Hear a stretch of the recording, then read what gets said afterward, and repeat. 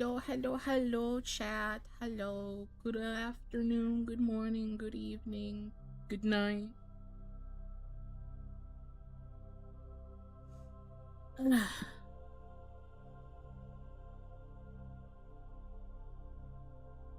Back to another day in the cathedral, where we are now under the basement.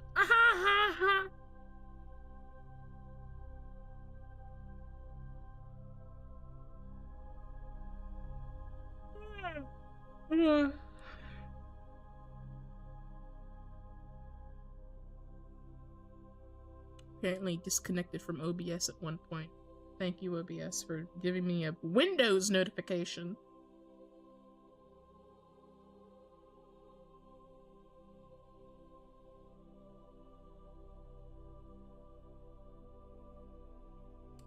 How are we all doing today? Are we doing well?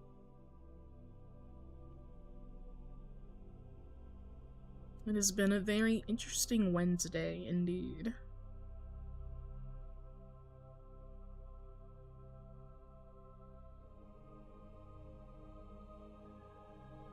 Let's see. I have sent out another scab because somebody because I follow this account on Twitter that like repost artists on Scab do like differing variations of art, and I saw one that was quite affordable. So I sent out a request for them to draw my goat. I sent a request for them to draw my goat and they accepted it. So that will be fun. I'll soon get my first piece of artwork with my lolly model. Very exciting, very exciting.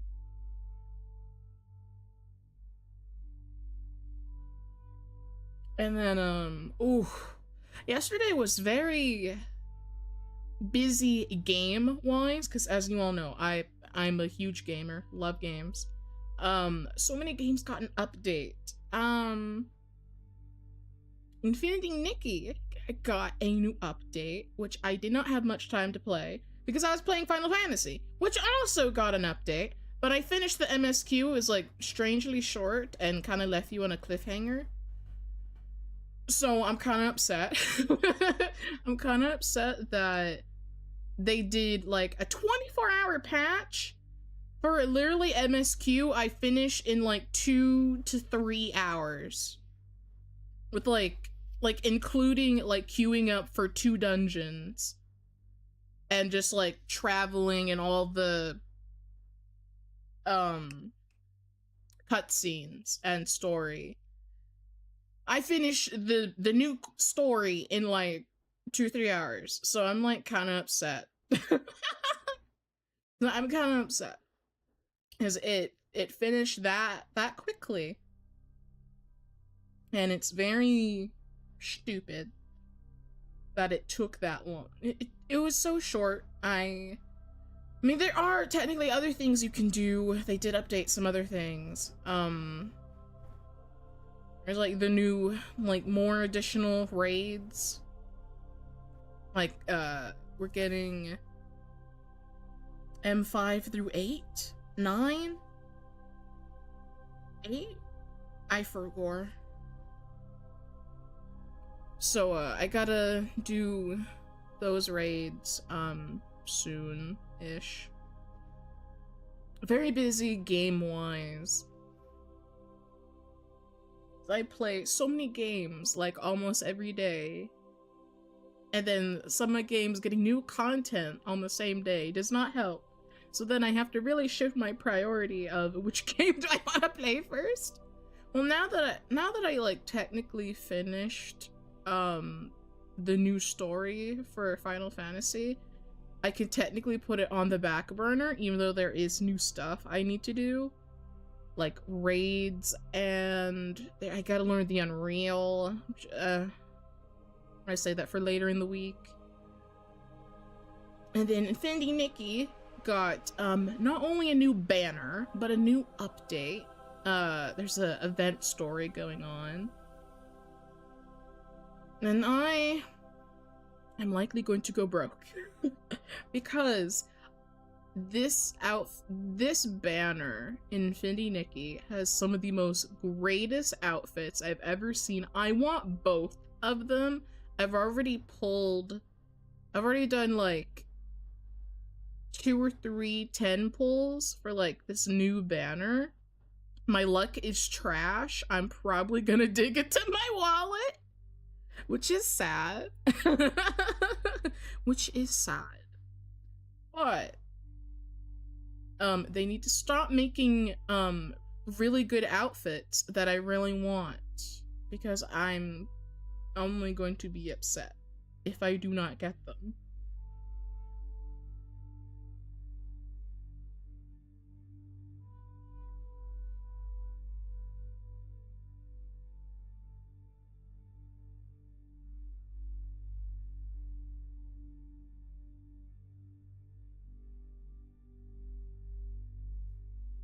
You just get a donut.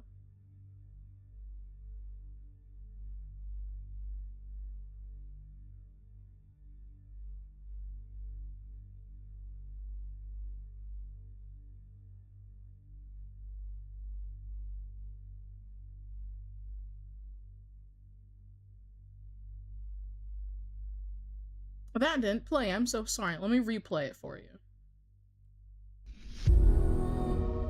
There. Thank you for Ladona. Sorry for the confusion. I meant if there is an easy way for you to enable Twitch lower resolutions. I'd need to look up that. I do not know. I don't know if there is a setting I can do, or if that's something I need to do on my end. I am unsure. I would have figured that maybe it sounds like it could be a setting. I don't know what to do about that. Let me see if I can look it up. Midstream, of course.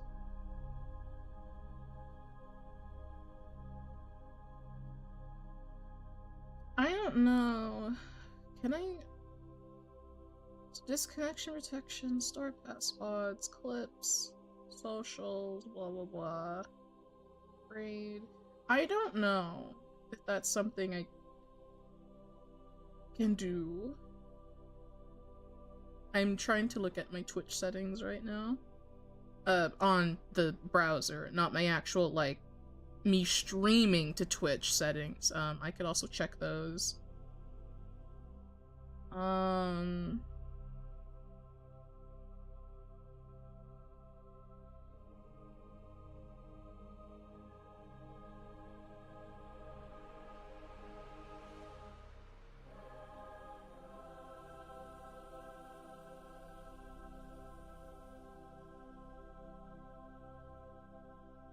Yeah, let me just Google it.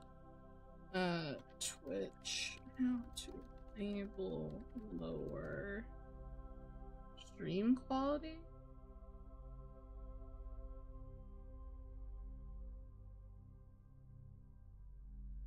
I don't know if I'm looking this up correctly.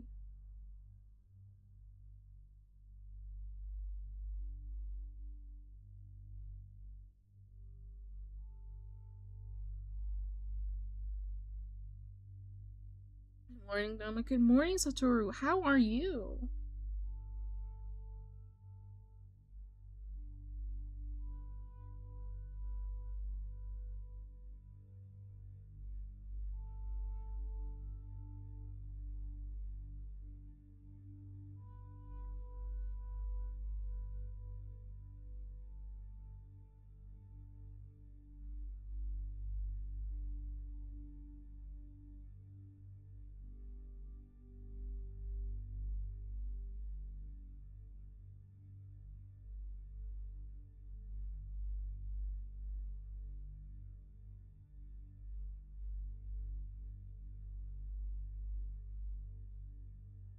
Girl Wizard 101's all about. Wait, am I playing? Am I doing the stream for? Did I click on Wizard on accident?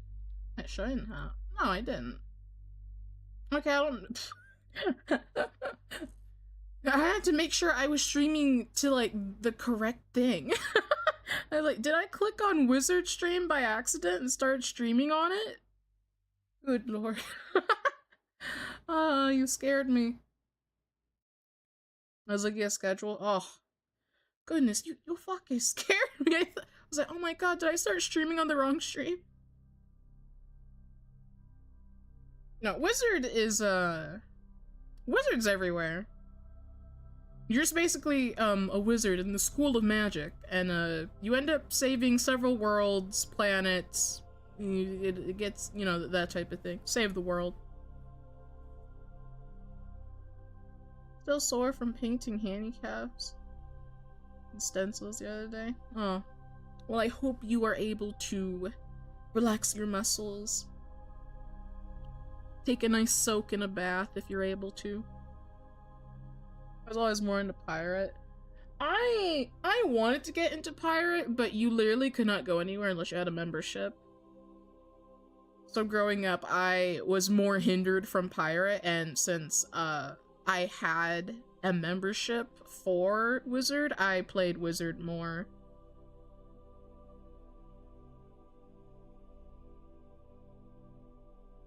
I wanted to get into pirate though.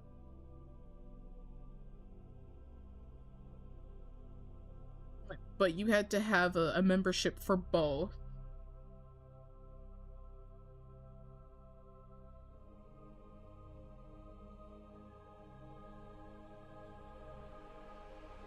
Now, let me see if I can look at my set.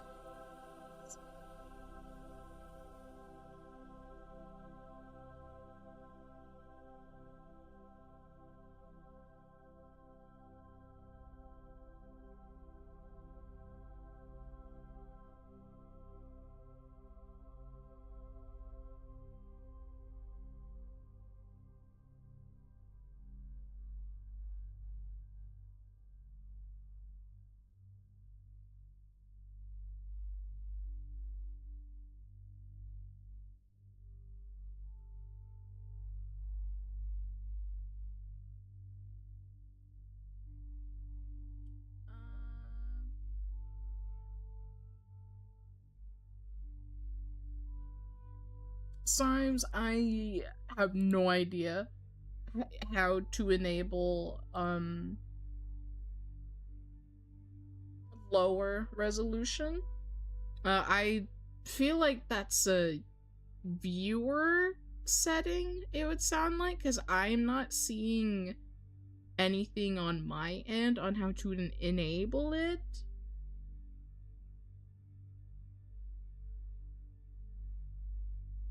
Because I am using a plugin to do multi-stream, and I'm not seeing anything about like lower resolution or like a viewer's end. So I need to look up more or maybe ask someone else.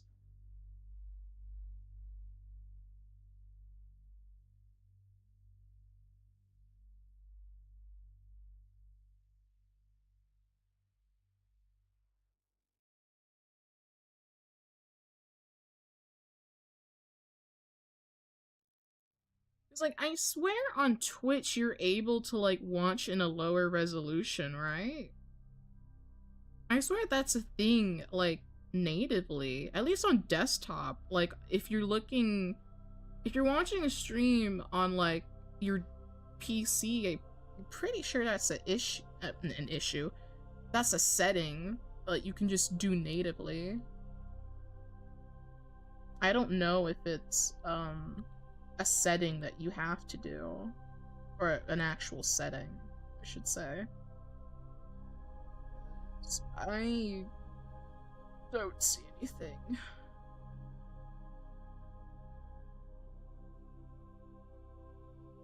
So I wouldn't mind enabling it if it's a setting that I need to choose. I just don't know where it is. or if it is like a setting that I need to enable personally. I don't like to do it tonight, 7-day work week. Oh man. Shucks.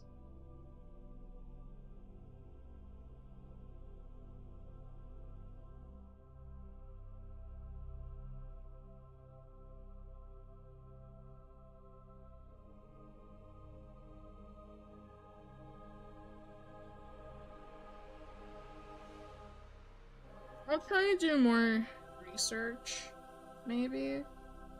Actually, let me test something. If I just bring up like a random person's stream, can I watch it in a lower quality? Because also, it may depend on how you're watching as well. They could be limiting it to like certain platforms for whatever reason, which would be stupid.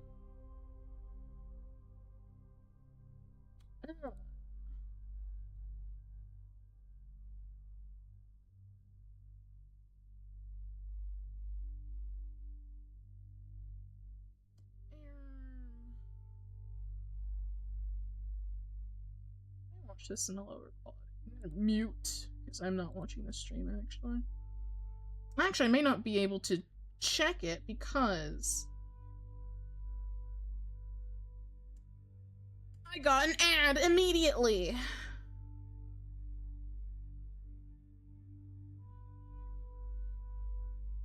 It's definitely not on my end. You can ask Mizu. I'll probably ask Mizu, but I want to test this out and double check.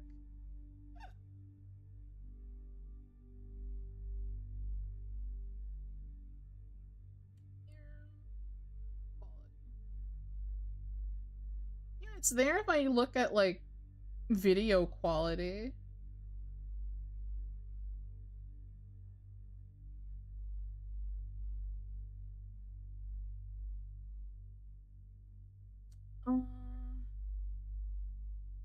Again, the stream that I just checked into probably already has that as a setting. I don't know where said setting is located.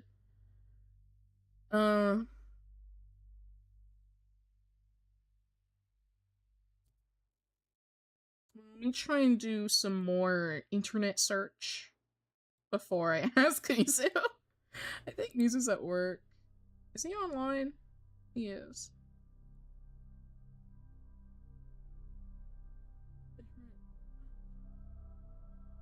Transcode.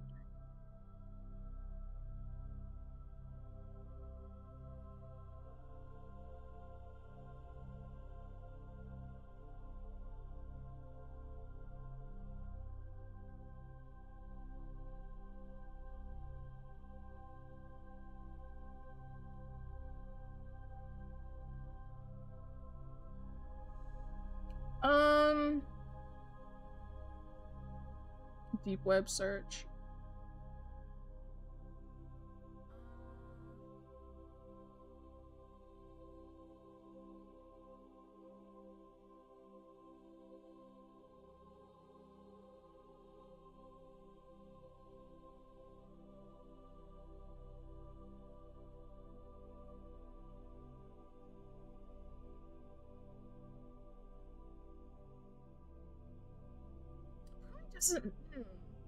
Sorry, I'm looking at my own settings right now. I look at my own settings for me multi-streaming to Twitch. I have rescale output on, even though technically I don't need to rescale my output. Because I'm already streaming the 980, like, fucking 1080. So, like, technically I don't need to rescale, so I'm gonna turn that off. Hopefully Twitch doesn't fuck up. Maybe that's one thing less for my computer to try and do. Like, why are we rescaling if we're already in that canvas?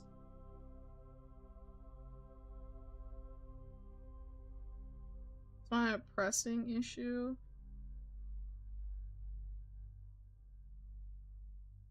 Like, can you describe what exactly you're running into?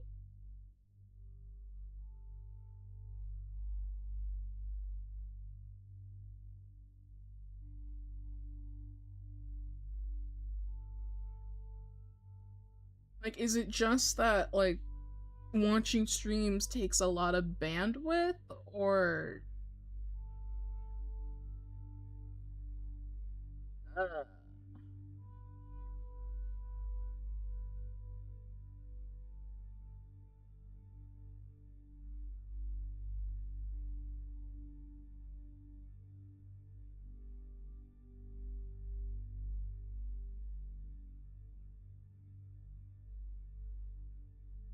Sorry, I'm looking at Reddit, trying to trying to find out other things.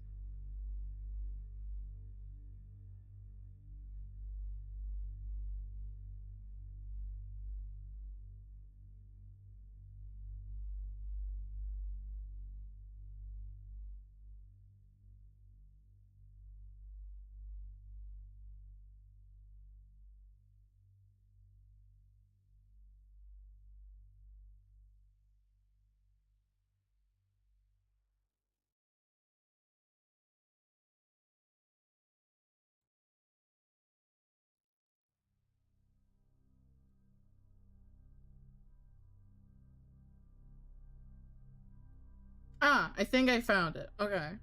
They said that it is only available to Twitch partners, because the direct thing you're trying to talk about is called transcoding, where you can have different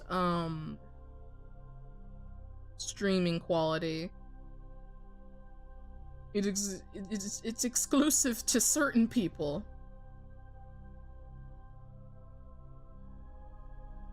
Only guaranteed to partners. Affiliate will get if there's enough resources left over.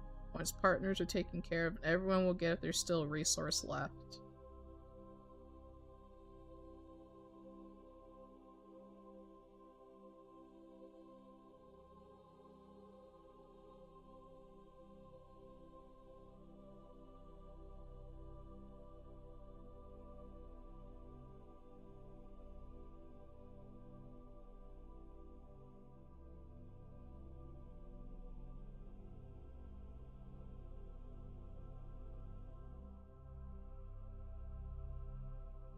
I will, just for Twitch, I guess it is, I don't know, I will downscale for Twitch.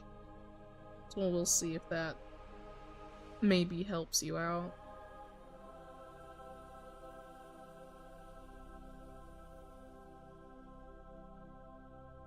I don't know if the changes I made are effective right now, or if it's next stream.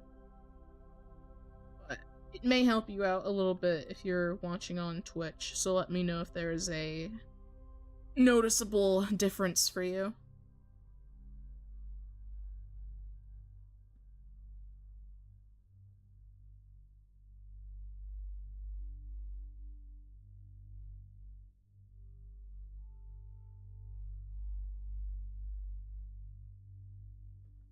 But since we're already here and yapping, this is a yapping stream. Actually, let me go to my podcast. My podcast setting.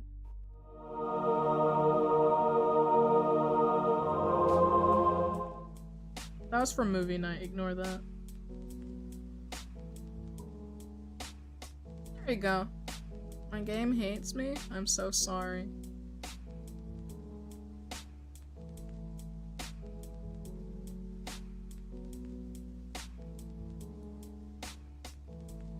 But, yes. I already I kinda wrote down like a little bit of topics that I wanted to talk or yap about, I guess. Which thing is yapping stream.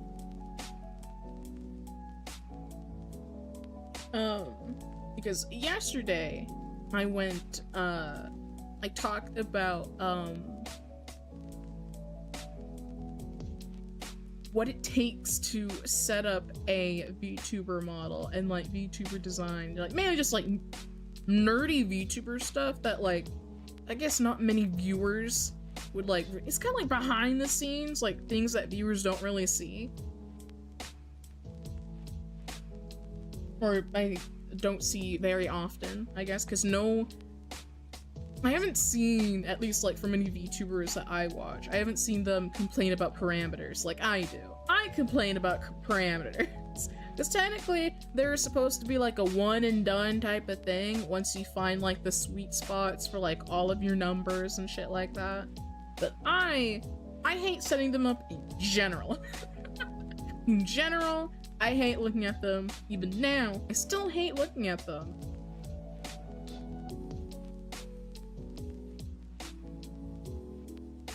But, yeah. We're just gonna nerd out while I complain about, stuff. There was, in the middle of the night, I was scrolling through Twitter, and there's another, like, type of debate about, artists and artist pricing when it comes to VTuber related stuff, and I have an interesting take, I guess, on that, I guess, as an artist and as a VTuber.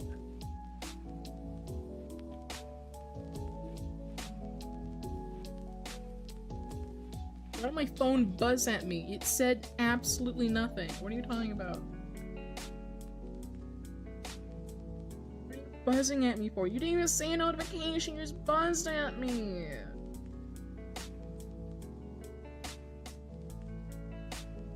Whatever. Alright, I don't know what I want to talk about. I don't know what I want to talk about first. Let's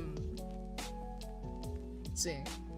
Today is a yapping stream, so I'll probably bring up something on the side. Like, I'll most likely bring up Hello Kitty and, like, do my dailies, like, while we're talking. It's just like, you know, a chill day where we yap about stuff. Chat is also welcome to bring up their own opinions about topics that we're talking about, or even suggest topics, maybe, as long as they're like somewhat relevant to what we're already talking about. It was like a weird discussion, debate, not even debate, weird discussion type thing, where we're all sitting around a circle in like a classroom, and we're all sitting crisscross applesauce, and we're gonna listen to the teacher, aka me. We're gonna sit down, we're all gonna have a nice little discussion. I did kind of write down like some things, like vaguely, of what I wanted to talk about.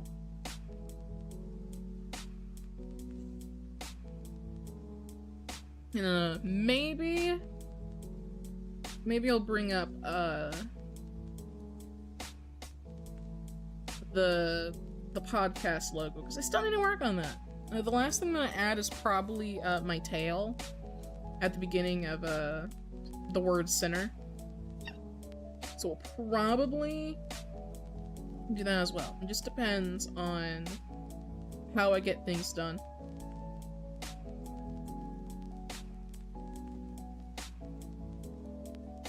But I'm looking at things going on. Let's see. Setting up a VTuber. Not many people really talk about what it takes to set it up. It's like, you just don't see people just talking about like setting it up. Because for those who don't know like anything about like, you know, VTuber behind the scenes, like importing the model, setting it up to work with your face and your camera angle, lighting, whatever.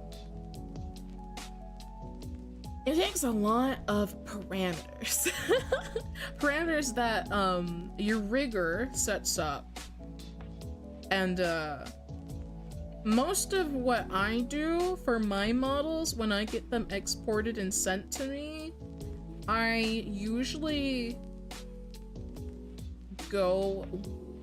just take what my rigger has already put in when they were using the model, and I just tweak the numbers to fit my face. Because I literally, like, behind the scenes, I have like a whole entire like list of like parameter X, Y, and Z, like numbers that are like usually associated with my face, because I have a small but round head. I have a small but round head. And I'm also a glasses user, so I have to have, I had to tweak, certain sensitivity for, like, my eye movement, and, I can't really smile that hard, especially in real life. Like, I am never really one to smile, and I usually do not have a big smile, so if I just, like, crack a little smile, I set up sensitivity to the max, because I usually don't smile that much.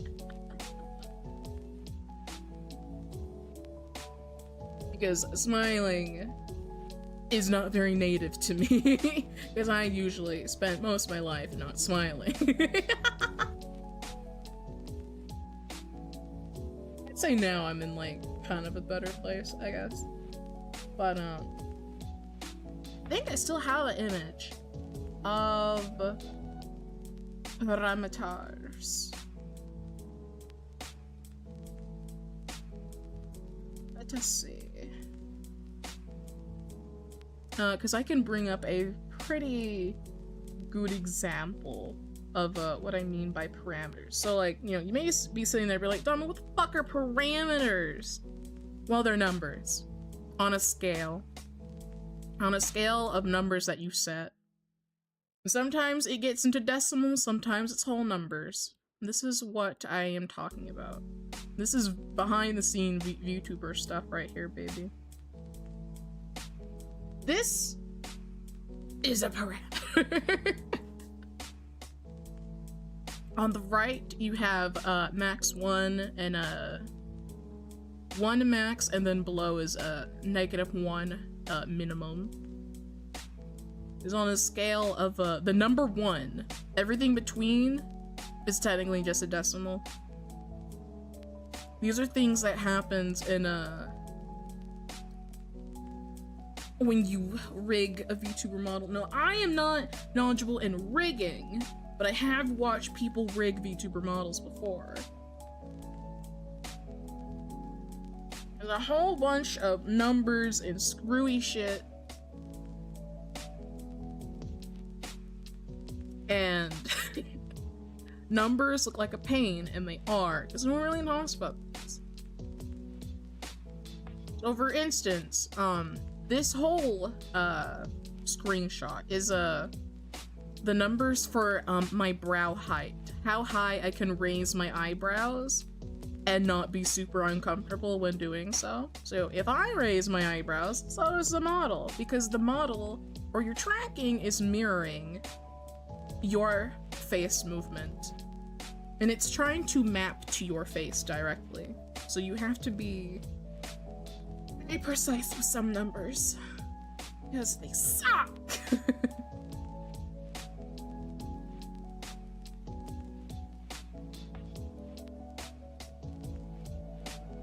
Only forced to run through larger from higher level. Blah, blah, blah, blah, blah. Not die. Damn.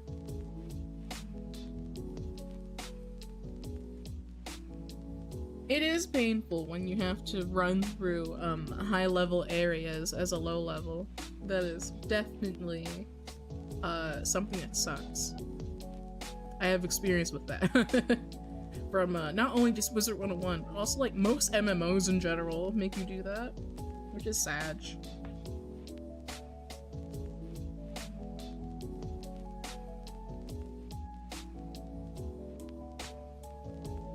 No avoiding them. Damn.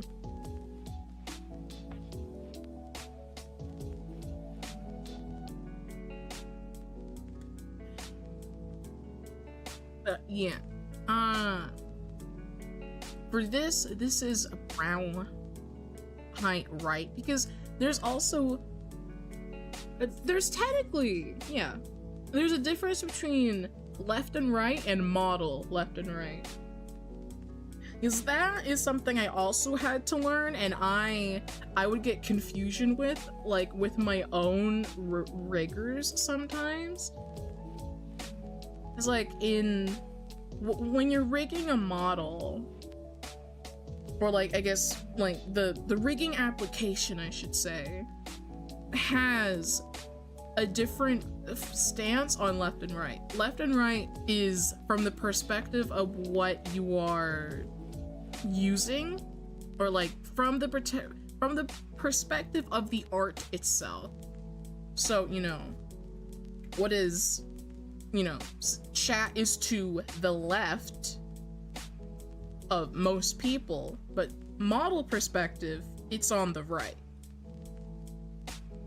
It starts to get wacky, but it unfortunately makes sense in my head, or like to me, because I've had to explain some things already. Especially when we were getting corrections for the rigging and things of this model, you had to specify which side of the model it is, because there's a big difference. There's what was it? My right eyebrow, because my eyebrows are two different colors. My left is white and my right is black. I needed the black recolored to be the correct color because my art mama forgot to change the color of it. So I said, I sent to my rigger, oh, can we fix, can we recolor the eyebrow on the right because it's the wrong color? And then she poor Zyra made my white eyebrow black and was like, oh, right, I forgot about model direction that whole entire time. I was like, so, oh no, I need to specify, like, you know, my right and then model right,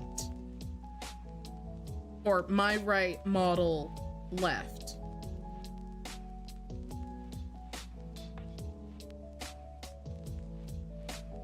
I usually forget about things like that, which is sad.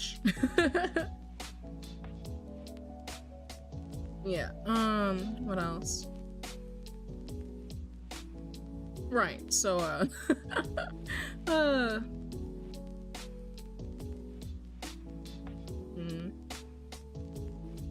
yeah, there's a difference between right and left. I mean, it could depend. At least for me, like, brow right in like VTube Studio still is corrective, I think. Still corrected to your left and right and not like model left and right, but I think like some people could still do it differently.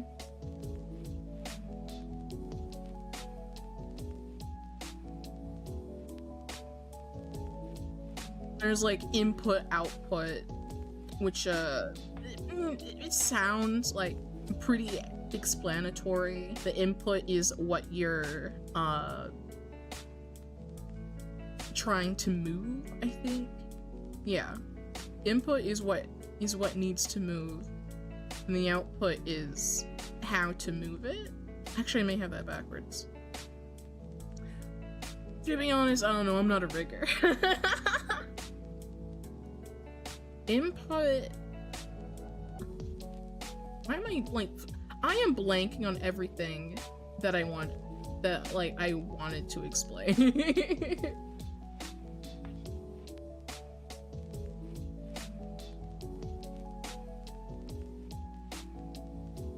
Yeah, actually, yeah, that's correct. Input is what you're moving, output is how to move it.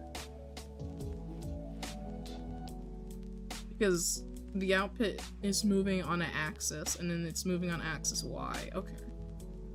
I had to explain that in my head because I suddenly forgot how things work.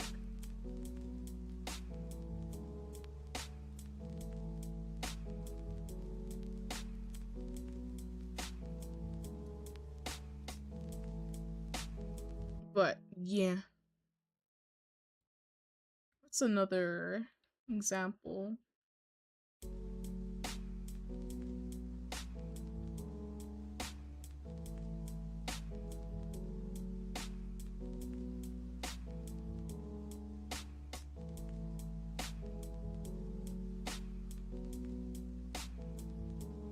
Find another thing, but it may be like self-explanatory already.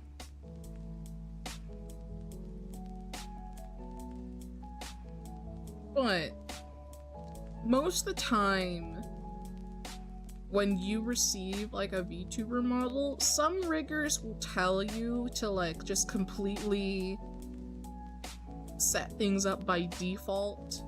I prefer not to have default like stock parameters. I prefer to work off of the numbers that have already been there by my rigger using it and testing out the model, and I just tweak them.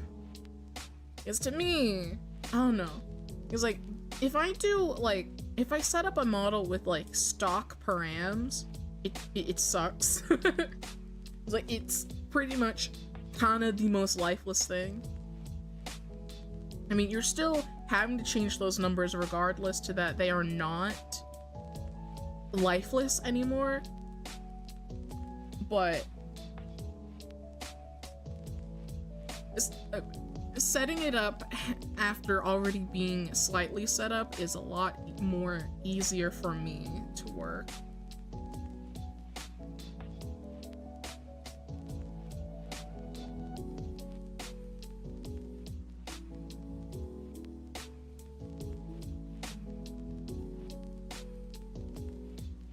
Getting one-shotted? Damn.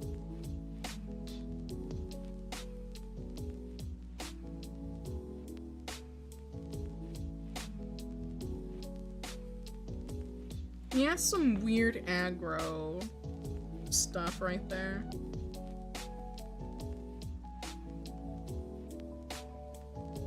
Sorry you're having a rough time with your game.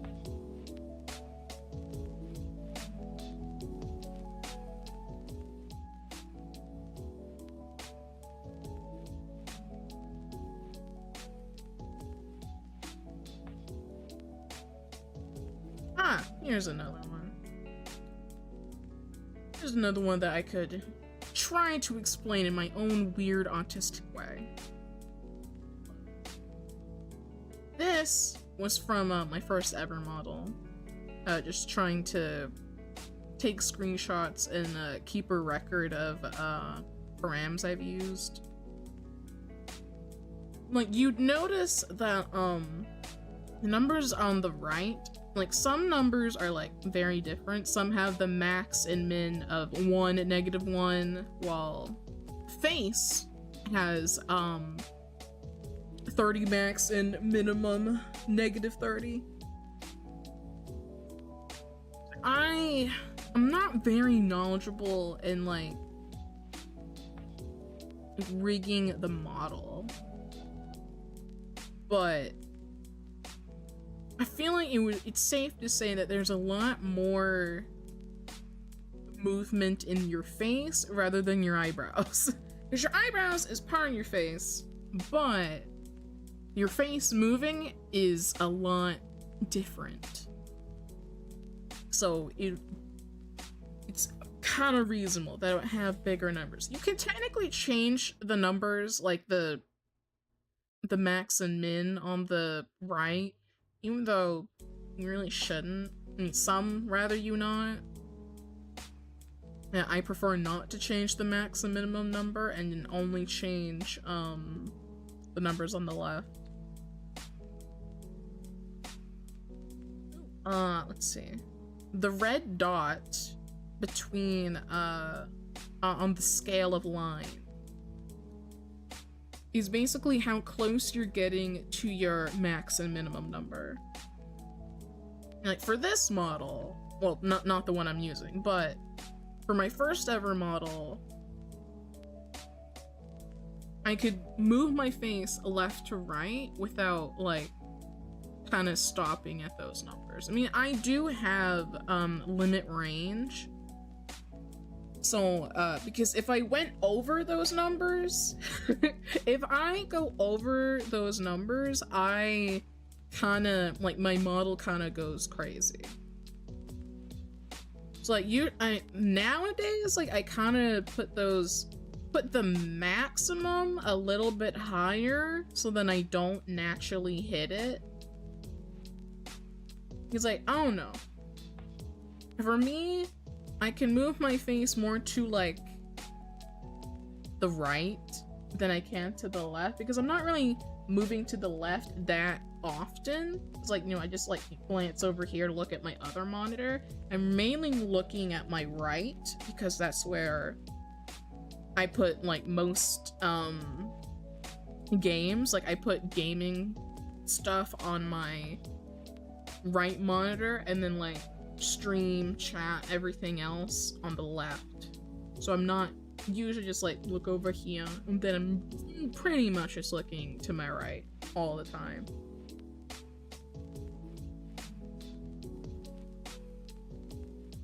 You make yourself cross-eyed. You could, technically. You could definitely do that. Do I want to? Not really. Do I want to? Not really. But you could technically make yourself kind of go cross-eyed. Because you can adjust those, because, like, you can completely flip, like, the higher to negative to high. That probably made no sense. You can flip the numbers. So you can, technically, if you want to move in the opposite way, like, if you, the user, are moving left, you can make your model look right when you're looking left. So technically, you can reverse the negatives, and you can reverse the numbers. Personally, I like having my model move right when I'm moving right, and moving left when I move left, because otherwise I kind of get a little confused. It's all really based on, like, your preference. I prefer having us look the same way.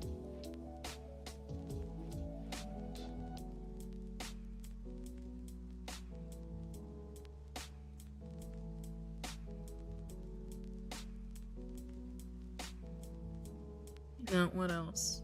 Yeah, you can limit the range on both sides on input and output.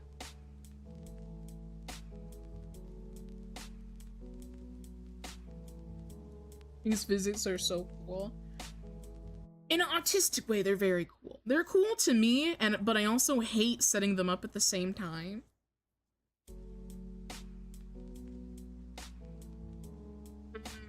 I'm debating doing, like, a live example, but I don't know if I have a live example to use. I don't know if I have a live example to use. As I don't feel like messing with the parameters of stuff I've already set up, because I'm gonna get really mad if I fuck it up on accident and then I don't remember what I did.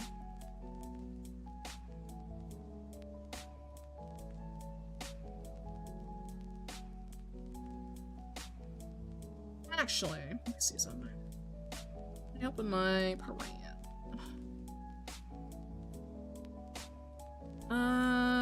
Which one is it? I am move over because the list of numbers and shit is, like, right, literally to the right on top of my model. It's auto breath. I don't need to touch that.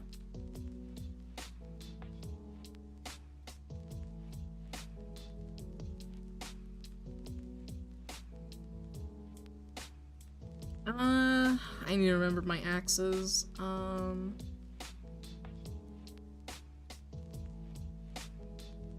X is left to right, Y is up and down, Z is rotating.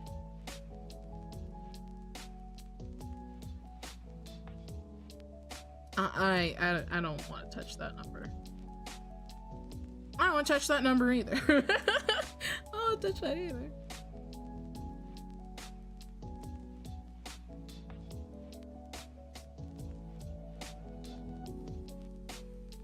Yeah, let me put negative.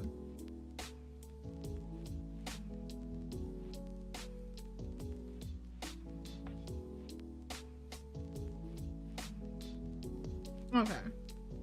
I don't know what I just did, but in live action, I have reversed the negatives and positives of body rotation X.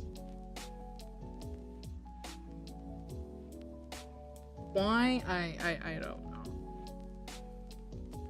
I hate what I don't like it anymore. Change it back.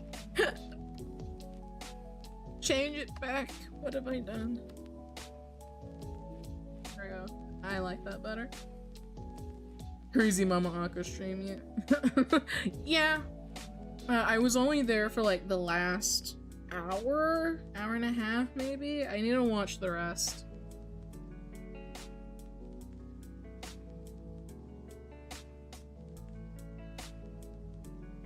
I swear there was hips X and Y.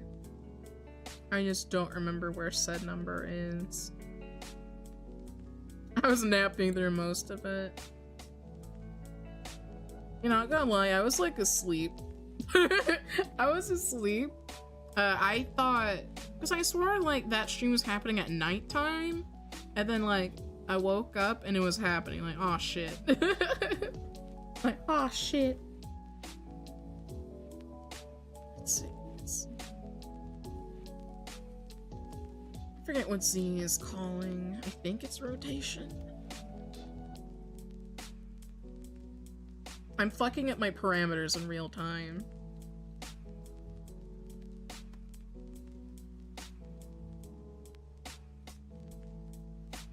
Yeah, it doesn't really work because I have like different numbers for different things. Yeah, watch Savant, like, I actively avoid devs and shit.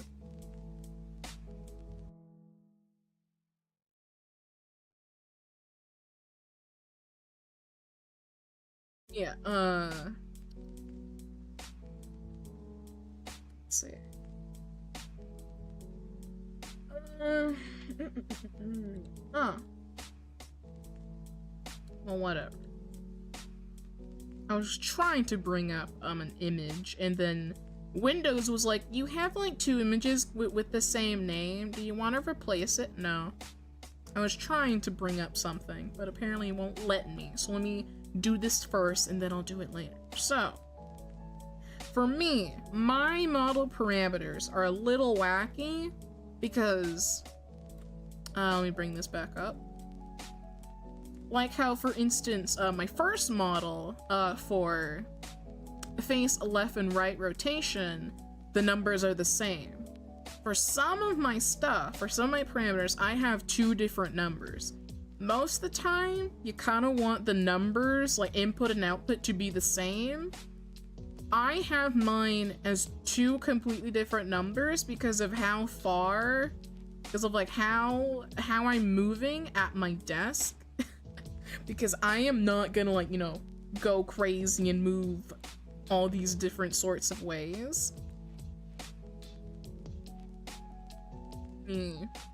Put this over here. Then we're gonna grab this. Here's another example. So, another example. This. For mouth smile.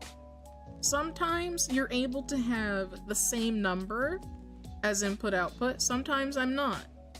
Me, I can't have the same number.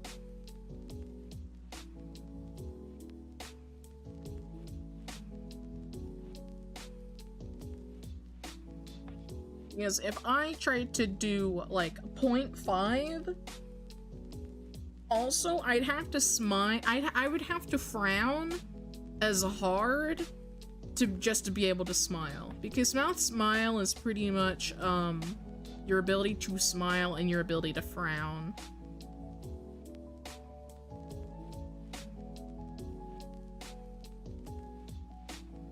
And I I have a rough time smiling. Smiling does not actually come native to me. So I have a hard time smiling. I can frown, but it's hard for me to smile. So I need two different numbers as like my input and output. Yeah, I tried to frown right now, but it's not picking up. It's just closing my eyes. Preach, sister. Hell yeah.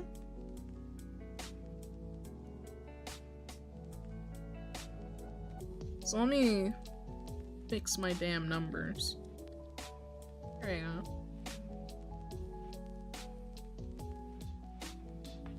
Where am I current? What's my mouth open? Mouth open is fine. I just put it on 1 to 0. Some things are 1 to 0, some things are 1, -1, some things are 30 minus 30 minus 30.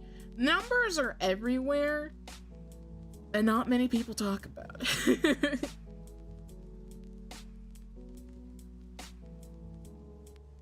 Let's see. Let me just close that for now.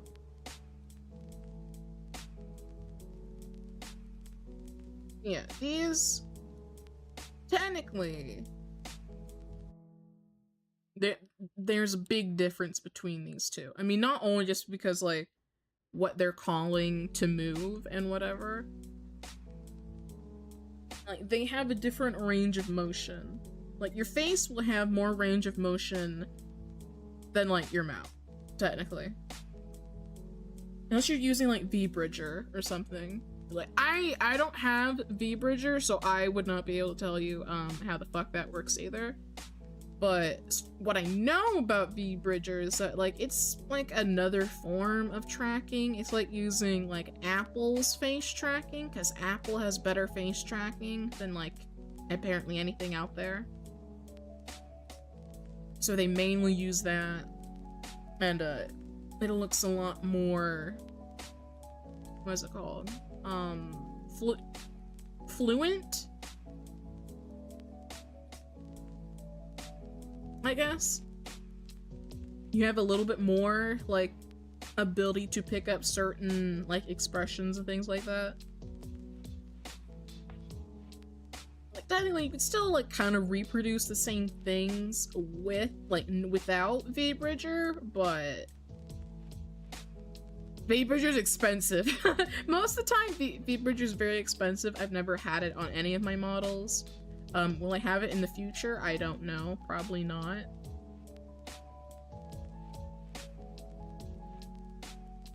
As long as you're not yapping, your mouth barely moves.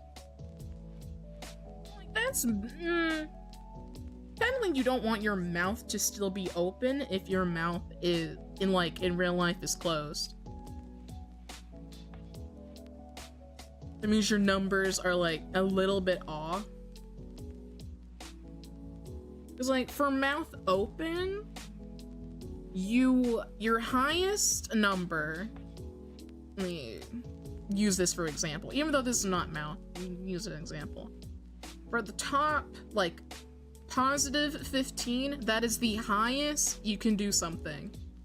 The negative is the lowest you can do something. So, or like, basically, for instance, if you want parameters for your mouth, the top number should be how wide you can open your mouth, because the numbers on the side or on the right will typically give you a number that is technically how far or exactly what you're doing. Even though I usually don't follow the number on the right, even though you maybe should, I don't know. I just kind of wing it with my numbers and go down from there and adjust as I need it.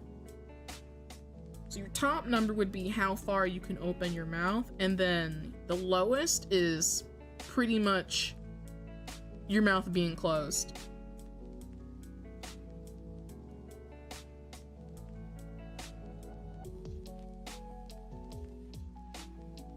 Even when I move my lips sometimes, it still thinks I'm talking. It's like, I'm not. For instance, I have my mouth open parameters set up around it hearing my mic and hearing me talk. Like, but the one thing about that is, like, it's not going to noise cancel, so like if you drop something and it's loud, your mouth will open. Like if I have a bottle on my desk, so like if I drop that, my mouth opens. I feel like me having, let's see, yeah, for instance, since we're on the topic of like mouth opening, since I use the specific parameter for input is mouth open plus mic activity. It's like roughly the name of it. So it's, my tracking is going to look for my mouth opening and listen for me talking, and it'll move my mouth accordingly. Like, technically, the numbers don't really matter that much, even though they still do. Because it's looking for my mouth opening, and it's listening for me talking. The one slight downside is that it's listening to all audio. So, if I drop a bottle, it'll open my mouth for no reason, even when I'm not talking. Hello, chocolate chip cookie dough ice cream mother. What a combination of ice cream. Hello, Tedman. Speaking of ice cream, I could really go for some ice cream. I really want some gelato so bad. My snacks could not come any sooner. I ordered snacks to have like during stream. So I ordered like chips and like granola bars as my stream snacks. And they're coming on Sunday of all days. So I won't have them like at all. I want ice cream too. You and me both, buddy.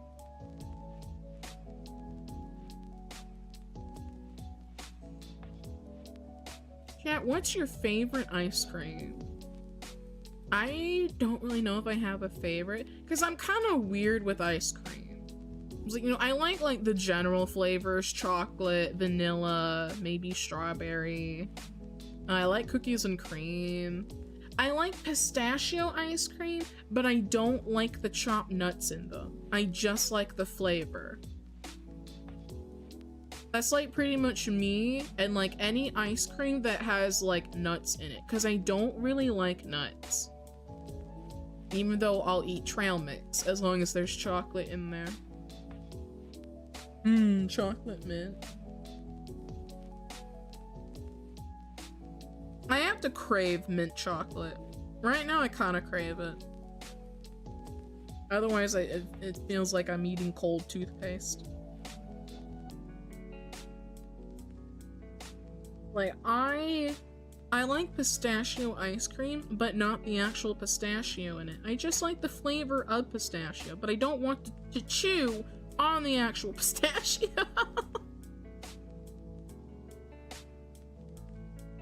Even though, like, I have, like, to add something crunchy, I have gotten scoops of vanilla ice cream and put like salted nuts on top for crunch. But only because, like, I want it. Like, I want that crunch. Otherwise, I don't want the crunch. I'm weird. I'm weird as fuck. And then Cass is gonna be like, we know. We know you're weird.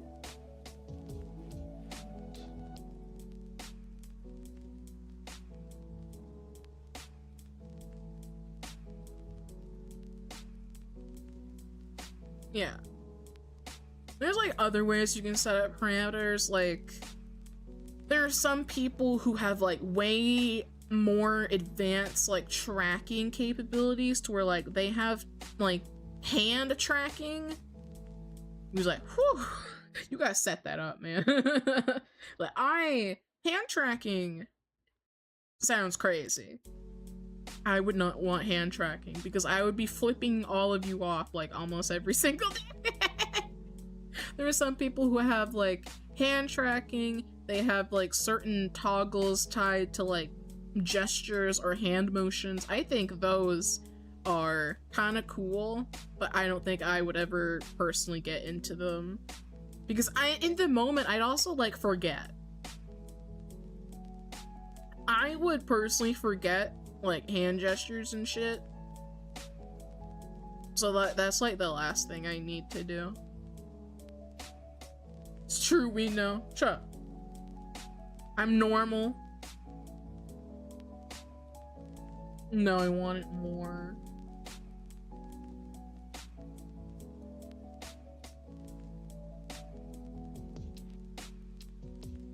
While we're on the topic of ice cream, has anyone ever put like unsweetened honey on top of like vanilla ice cream or just ice cream?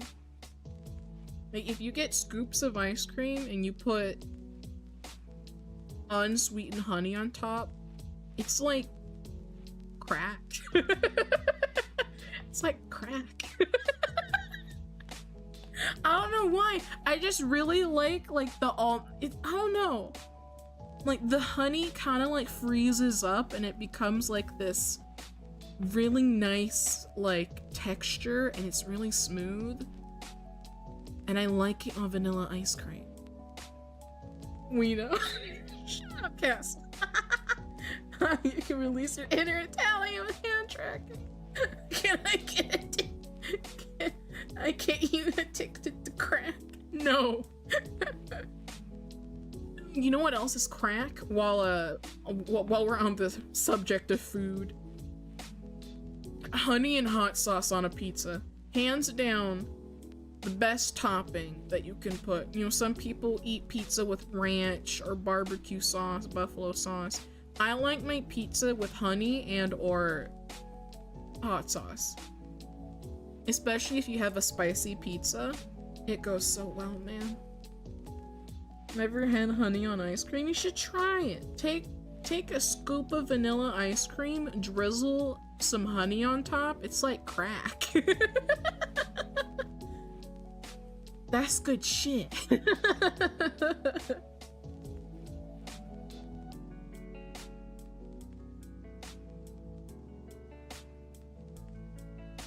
I remember a year ago, I told Castle to put honey and hot sauce on his pizza. I forget which he actually did. He didn't have both. So he did something. Ever tried honey and hot sauce before? It's good. Some people mix it together, which I think is eh.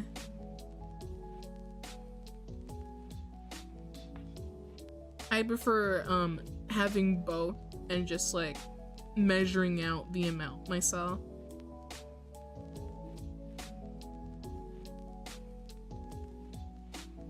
Just held a Vtuber ensemble on mic stand.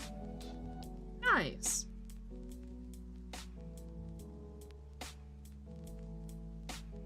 Why some people are living with 100% air in their skull? Do you work in tech support?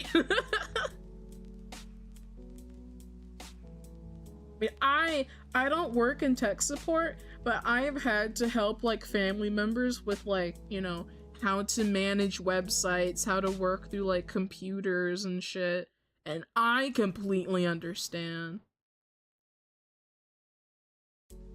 Like, there are especially some Zoomers my age that are just like, how do you not know? How do you not know how to do this? Like I said before, spicy foods, I hate me. Ooh. I love spicy foods, chat. Spicy foods are my favorite.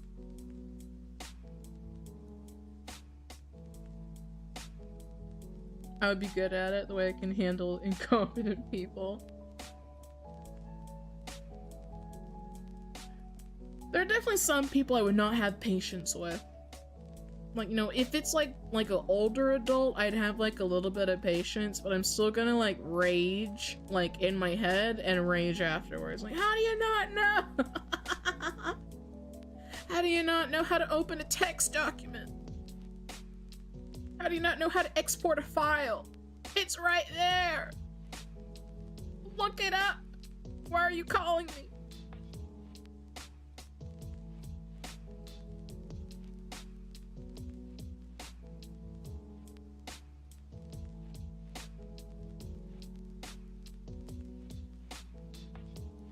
You're so cool.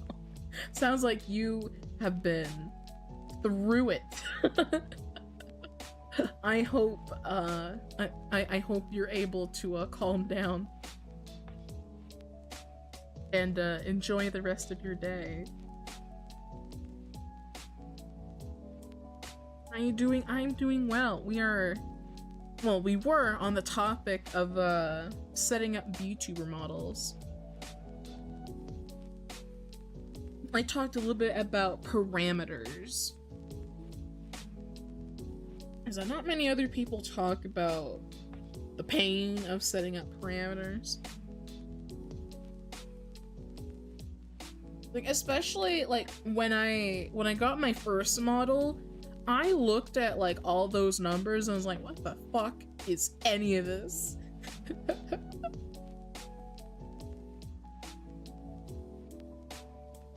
Betray the other clockwise. Oh my god. You manually rigging something? No. I was talking about as a VTuber setting up parameters when you get the exported file and you need to go through and set the numbers to your movements and your face. I spoke about that earlier.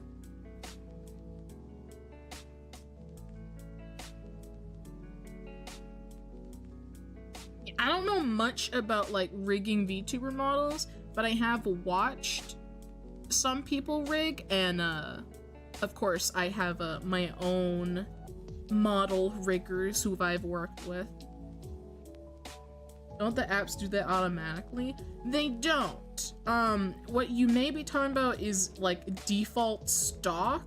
Like if there isn't already like a file or like numbers put in, VTube Studio may ask if you wanna default all numbers.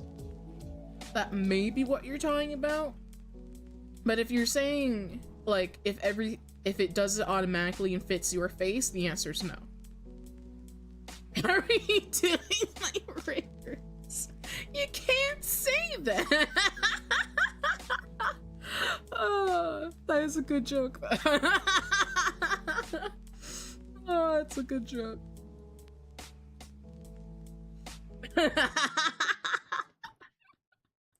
You can't just say that. You gotta say my riggers.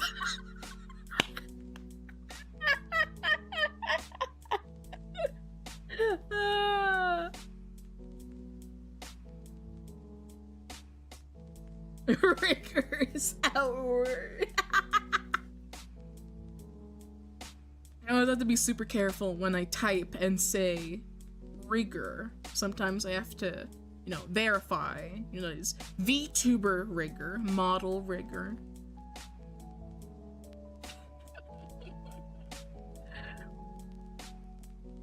He said match the movements to IRL. I mean, like, match the movements to your face. Because I mean I've done both technically. My first VTuber model, my model rigger told me to default the numbers, like set them up like stock. It's like I got like the stock numbers, and honestly I feel like that was like the worst thing for me. I feel like that was the worst thing I could have done. Because I prefer using the numbers that were already set up there, and then just like, even though you still have to go in and redo the numbers anyway, it's a lot better of a fresh start for me. Because then I can see how they set it up to their face, and then I don't know, it piques my curiosity, and then I just put in my own numbers. I have like I said earlier, I have like a whole entire like a list of screenshots of like almost about every parameter I have for like, well, that matters, that like can change for like VTuber models.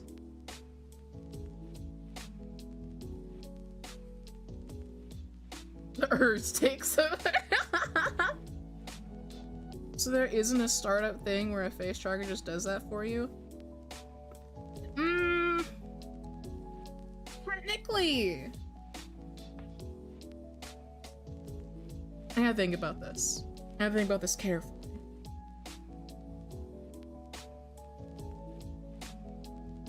You have a phone. Well, most VTubers use a phone for the phone to track it itself. You don't have to set up parameters on your phone, but you need to set up the parameters for VTube Studio on your PC, like the main host of your VTuber model. I already put those numbers in the recycling bin, damn it. Oh, let's see. But in general, let's see. I'll just take my setup for example. Most VTubers will have VTube Studio downloaded on a PC because you can only have your VTuber model on PC, and you'll have a phone that just does, it takes like the camera from your phone to track your face.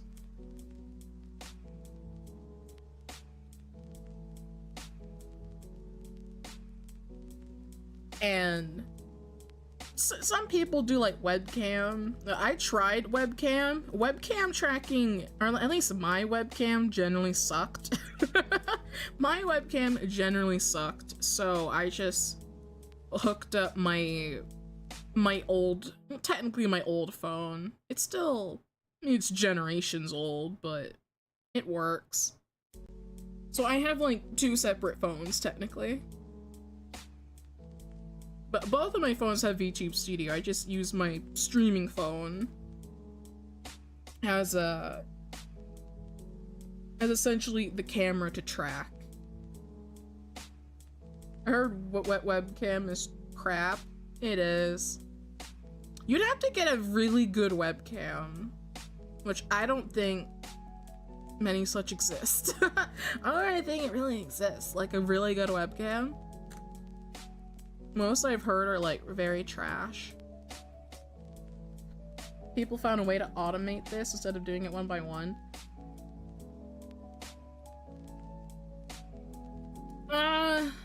That may be a whole, like, I know, what was it called? AnyLive? AnyLive did try to make something like that, but it is very unknown what they're doing in the first place, and I don't know.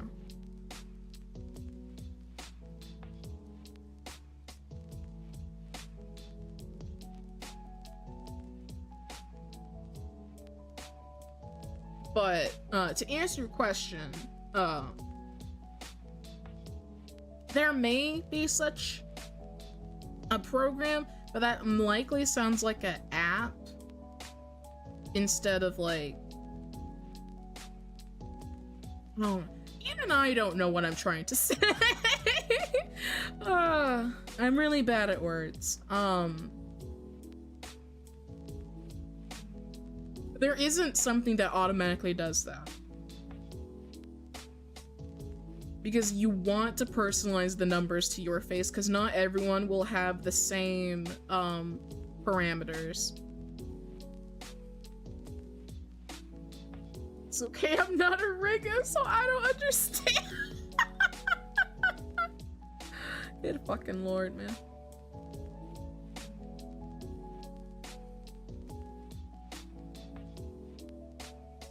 Oh, an example of what I was talking about with mouth parameter, at least in my case. Show. This is essentially what like setting up models in VTube Studio looks like. You have like a whole list of every single parameter your model has. Like for me, my input, instead of just like mouth open, it's voice volume plus mouth open. So VTube Studio is looking for my mouth opening in real life, and it's also listening to my microphone to see when I'm talking. And then the numbers aren't always the same. Like, these numbers won't always work for other people. That's why you have to personalize them. I just prefer opening the model and using someone else's numbers, aka like my model rigger's numbers, and then like, I don't know, I find it easier to work off of that. Because then I can kind of single down the numbers to like what I need for the model rather than just trying to guess by default. Because default stock settings usually suck. So I have to like work my way down and personalize numbers.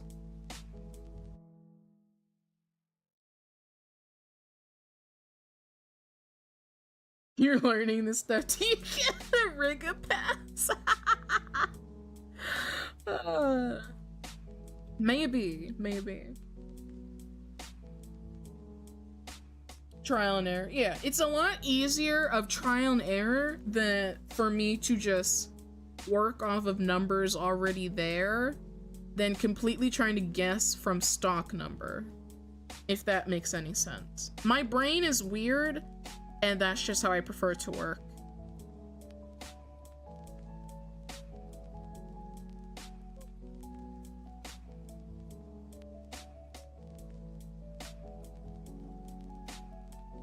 Top 5 white girl summer songs? I have no idea. I don't listen to white girl summer songs because I don't know. I haven't found a new song in quite a while. Actually, technically, no. I listened to Captain Hannah's cover of Snake Eater. That's a good song. And then I found another, what is it called? City pop? Japanese city pop song.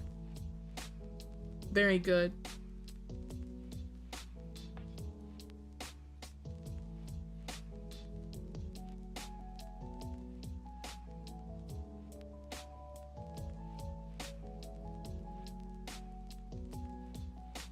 And then, what else? We talked about parameters and how much I hate them. Oh, that's another thing I want to touch on, parameters. Actually, can I take a picture of all these? Yes. Let's take like a quick photo.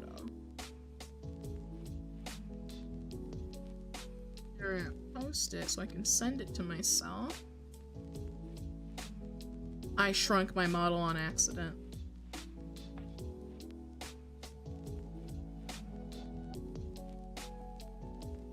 So when I mean, chat, that there's a lot of parameters, this is not even half of them. This is what I see on my side. They're all like minimized, they're all there.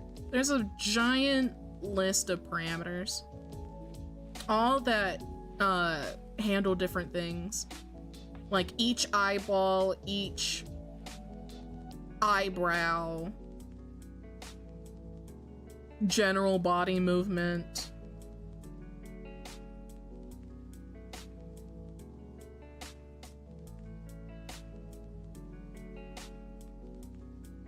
It's always a pain when I have to go back in and scroll through all of these. I'll mention California Girls. California Girl.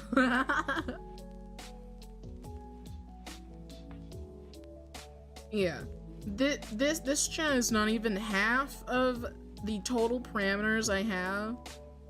Especially for, I think mine, because I think do I have a tail parameter? No. I thought I did.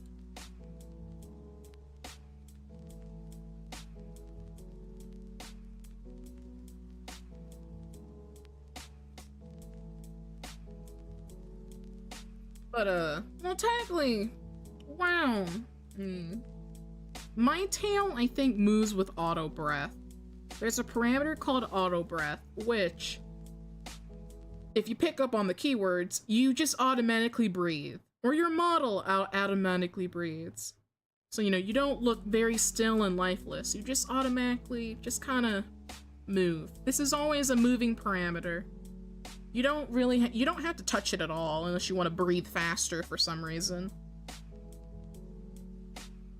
Where is my tail?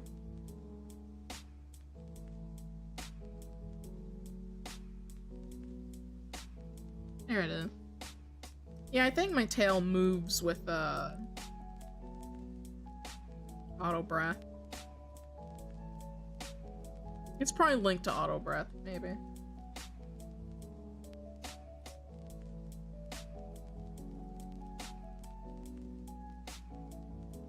Parameter causes the eyes to bounce like an egg yolk when you blink. That's just a stylistic choice.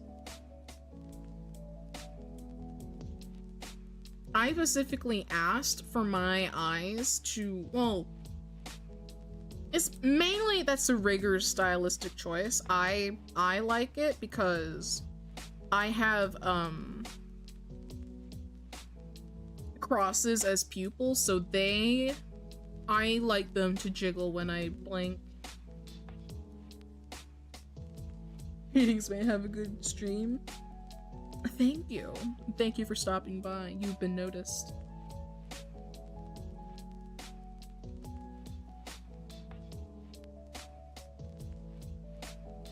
Because my first ever model has the has the crosses moving when I blink, so I specifically asked for that as well, so it stays consistent through all my models.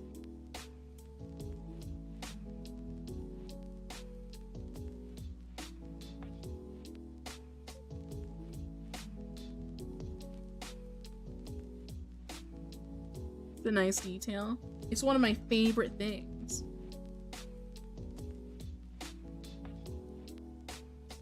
The lore behind having devil horns, a lot of Christian imagery. I am a Nephilim. I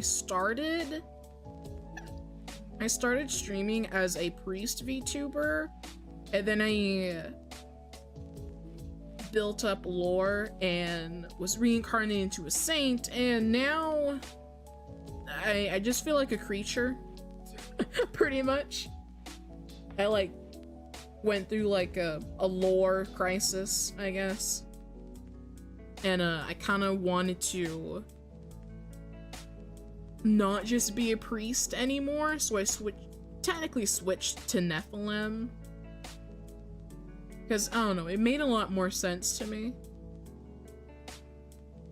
But I did start as a priest. Nephilim aren't technically evil. Yes. Technically they aren't evil.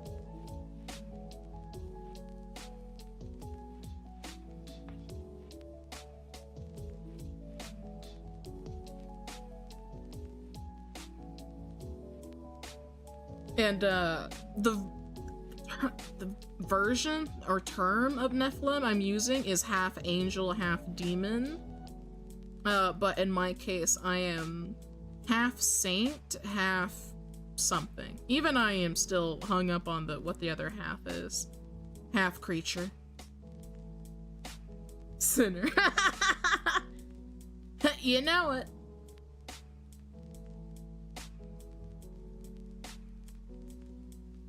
Yeah, I technically wanted to just like, I wanted to be more than a priest because when my friends would introduce me like VTuber wise, they'd introduce me as like Dama the priest, our priest friend who's like, I don't really... I mean, lore-wise, yes, I'm still a priest, but I've expanded more beyond it.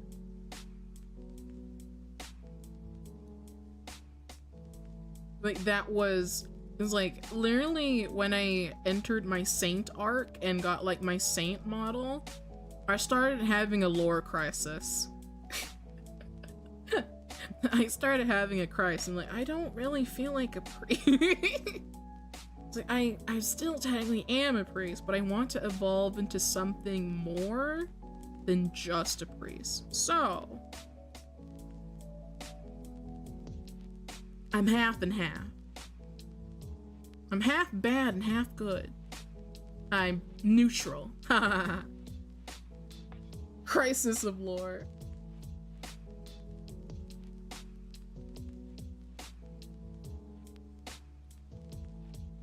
I feel like the Christian vibe's all the same.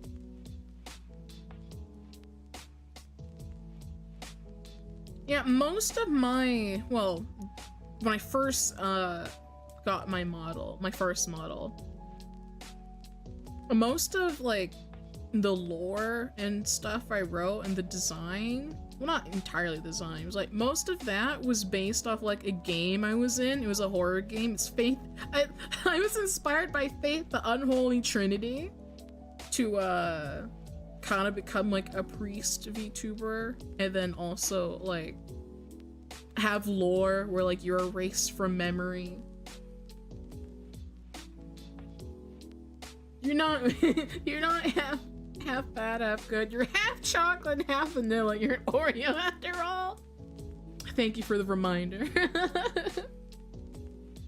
New Blood is goated.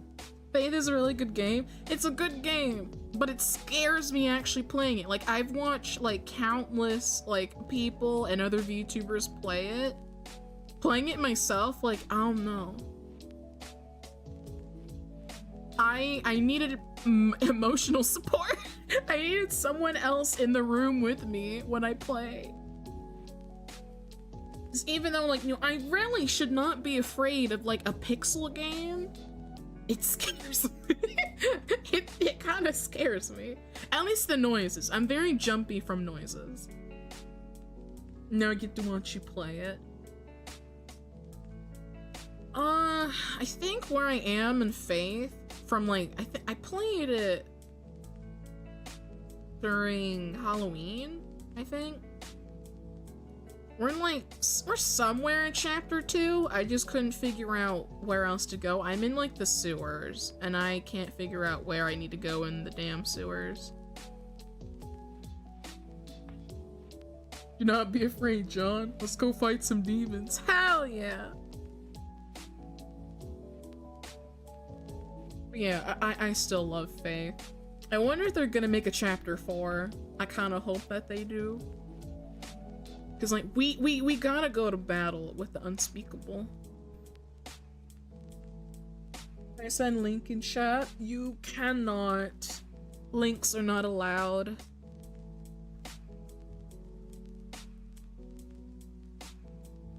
Discord? Yeah. There should be a link to Discord somewhere. And if you scroll back up to where Botrix spoke, you should have the link. Father Garcia is such a badass. He is.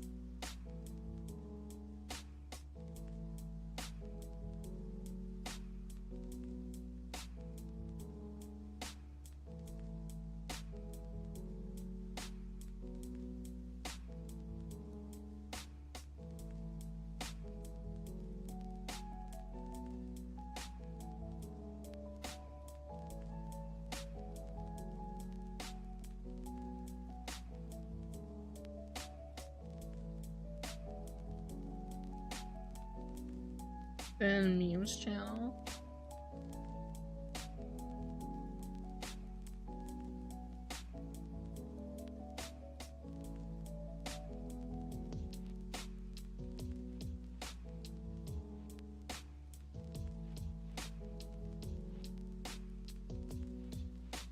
I need to share a link here. I don't think anybody can share a link besides my mods. As a security measure.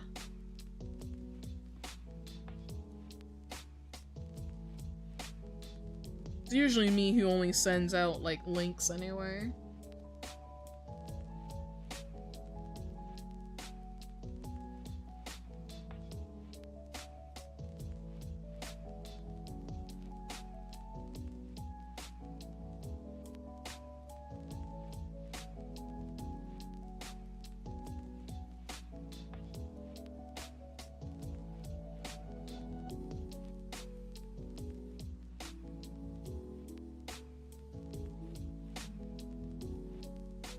Dip, good night, good night.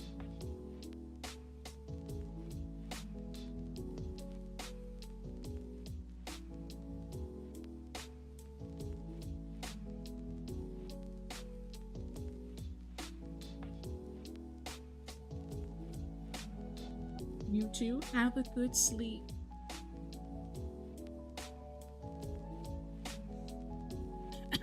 Let me take a sip of water.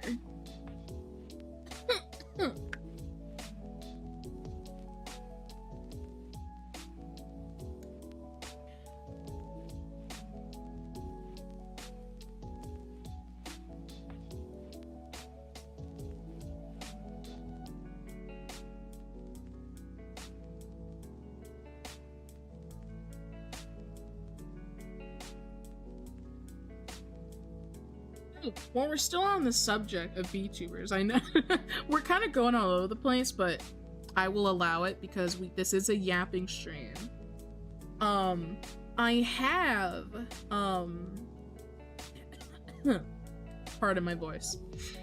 I have started, well, not even started, I've been adding more color to the redesign of that first model that I also talk about. And I don't know if it's done. It kind of feels done. I stayed up last night again, doing some work on it.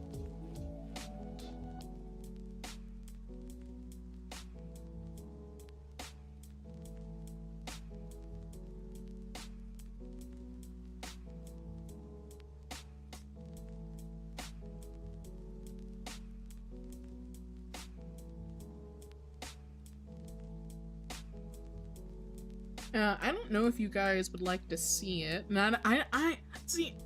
There's several things. I don't know if I want to show it, and I don't know if I want to spoil it. Because I'd love to show it, because, you know, I really love designs. I love showing off creativity. However, I don't know if it would be if I should just like spoil it so like you know what's to come, or what. I'm at a crossroads technically, but I didn't write that down. I keep like a list of notes to myself. Like I have my own server that's just like list of things to do, like notes to write down and like things I need to get done throughout the day. It's like I usually don't write things down on like pen and paper anymore, but like at the very least, you know, I have my phone, so I could just jot down, you know, things I need to do. Do a small spoilers, coffee is brewing. Small spoilers, small spoilers. I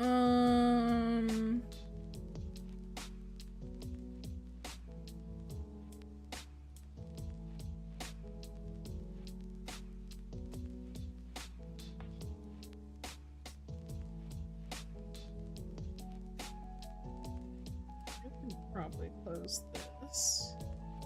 Create.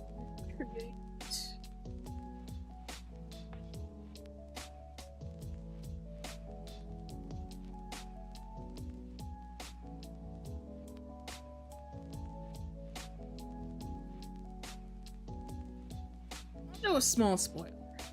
Like what do I want to do a small spoiler about though is another very interesting question.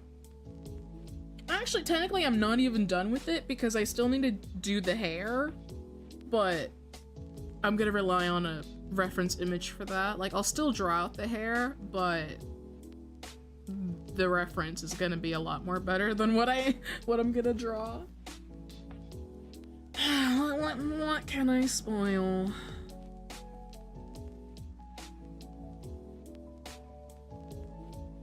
Can I spoil? What should I spoil? Staring at the dress because it's see-through. Saying you're a lesbian girl, me too.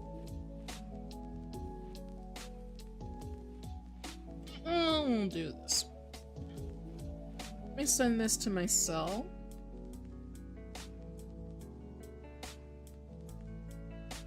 Just walk around.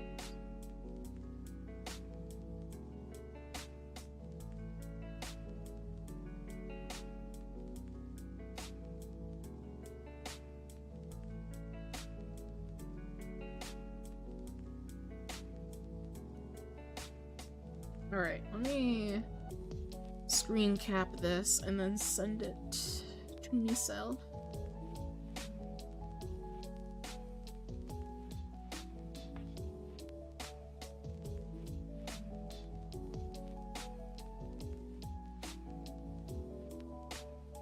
Alright.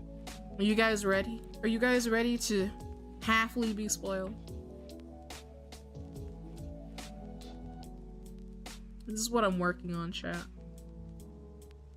This will soon be, the redesign of the first model.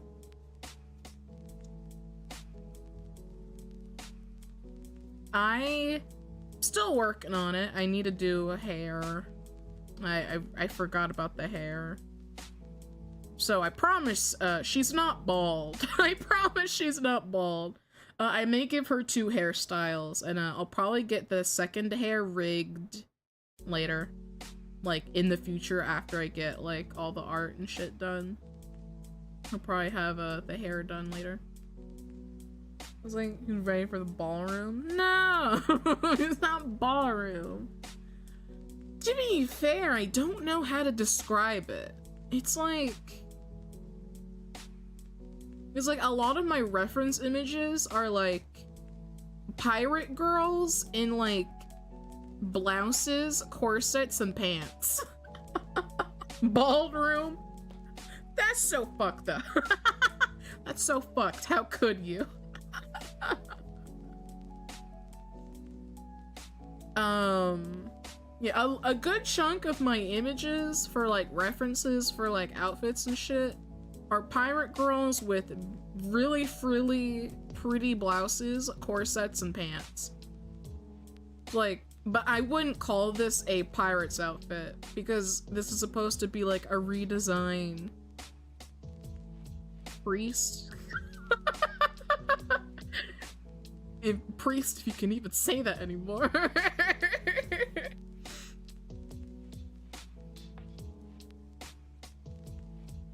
But the layering doesn't make sense because it just doesn't.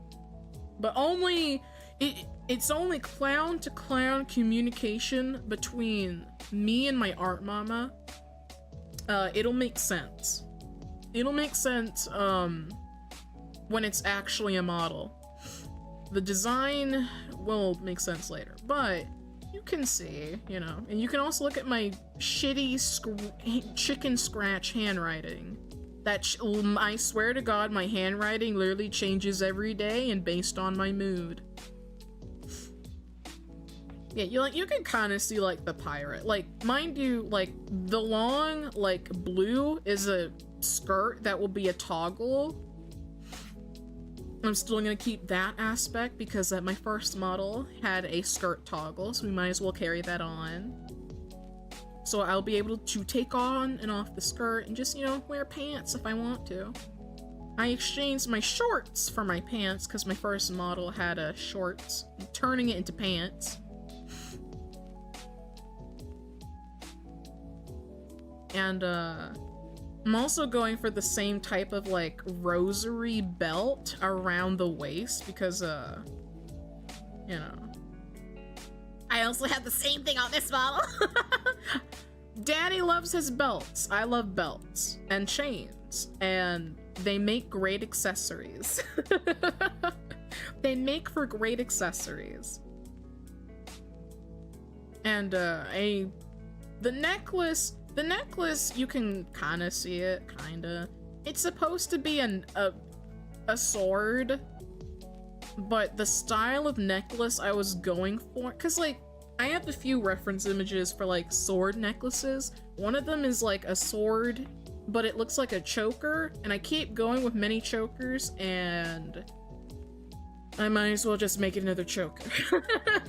I keep turning my necklaces into chokers, and I don't know how I feel about that. And in the middle of the night, I added like the gray circles. They're supposed to be like, I don't know, chains, pearls, IDK, because the shoulders felt naked. They felt like they needed something on there, so I kind of like a mimic of like, I guess, this choker already. Technically this is a rosary, like a giant rosary, but yeah, it's like more like a dagger. Well, that's because I think my pen size is too big. My pen is too big. Don't worry about the choker, it's just your inner sub. Chat, I haven't worn a choker in years. I did buy them though.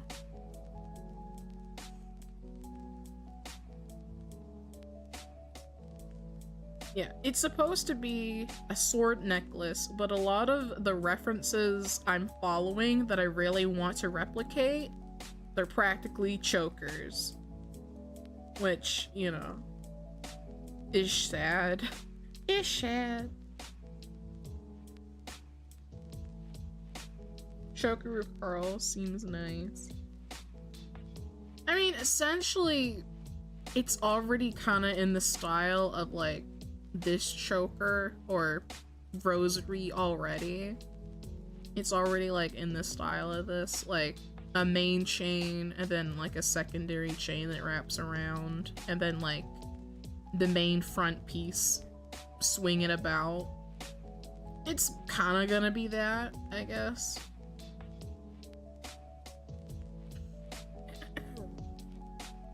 So I do have the choker from my first model already there too. Like it's cut off. You can't see it, but that's also present. So we might as well just make it, I guess, like a long necklace, I guess, that like kind of has an accessory that drapes around the body.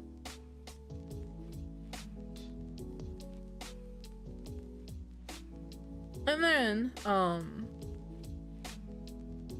we have our cut for the chest. Very, I mean, I would say it's a pretty modest cut, you know, a little chest. It's a lot more modest than, our current top. But still has a nice little spicy cutout, which is nice. And oh, I just realized that. Hold on. I need to look at my iPad. Did I draw that? Where is it?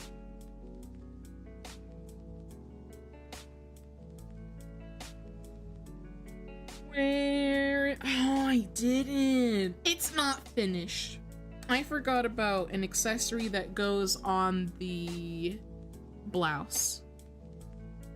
Because clearly, you know, with a cutout like that, something goes in the middle. I forgot about that. But you don't need to see it anyway. It's just a little sneak peek for you. You don't have to see everything.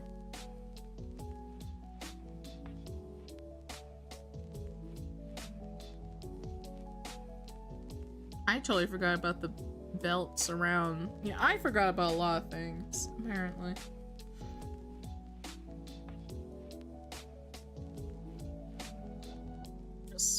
sit that right there while I correct these things, actually. Actually, I should just... Oh, I didn't do the... Yeah, I wasn't done. I don't know if I want this to be gold or silver.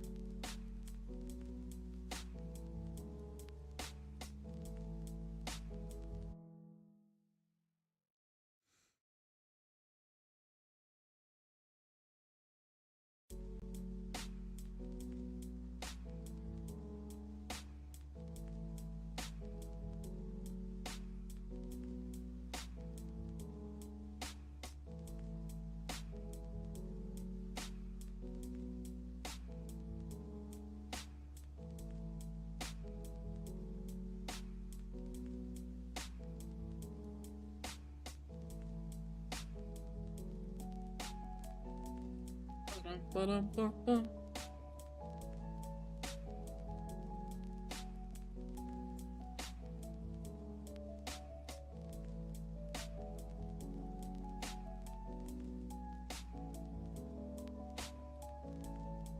Might as well just take all of these and put these in the actual damn file.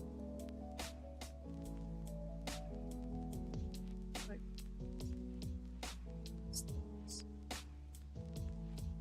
I knew I wasn't finished. I knew it.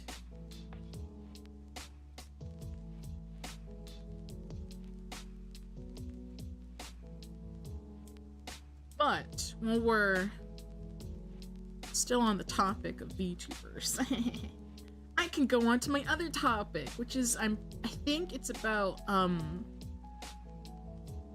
art for VTubers and the price of it. Because in the middle of the night, when I was scrolling in bed before I started working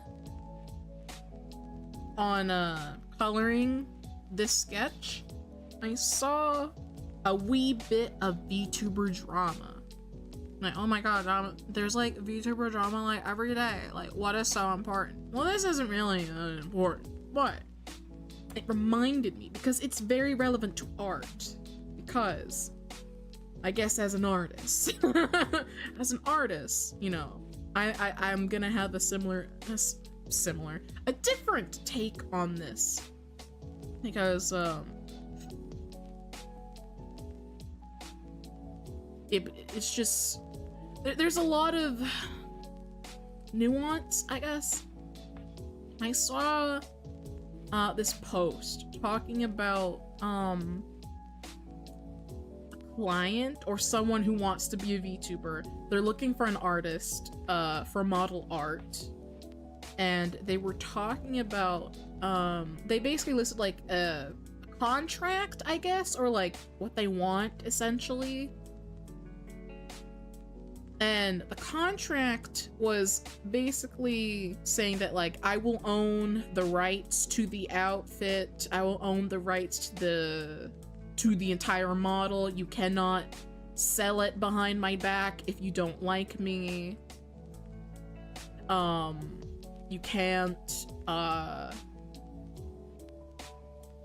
You can't ask me to stop using the model if you do not like me or whatever. Now, I feel like that's very fair. I feel like we shouldn't be asked to stop using something because the producer doesn't like us.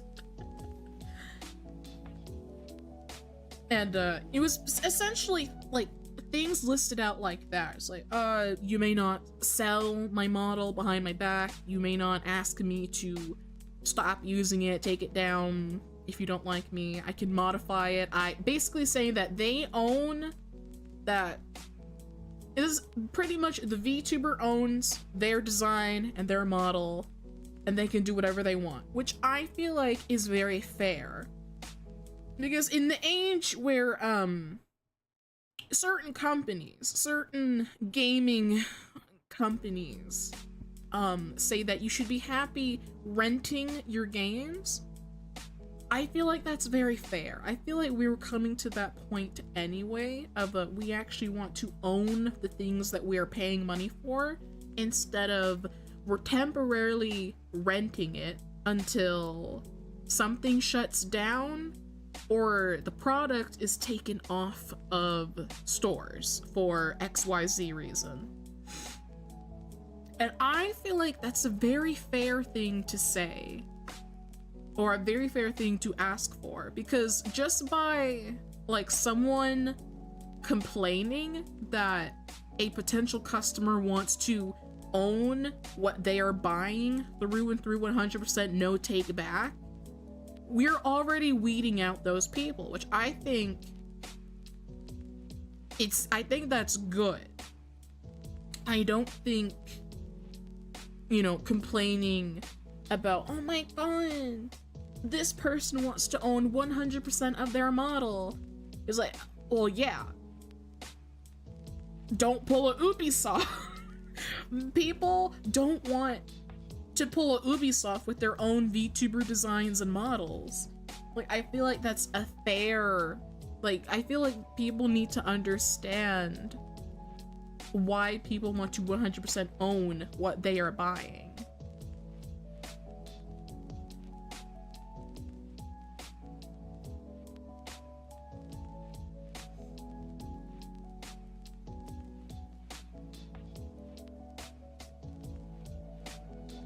Yeah, of course. Like, of course. It's like I sat, because like I really like this VTuber. I mean, I know them as a VTuber, but like, I didn't really, I mean, I don't know. They're a VTuber. I think they made their own model, but they were essentially complaining that someone who's looking to buy VTuber art, to commission VTuber art for a model, like had all these like list of, you know, stipulations of basically saying that I can own and modify my model because I am the one purchasing it. And they were retweeting it, essentially being like, this is why artists are afraid of opening commissions, and the things like this are bullshit.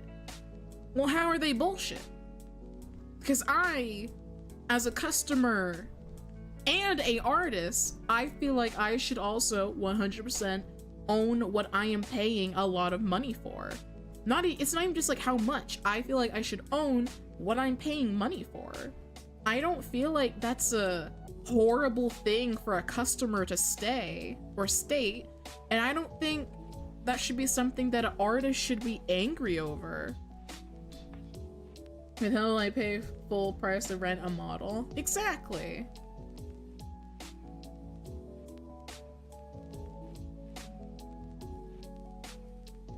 I technically have never publicly opened commissions, but I have done work for like friends and like people that I know. Like I made my VTuber model, I made my VTuber daughter her very first model, well, design, I should say. I designed my VTuber child. I wasn't paid. I did it for free because we're friends and I care about them and I just wanted to do it. And Akko commissioned me for her Minecraft skin, which, you know, at first I was like, oh, I could do it for free. Akko kind of insisted that, you know, she does pay me, so I was paid to do her Minecraft skin. And, you know, I did Mizu's VTuber logo for Mizu Tamari. I don't think I was paid for that. I genuinely don't remember. I don't think I was paid for that.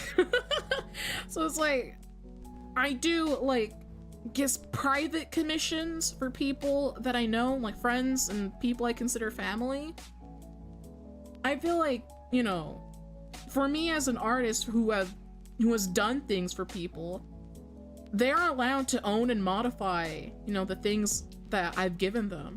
I, as an artist, do not have any weird rule of, oh, but like I'm the artist and like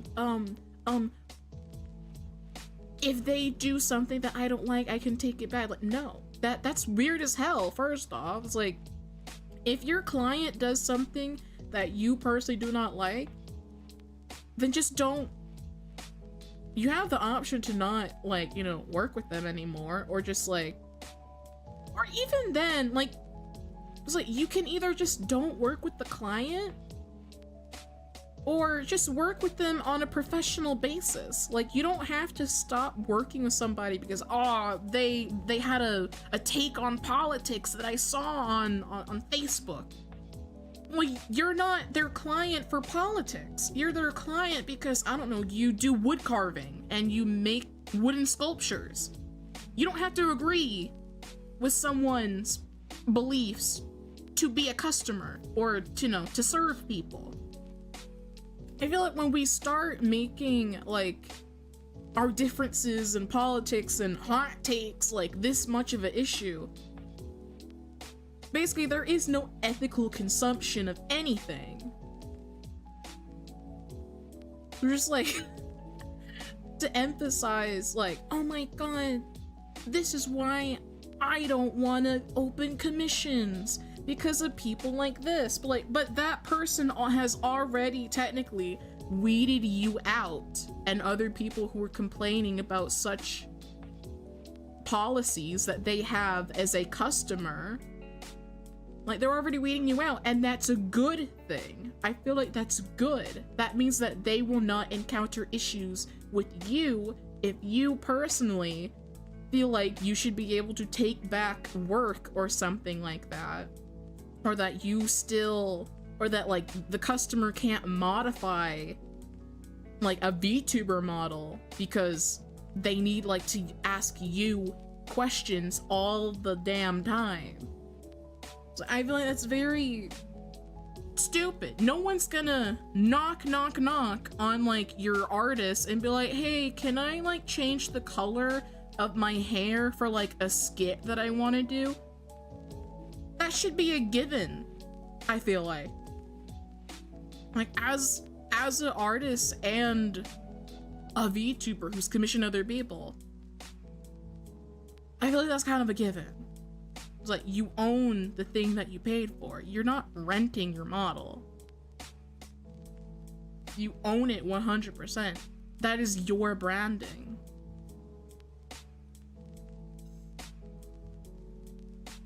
I missed several of your messages. Hold on.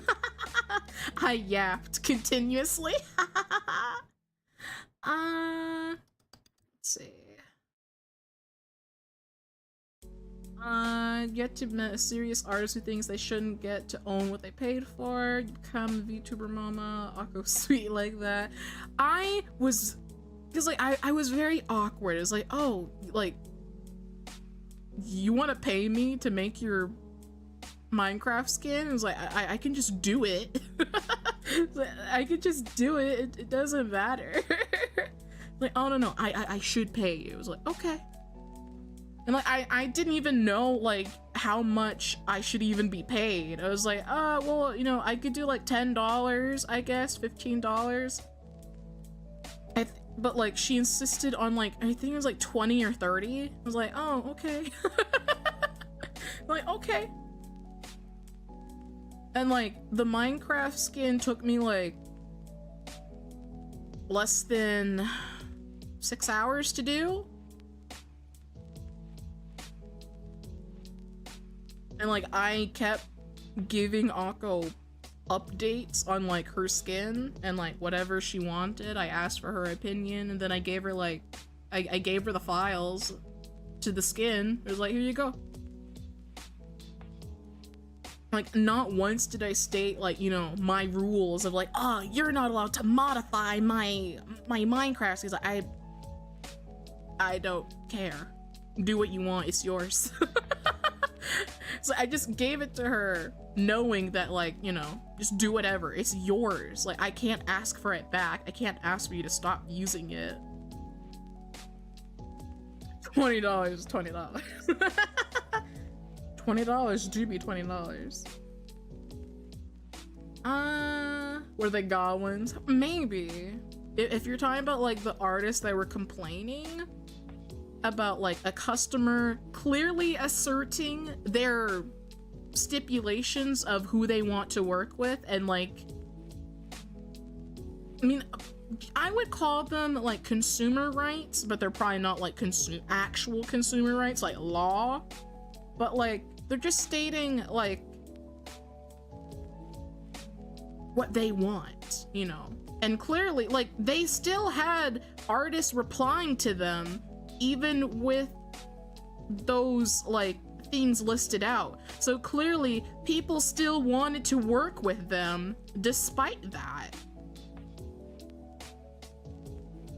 And like another thing that like someone was complaining about was the price, because like they said that like, oh, you know, I want to own 100% my IP, and their budget is $300. Which, like, could it be, you know, low for a model? Sure, but there are model artists out there who do work for like under $300. Like, there are artists out there. Not every artist should be like charging, you know, 500 or thousands or something like that. Let the artist price the art how they want to. That's why there's a market. That's the point of marketing. Not everything should be the same price.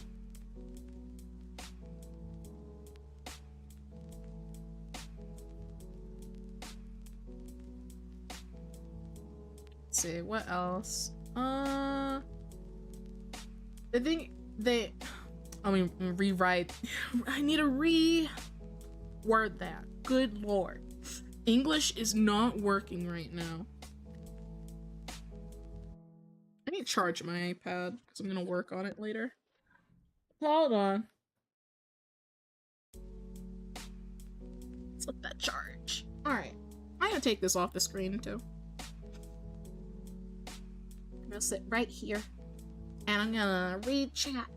Because we're now we're getting into like the actual topic I wanted to talk about. It's like parameters was one thing. I'm passionate about this topic, about like art prices, the rights of a customer, and things like that. These are where my meat and potatoes are, because I'm both a VTuber who has commissioned work from other people, and I have taken commissions from people. So technically, I'm an artist, and I'm both. I sit in the seat of both people. I think they own it for all time. You're getting paid for the privilege to hold your wonderful work. Yeah, I mean, some people do definitely see themselves that way, like artists who see themselves as that way. Not all art is the same, but in terms of VTuber art, like model art, I think that's very insane. Like, I feel like it can be a mixture of both as well. Like, you have, like, in a certain way, you have to be privileged enough, or pay enough, I should say, to get certain artists, or have because some artists especially won't work with you. Like, let's say they only work with, like, you know, a big corpo.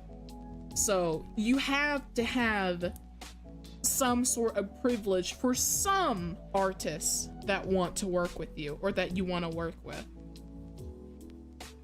And that sometimes can be the privilege in itself. Like, you know, some people have like dream model artists that like they want to commission. Like, I used to have like a dream artist. I wanted to commission Rosuri for my model art, but I think her commissions are very expensive. But she does good art, and I think her art is beautiful. But since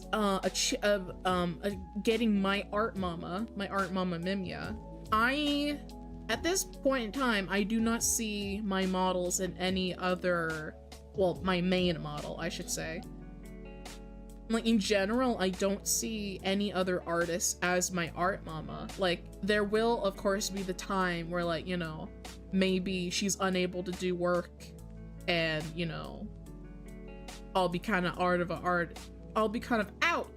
artist and I'll be very sad. But I've, like, worked with her so extensively that when I am doing designs and stuff, I see my own art, like my own concepts in her art style. And like, I feel very privileged to be working with my art mama. Because like, not only is she very sweet, but she does good work. I love her. Platonically. I love her. She's like a really great person. Yeah, like there are some people that like do have like their dream artists, and like most of those artists are like very like high in like commission prices, and like of course like we're all gonna have that, but like the thing is like not all of those artists are gonna have that same viewpoint of like, it is a privilege to work with me. Like for some of them, yeah, like it is a privilege to work with some artists, and like you should of course always be grateful to like, you know, your artists.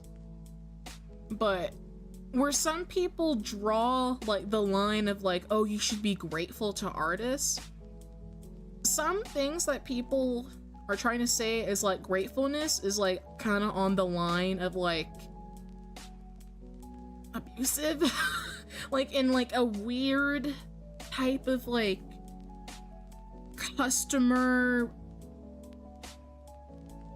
vendor relationship or something. It's like, it's very weird how some people want to view being grateful. Because I am, of course, very grateful to all of my artists that I work with. But I'm not gonna start kissing their feet. And I'm not gonna start praising every word that they say. Because you shouldn't blindly support, you know, people. Because not everybody is perfect.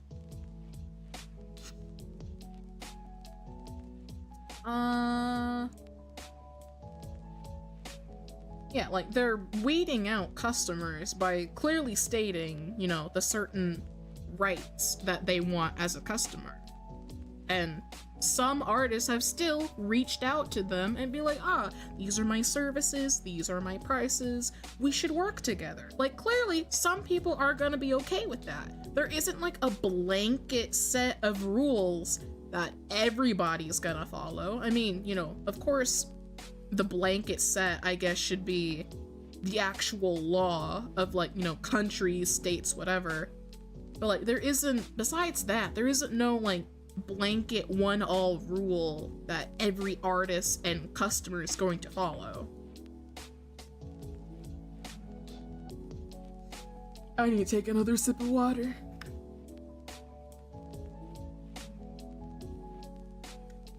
Your Vtuber, you know, yapping is your first language. Shut up. Hush it. Raise your rep score. I don't know where my rep score is. It's probably like at a 4. 4.5 maybe.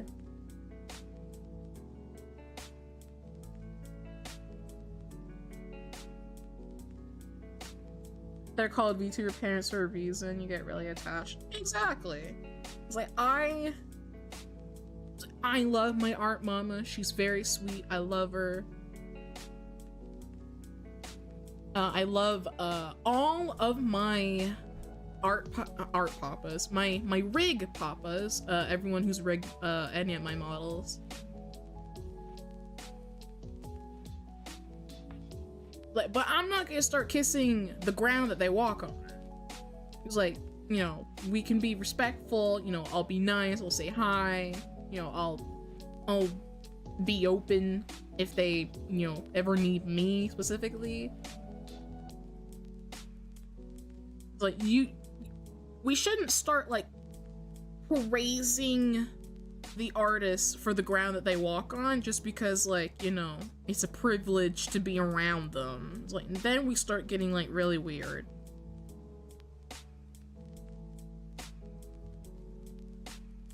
Be grateful for an artist, and then there's spoiled brats. Yeah. But another thing that was part of this, like, discussion, or I guess, like, this person complaining, was the customer's VTuber budget, like the budget that they set for VTuber art. Like, they said that their budget was $300, which, you know, for some people may be too much. For some people, that's too little. But there is a budget for people.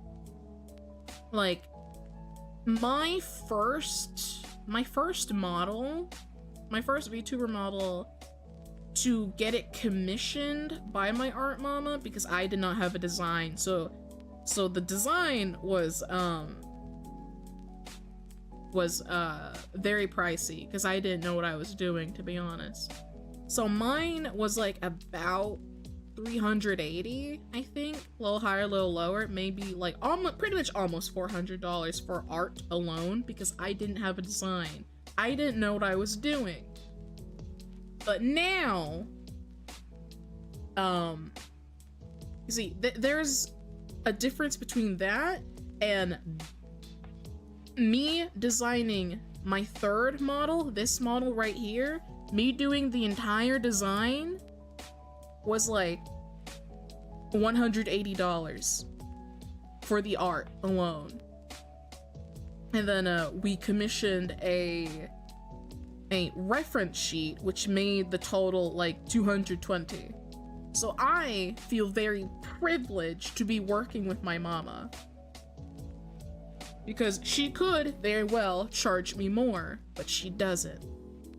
So I feel very blessed to have her. It's like, there are definitely, you know, artists that have different prices for their own art.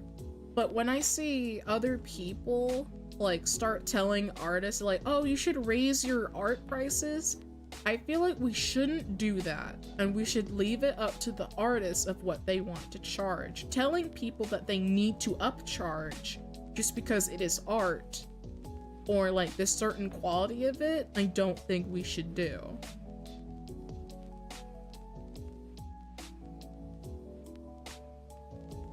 The Riga comment didn't show up. That's sad. It probably got hidden by YouTube. By the filters. It's romantic and this is your coming out stream. My veterans already know I'm fruity. They already know I'm fruity as hell.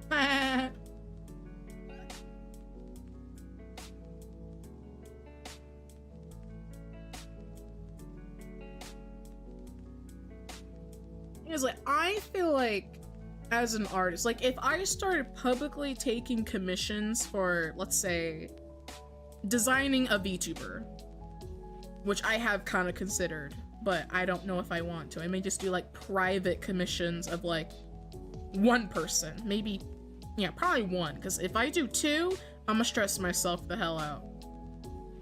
Like, if I start taking public commissions for VTuber designs, I do not want people to tell me to raise my price. Like, if I start doing commission for a VTuber design, I may ask for like, I don't know, $40 to like $75 maybe. But you know, a lot of people would say, holy shit, that's low as hell. You should raise it. No. No. Because I'm assessing myself and my current ability already. It's like, with my current ability and skill, I feel like my designs and shit are like low end, kinda. Like, and like, of course, like, it's all like, depending on, you know, the customer, because who you want to appeal to is a future customer. So, you know, you could have a customer that could be like, oh my gosh, your art is everything that I want. And then you can have another person who could be like, your art's kind of okay. It's like, you know, basic. There's other better people, better artists out there. Just true. Both can be true. You could have someone being like, oh my god, your art's great. And another person being like, you could use some work. Who you want to attract is a customer.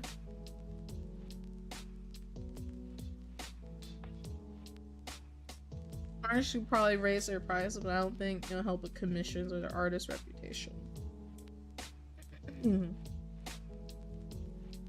It's like, every time I see like a debate in like the artist sphere of like commissions, and like they start evaluating like how much should they charge for a commission, they always bring up, oh, but like what about like how much it takes me to do said commission, like the total amount of time. What about, you know, the breaks, because, you know, some people are like, oh, like, you know, if I work on this commission 5 hours a day for like 1 to 2 weeks, then I should, you know, upcharge. And like, I don't know if you start upcharging for that.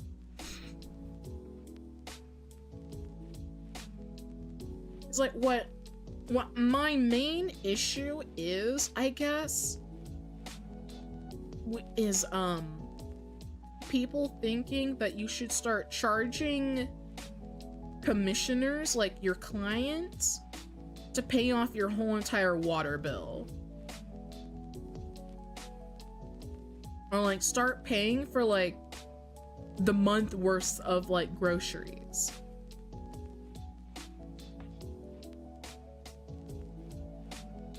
It's like, you know, I feel like we should price commissions reasonably, but you shouldn't start throwing in, oh, well, like, I have to use the bathroom when I'm working on your commission, so I'm throwing in like a $70 upcharge because that's how much it takes me to get toilet paper for the whole month. It's like, that's weird as hell. It's like, I don't think you should do that. Like, if, I don't know, it really just gets on my nerves. Because like the other half of the argument is like your, like, the artist's finances on, like, you know, if they're like comfortable, where like, you know, they don't have to do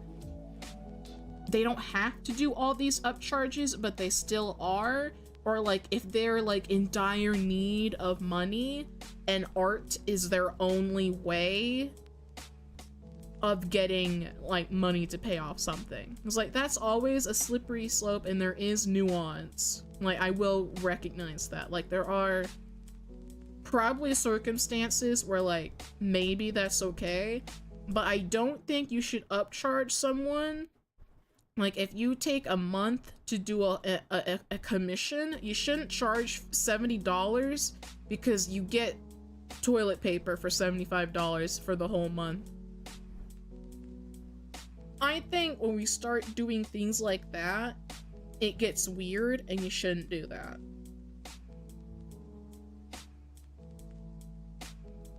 Like, like, for instance, when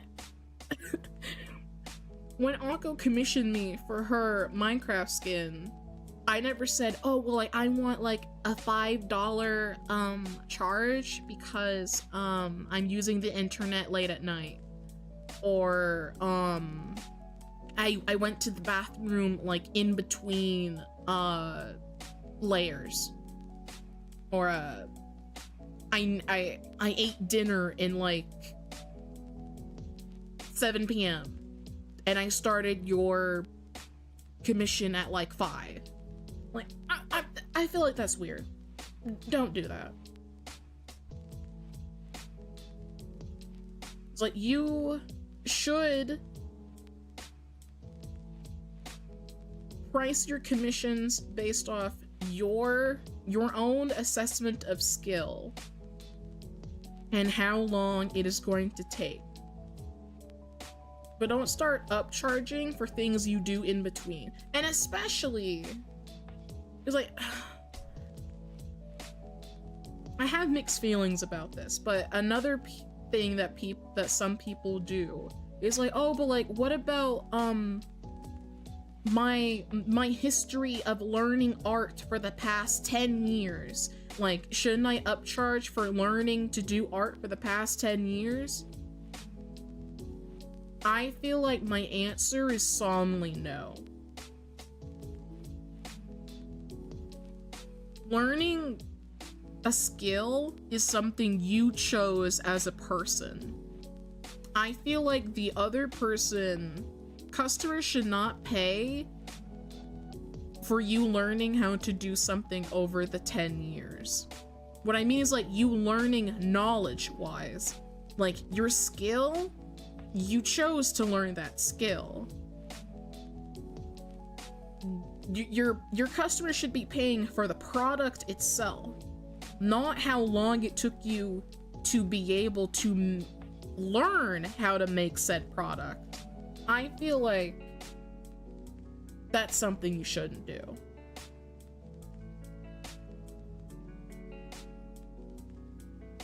You know, some people may be like, oh, Dama, I don't know. What about X, Y, and Z? I just feel like in general, if you learn to do a skill and then you are offering commissions for it, you shouldn't upcharge people or charge more because it took you X amount of years to learn how to do it.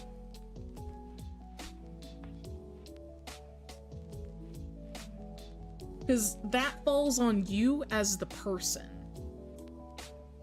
not the customer who just wants a product. It's like, should you be paid? Yes. I'm never going to say artists don't deserve money. We should pay artists. But I feel like we should be pricing things reasonably and actually, like, charging for what the product is and our current skill. And the current level of skill.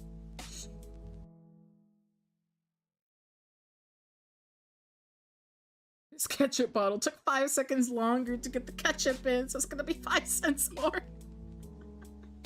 Yeah, like, don't do that.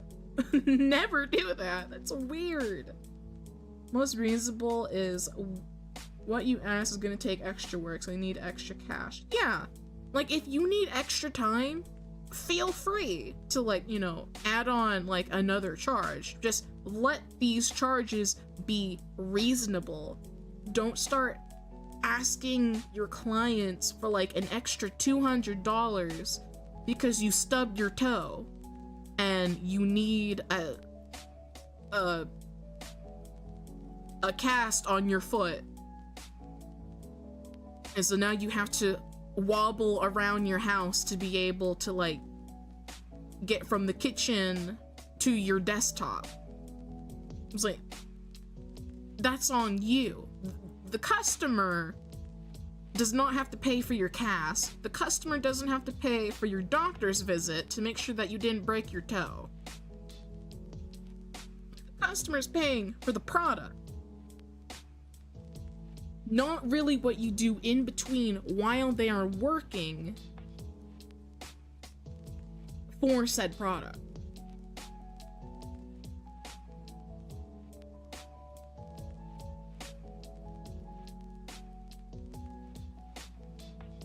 I feel like, you know, as someone on both hands, on both an artist and a VTuber, you should price things reasonably, because you'll always Because no matter what, at the end of the day, you're trying to get a customer. You have to tell someone, you have to show the general audience why someone should commission you, why they should think about commissioning you. And what they're mostly looking at is who are your other clients? What is your work in general? What is the level of your skill? And also, they're gonna be looking at how do you act online, because now we're very internet-driven society. So now, you know, if I see an artist making like horrible takes and like being an anti about like anime, I'm not gonna commission you. It's like, ugh. It's sad. I feel like artists should really be more wary about these things. Like, I feel like some people need like PR agents, like PR people to manage their social medias at this point. Some of you, if you're trying to get on a professional basis of consumer and producer, you gotta stop some of your weird tweets about, you know, how you don't like fan service. Like, save that for a whole other account. Make a different alt account where you can put all your opinions, and then just separate that from your work account.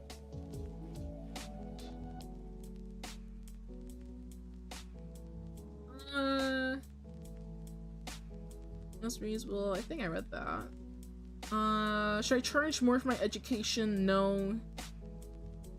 You learn to get better to attract more people. Your art should be based on the quality. Yes, that's exactly what I've been saying. It's like, you shouldn't charge people for how long it took you to do something, because you chose to learn that skill.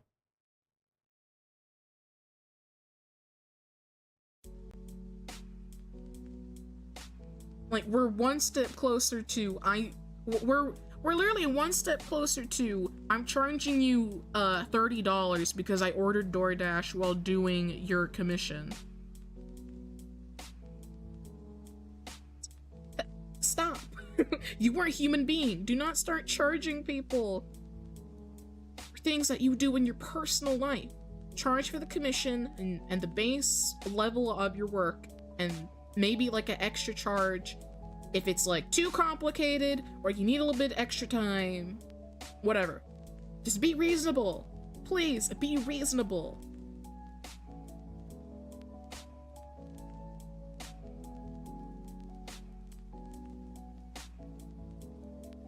Expressionism is dead art in modern society. Very true. I mean, look at me. Look at me.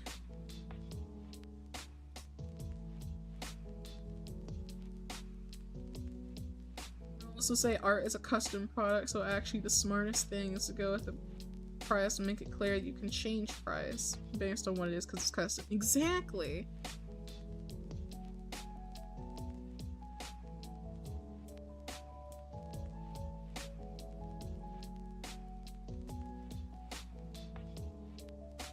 I feel like most artists should have that disclaimer. It's like, oh, this is my base price. Things could be higher, but they also need to add. I feel like most people need to add like a full-on list of like, how much is it for this extra thing or this thing? Because like there have been too many times where I'm looking at artists, oh, I see that, they take commissions for, let's say, a Vtuber model, like Vtuber art. I want to look at their stuff.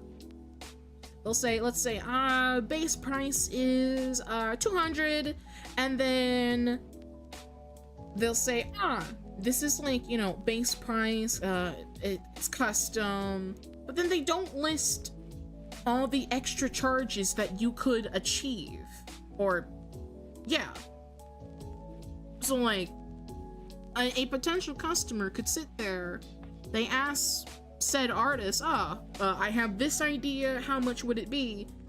And they charge $1,000 for something that was at base 200. And then, you know, that customer's gonna be like, where the fuck did all of this come from? It's like, how did it go from 200 to 1,000? Because you don't have a list of all the extra things that are coming out of that. It's like, what came up with an extra $800?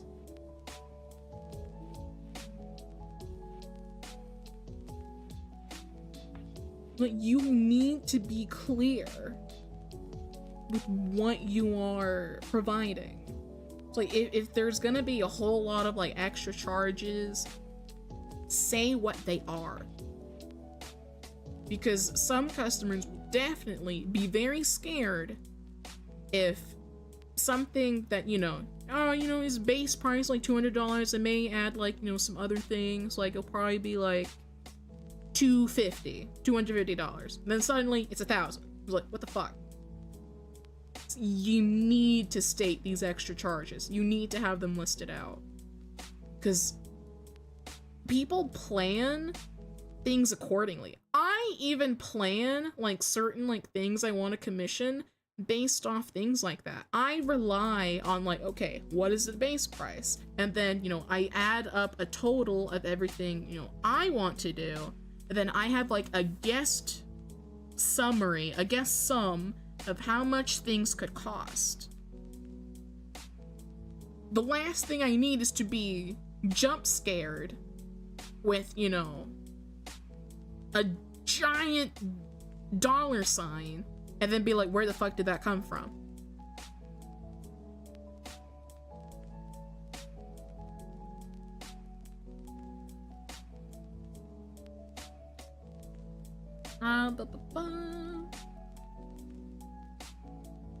It always baffles me when artists is policing their customers and what they think.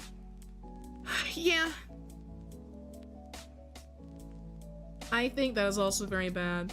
It's bad for both ways. Artists should not be policing what their customers say, and the customers should not be policing what their artist says.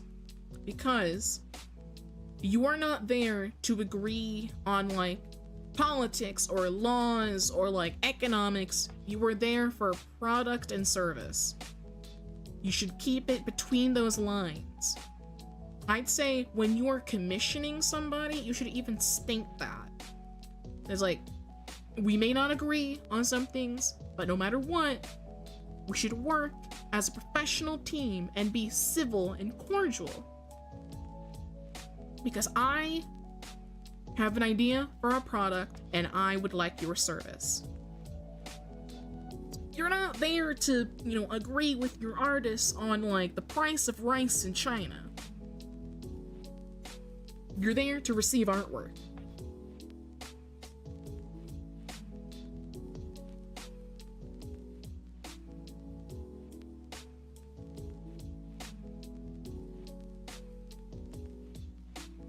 You can tell I'm very passionate about this. I'm very passionate about this shit, man.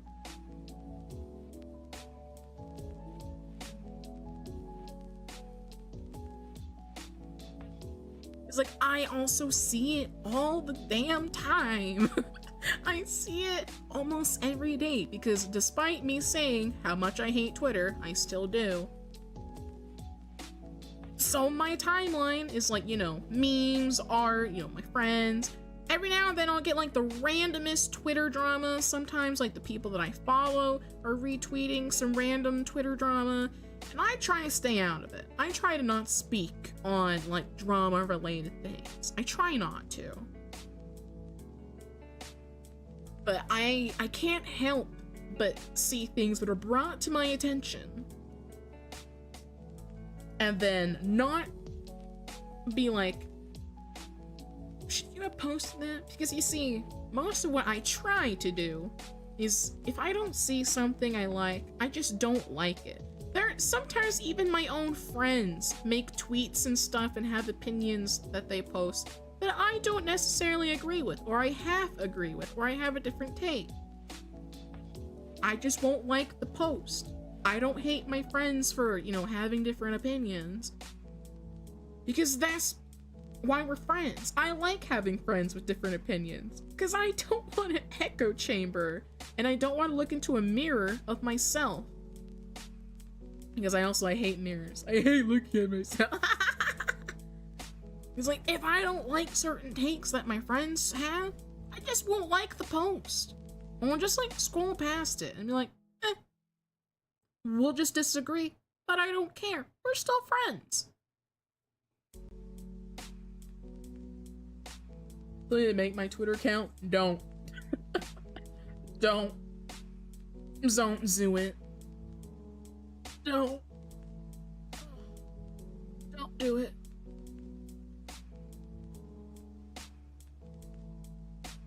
My coworkers are trying to flirt with me. Oh god.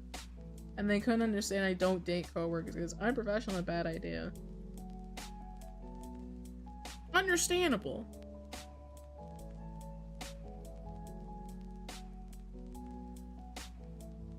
Though some people probably don't have the same opinion that you shouldn't date coworkers, because some people do end up like meeting at work and they get in relationships and maybe it works out, maybe it doesn't. It's all up to person's preference. Me, I also would not like to date any of my coworkers. Like, that is gross. And I'm married to my waifu. My red hood, my beautiful red hood from Nikkei, I love you. Married to my waifu. I love my red hood. Oh. Punk's the only one I do. I didn't do anything.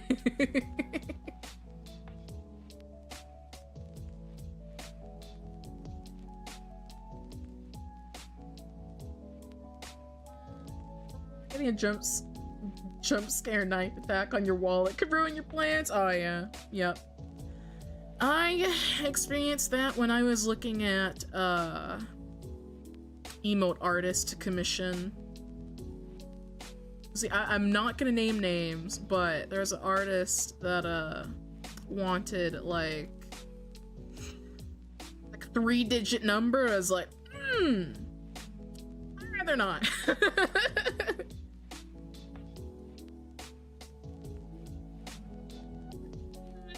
I'd rather not.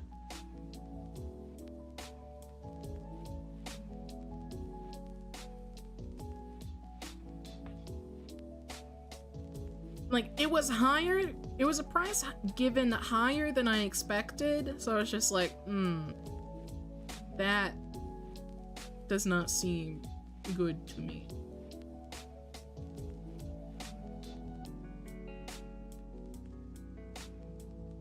Name names? No.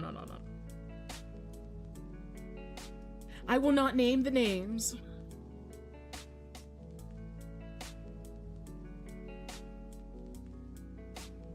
I shouldn't. It would be impolite of me, and I do not want to stir the pot.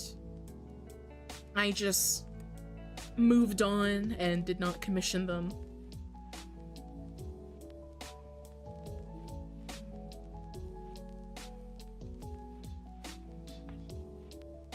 Wait, true fans, we don't bonk the Vtuber. Can't bonk me. I'm unbonkable. I've taken away all of your hammers. I've taken away all your hammers and thrown them into the volcano. He hates mirrors because there's stuff reflection. Sure scares me a lot. It is scary. Oh, the drama at the trash fire. But trying to understand the layout. Bitch, I'm already upset at Discord's layout because my Discord updated like the UI and the UI is ugly. It's so gross. They need to stop changing their AI like they're changing their underwear. Stop.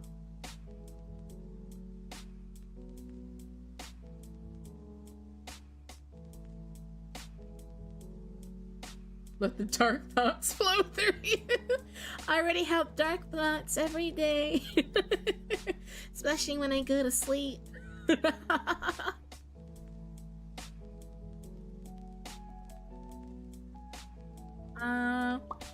Don't need hammers to bonk you. I can bonk you with my fist. Nuh-uh. Puff him.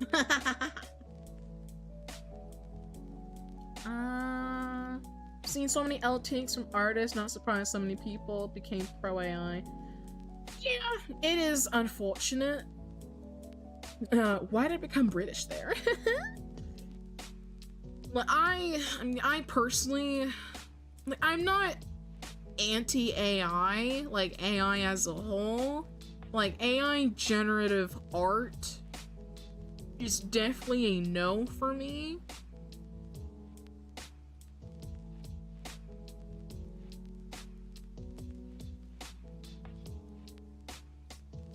It's a no for me, pretty much.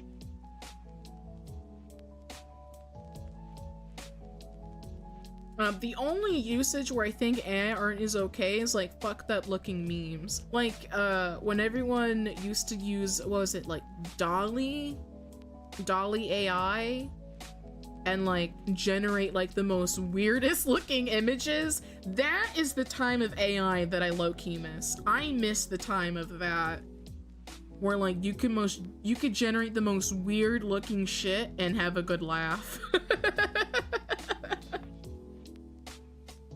That is the shit I miss. Like, you could generate fucking Will Smith eating spaghettis, like the most fucked up looking video ever. It's the most fucked up looking thing in like all of history. I low-key miss shit like that.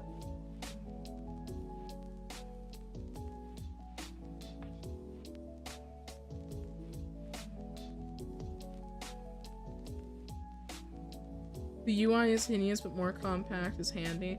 I didn't like any of it. Like, they gave me like 3 options. I hate them all. I hate the fucking UI. It looks weird as hell.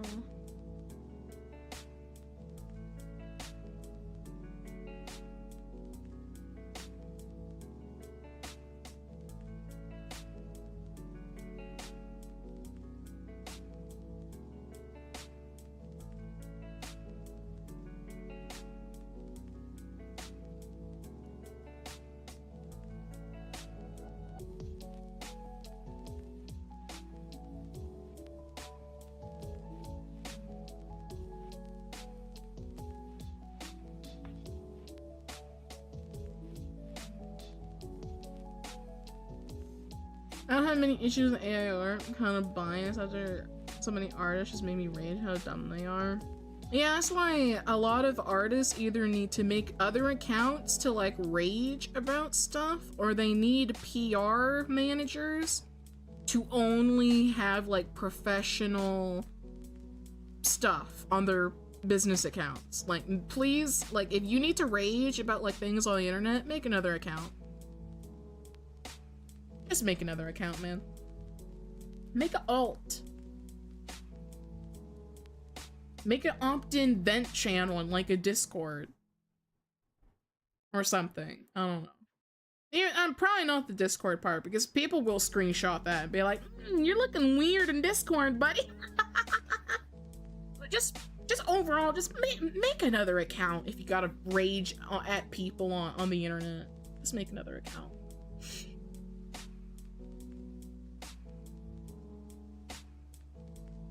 In the boys at 3 AM looking for beans. What the fuck?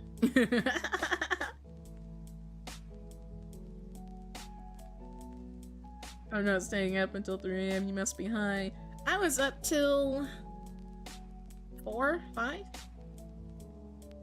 Because I was working on the design that I showed you a sneak peek of. If you missed it, you're gonna have to rewind, buddy. You have to go back and rewind.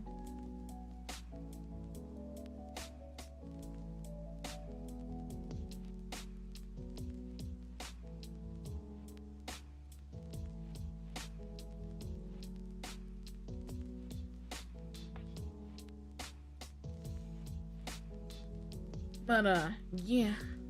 You need to get regular sleep. It's bad for your brain.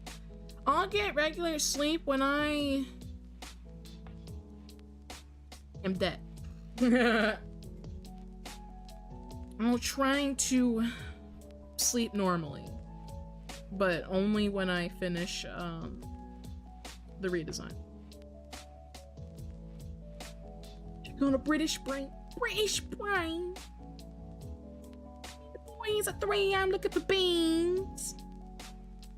Just like me for real. Just like me for real, for real.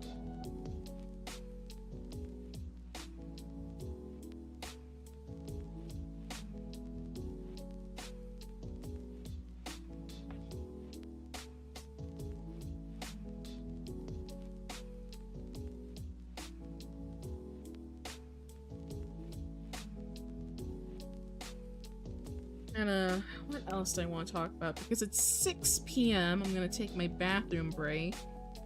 And probably put some food in the oven.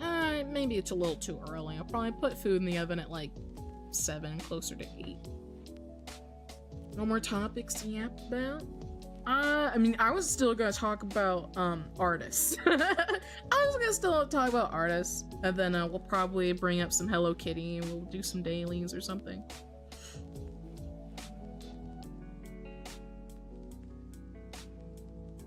Ugh.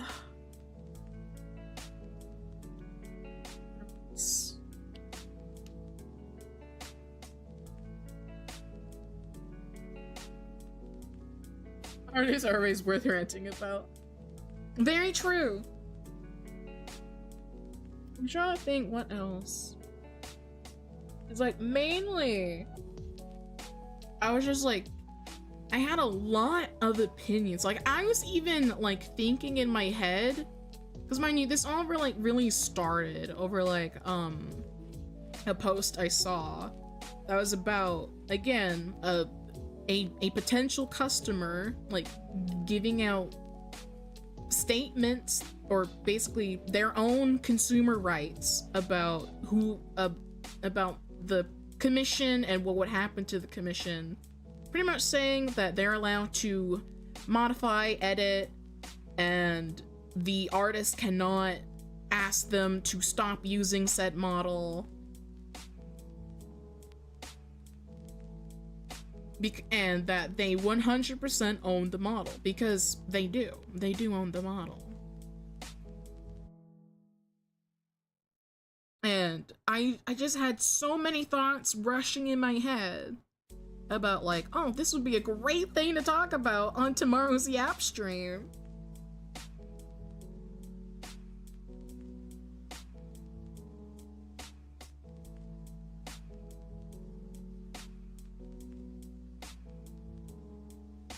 And like I didn't look through like all of the artists, like, because I think they made like multiple retweets and then like started like quote retweeting things like that, whatever. I didn't look at all that. I was just like, I just looked at it initially and was like, dear fucking lord. It was like, you're looking at someone who clearly was not a potential customer for you.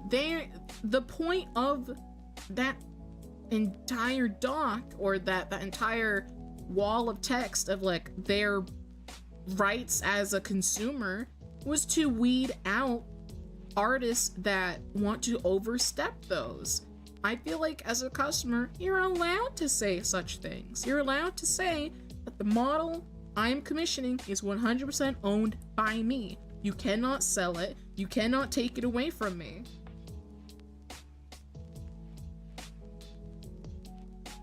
And like, pretty much like modifying the model means like recoloring. Like, you know, if I dyed my hair like red, like I have done that in the past, like when we were playing a lot of Cult of the Lamb, I would dye my model's hair red because, you know, we're dealing with cults. We're dealing with cults, and that became like an inside character meme of like Dama with red hair.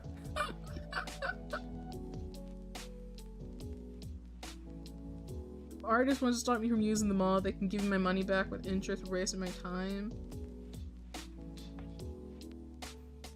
and the time I'm gonna spend using is finding a new one. Exactly. I feel like even then, that is still fair. It's like, if you truly want me to stop using something, give me a refund.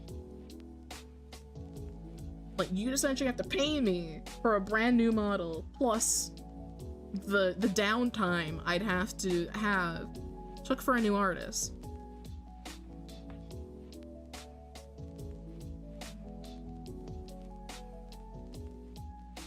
Like, oh, that's another thing that I think Mizu also reiterates, like, whenever he sees like these artist versus customer arguments, is like, your TOS, although it is a set of rules, it is not legally binding. It is nice to have people follow your TOS. It's just like, you know, VTuber like chat rules or a streamer's chat rules.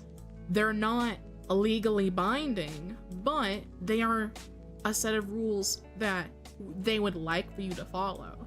Does that mean you can just walk on in and start saying all the slurs in the world? No, you're gonna get banned.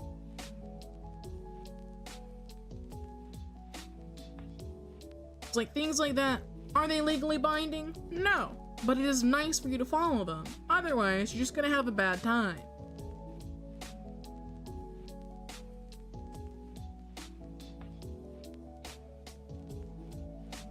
Screw you, sir. Screw you too, wizard. Excuse me, sir. This is a no wizard zone. No wizards are allowed.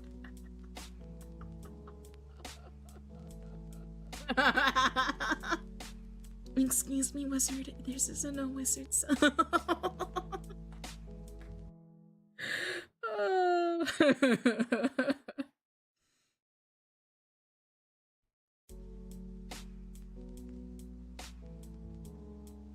It's not even a contract. Even if it was a contract, it'd probably fail in court. It probably would. I don't think a lot of terms of service, especially like although it does depend on like state, country, other laws. A lot of terms of service would not be legally binding in many countries.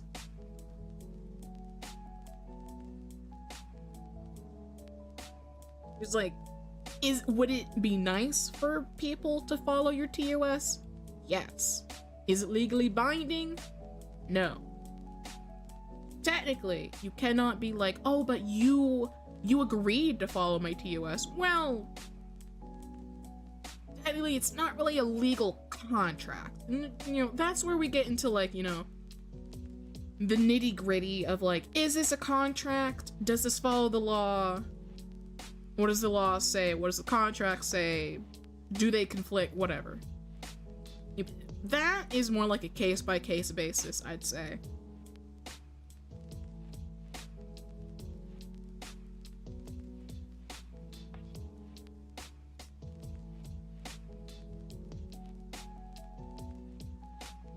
Can't wait for the day the government cracked down on malicious TOS. Oh, please. Like Adobe. Yeah, fuck Adobe, man. Fuck Adobe, man. Fuck Photoshop. Fuck Adobe. See, I've genuinely considered like sailing the 7 seas for Adobe products, but I also don't want to risk it. I kind of don't trust some things still. It's like, they should genuinely, like, Adobe sucks. Adobe TOS, weird as hell. Cancellation fees, like, are you kidding me? Twitch and YouTube aren't much better. True, yeah. I mean, for Twitch, they won't even really state their TOS. What are you talking about? We're talking about artist rights. Now we're talking about Adobe. Now we're talking about Adobe.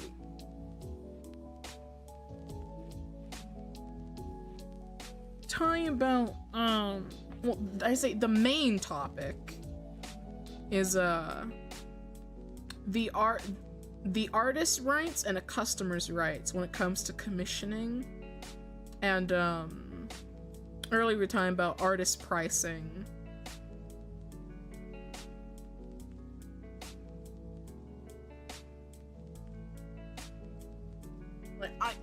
I do hope that governments crack down on things like Adobe's TOS and like weird TOSs that are like weird as hell.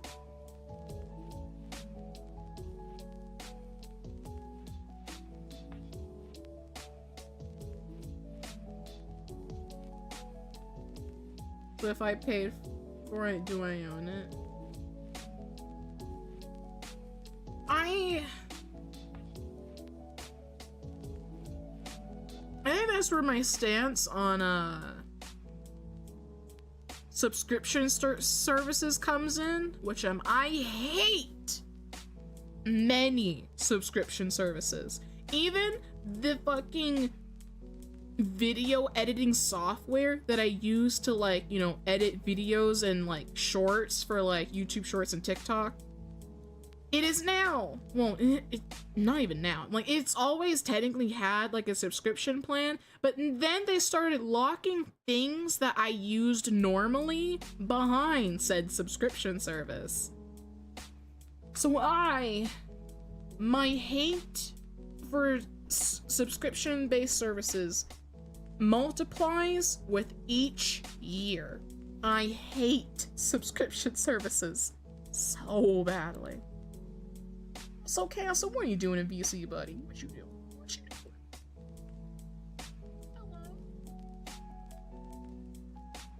Hello? What you doing? Okay. Okay. Did you get dinner? Spaghetti!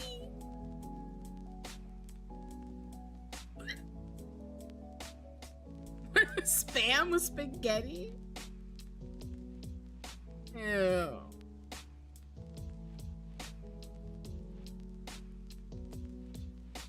Beef. Just get a pound. Just get a pound of beef.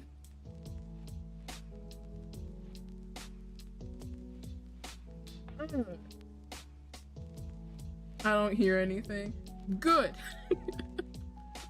You don't need to hear. You don't need to hear my mods when they come into Discord. They say slurs.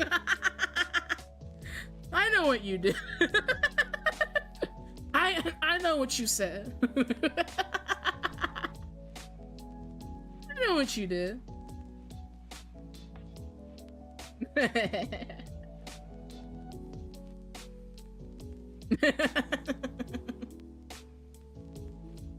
Oh no, I said rig.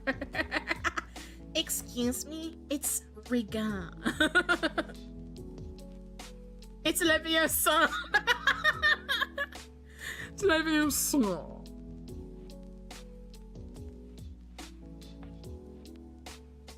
It's the true bald Dama. Shut up. This horrible creature will not remove my baldness as their profile picture. Next Halloween, bitch, you're just gonna get another one. Just gonna get another one, you dumb.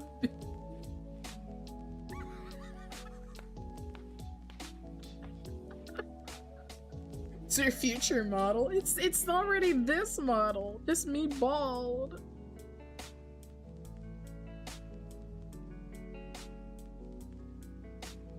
They want to eventually have the redesign commissioned and in rigging process. I'm gonna have another bald picture. that Castle's gonna take that and be like, ooh, another bald picture. Ooh, bald.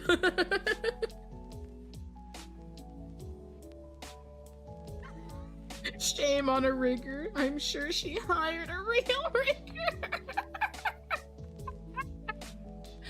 Good lord. Future model and hornless. Yeah.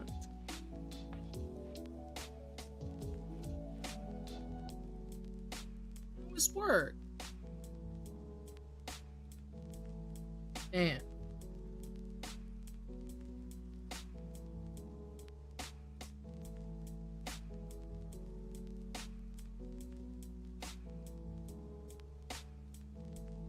I need to. I just realized that I need to. I need to take my bathroom break. I don't need to take a shit. I don't need to shit.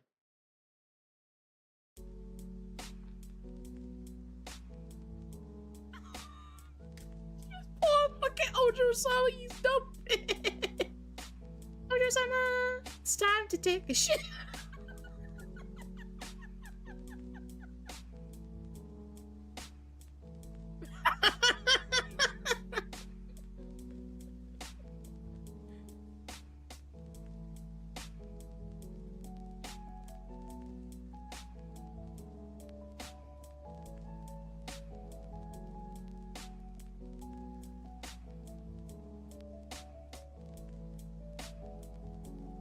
Can you leave your mic on? Chat is interested. You guys are gross. I know what you are. Listen, chat. You can't fool me, okay? I know what you all are. You cannot ask me. You can't ask me to leave on my microphone when I go to the bathroom. There's no point. I'm not taking my PC to the bathroom. You won't hear anything. Because my bathroom is not even close to my room. Technically it is. But you can't hear a damn thing. You can't hear anything. So there will be no frying chicken. There will be no waterfalls. You're disgusting.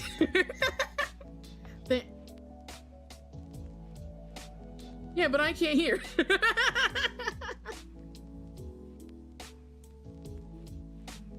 No! No! I imagine we hear a loud part with the reverb on the walls. That's fucked up. I heard Bluetooth mics or Google Range are the best to own. Nuh-uh. You're not fooling me, chat. There will be no sounds of waterfall. There will be no thunder. No frying of chicken. I will flush the toilet.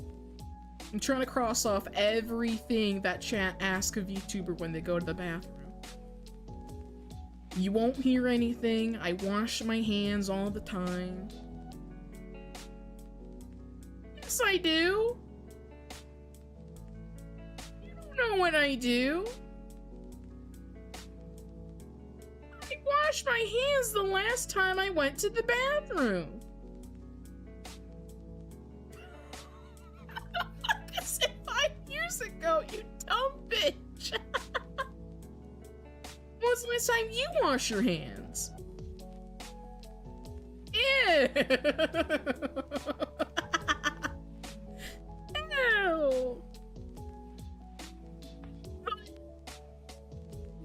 Ew. What do you mean 2015? You said 10 years ago. You were off by a year. Ew.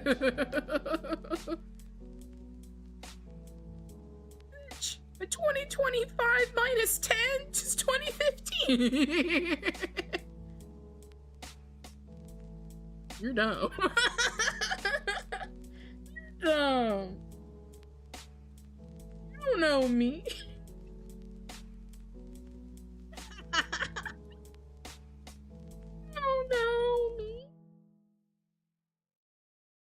Insert name. It's been 50 years.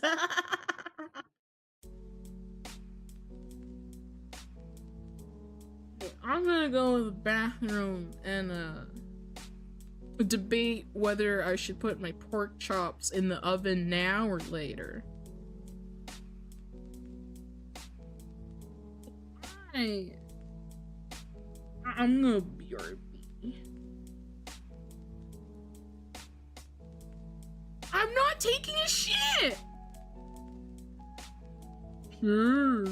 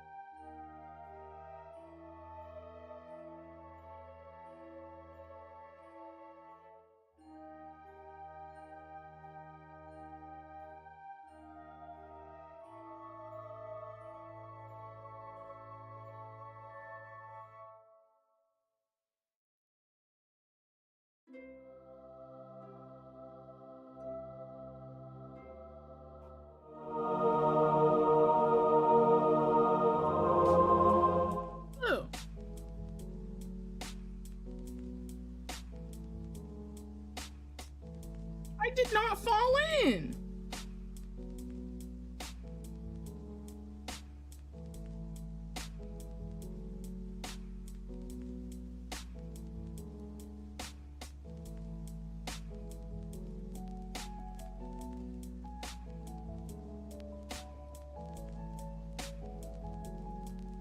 I used the bathroom and then I let my dog outside.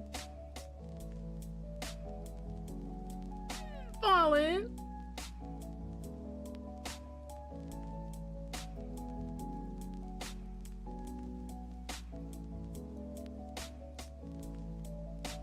And I did not fry any chicken.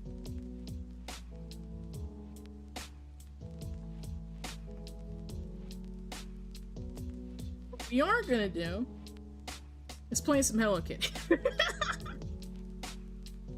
We're still gonna yap, but I'm gonna play some Hello Kitty. So we're gonna over here. That looked fucked up.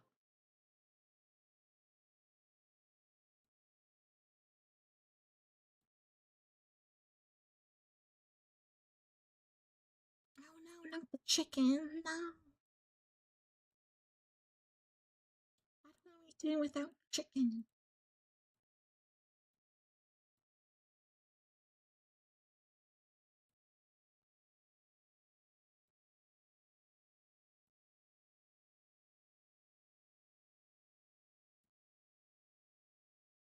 We're gonna open up some Hello Kitty. Because I have yet to do my dailies. And it's one less daily I gotta do if I do it right now.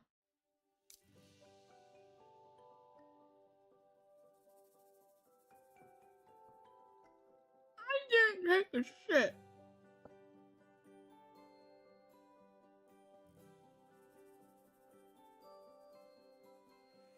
How was your shit?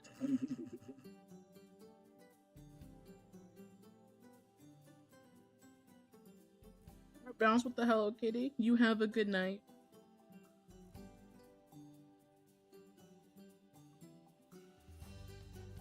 It's time for Hello Kitty. Yeah, I need to do my dailies. I need to do my daily. I also got some trail mix on the side. Because I got the munchies.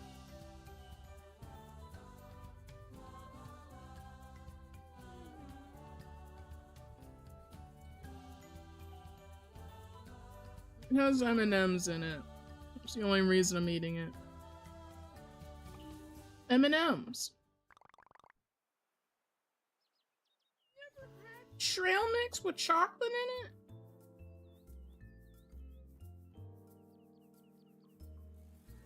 Lame and gay.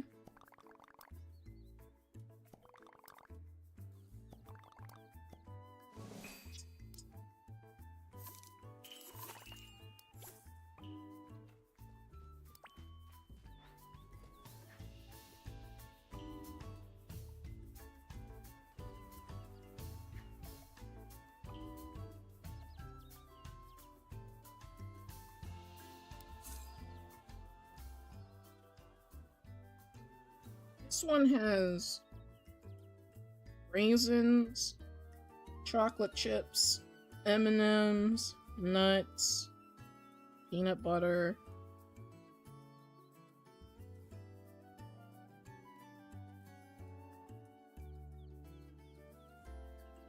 No! Many people put raisin in trail mix.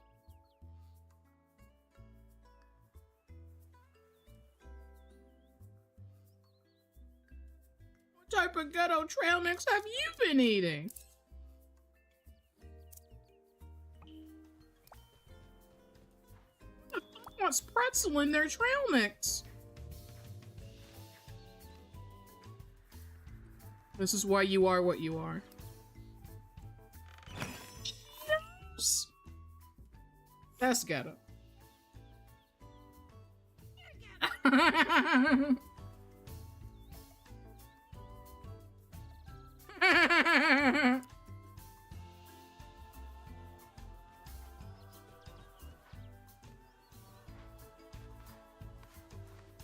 Okay. How dare you curse at your Alexa? I would too. Bitch. Wow. I'm telling Amazon that you're abusing Alexa.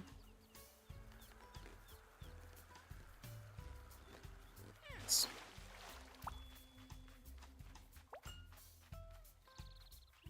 Wasn't there a story of somebody who got like a smart house and like most of their stuff was like Amazon Alexas and shit? And like Amazon locked him out of his house?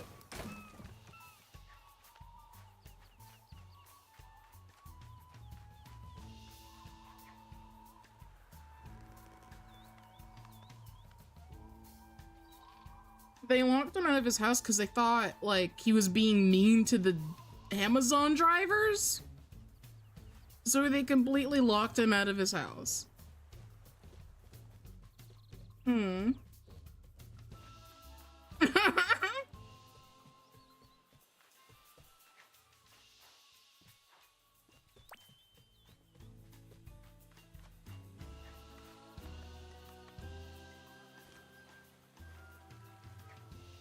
They are very stupid. I'll need to look up the exact case. Yeah, actually, I should probably look it up right now. Let's see. Because I know commentary channels talked about it. I just don't remember what they specifically locked him out of his house for. Amazon locks man.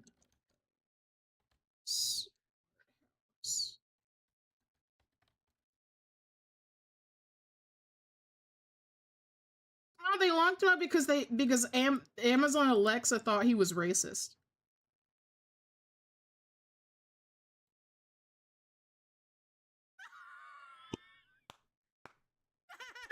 Yeah, he doesn't know that. Sorry, I don't know that. True.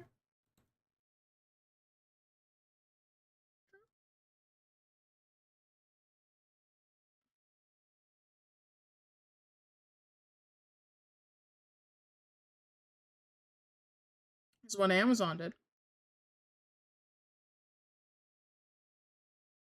He may be trying to sue them. I'm trying to find the actual fucking video on it. That, like, isn't just, like, a pure political fucking video, because most of these are, like, political results.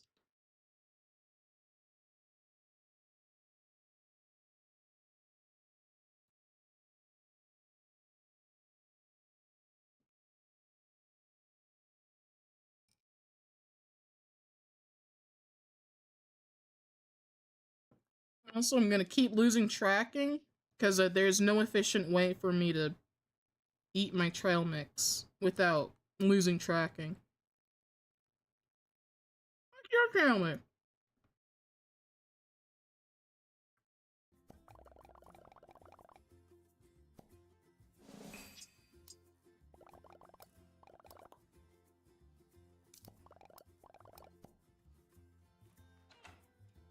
I'm gonna watch this video first to make sure they actually fucking talk about it. This video about the guy who got locked out of his house because of Alexa or Amazon. I swear someone else talked about it that talked about it in more quick of a sense. This video I'm watching is like 8 minutes.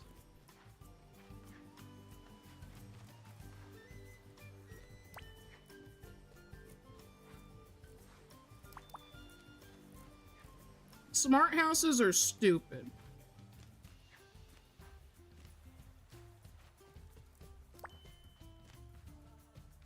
You have no house. Unless you hook up very large and expensive generators to try and power that shit.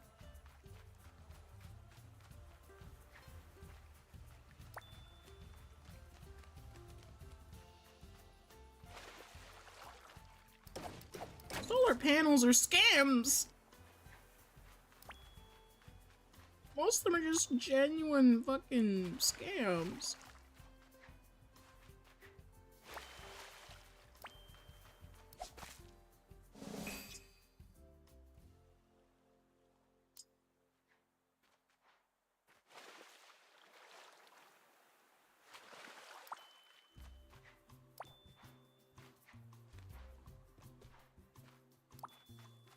Solar panels rely on you having fucking sun.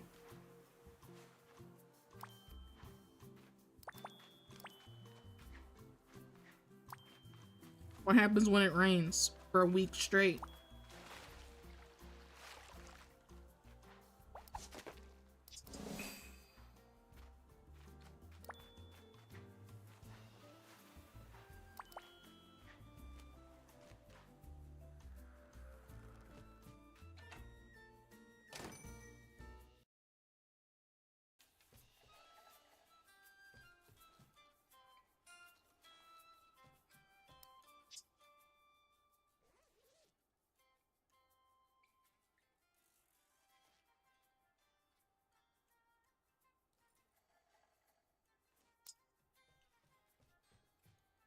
Did you pick up some beef?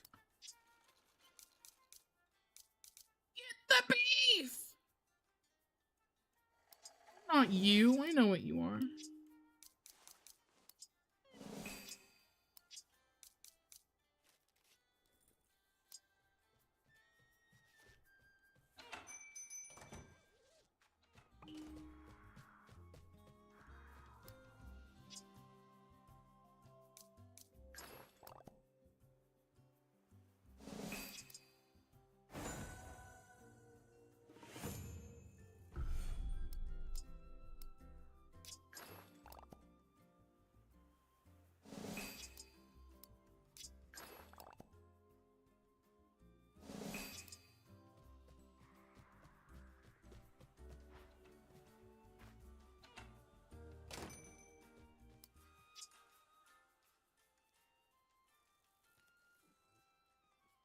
What?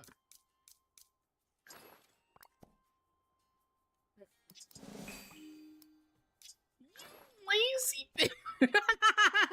If you don't make your disgusting spam spaghetti, do it.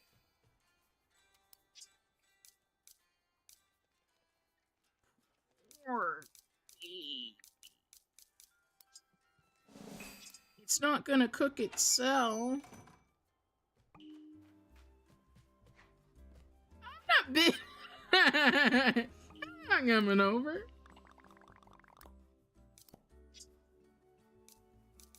No.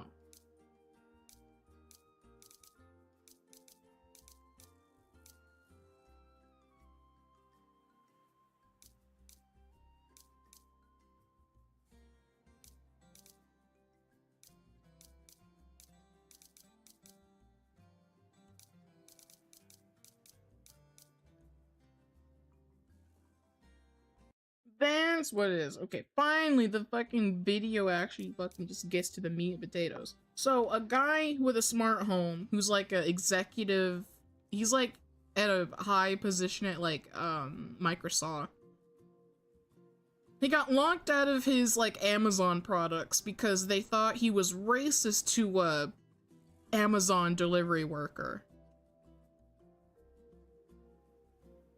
And like Amazon, like some higher up asked him to like call him, and the Amazon people were like, you were racist to an Amazon delivery driver. I was like, bruh.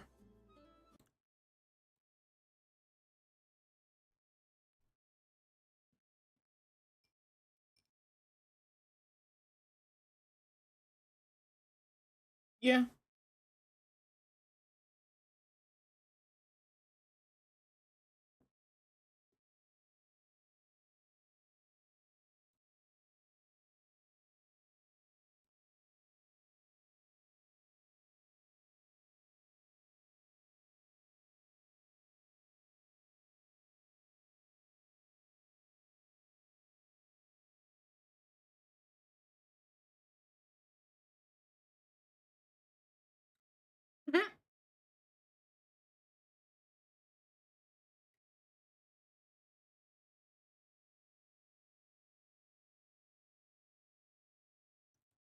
Oh! They weren't even home. So somebody said that he was racist to a worker a few days ago. He and his family weren't even at the house.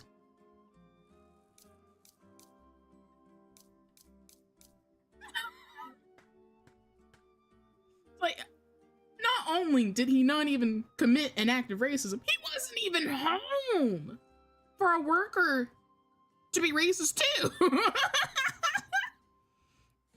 It's like, my guy wasn't even home.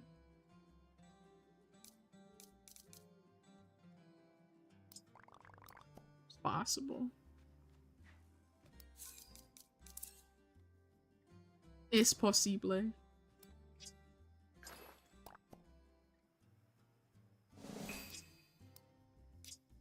The Microsoft executive looks white, Caucasian.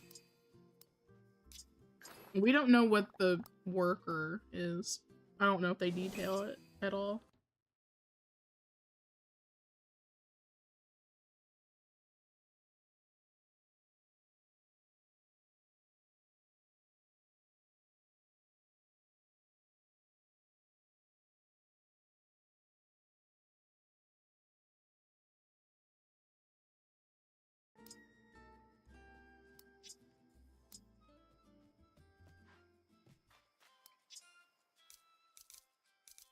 Make sure you salt the pasta water.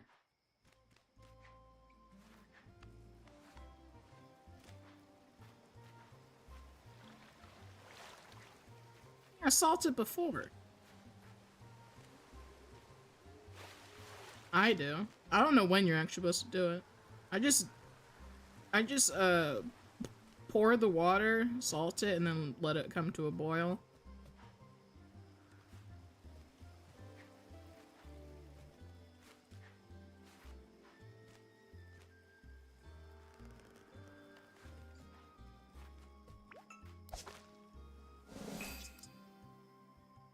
What? Yeah, I break my pasta.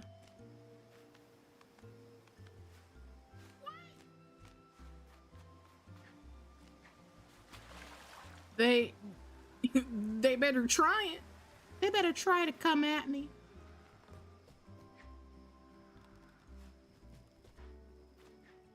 Oh.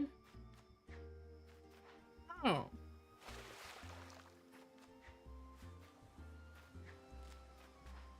I think he's French. Wait, pee-pee.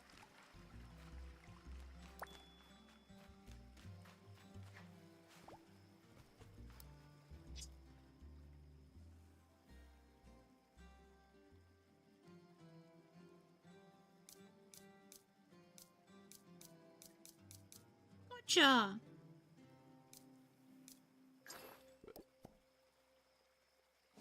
It's only gonna take an hour.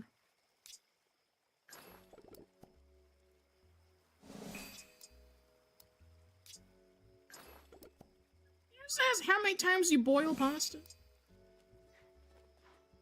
Once? You just gotta stir the noodles around every 5 minutes so they don't get stuck to the pot. Doesn't matter. But the noodles will stick together, that's why you gotta move them. You gotta stir every 5 minutes. It's too late, Castle. You better stick with that fucking spaghetti.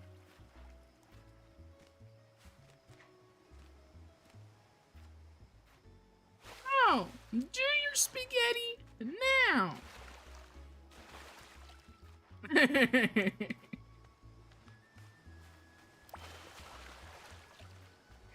You'd be a horrible sous chef.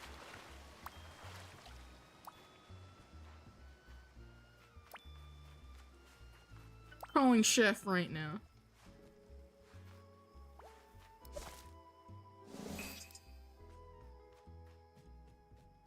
Okay. Come here, Gaxel.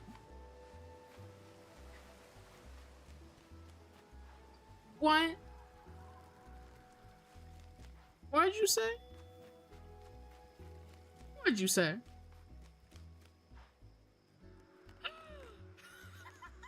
You shoot chef? Horrible.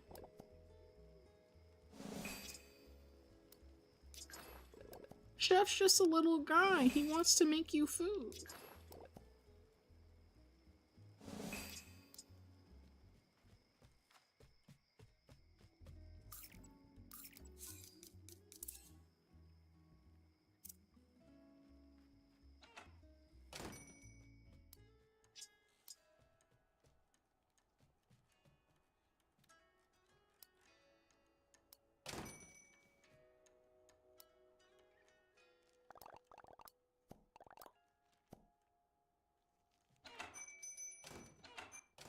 Beep, beep, beep.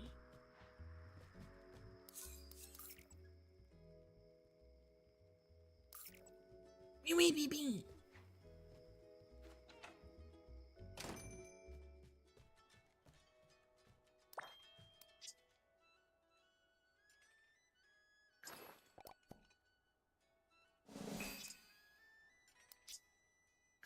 Gone.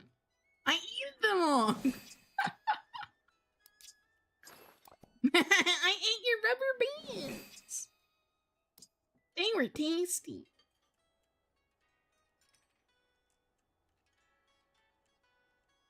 Used to chew in my 3DS stylus. Good shit. Mmm. Tasty plastic.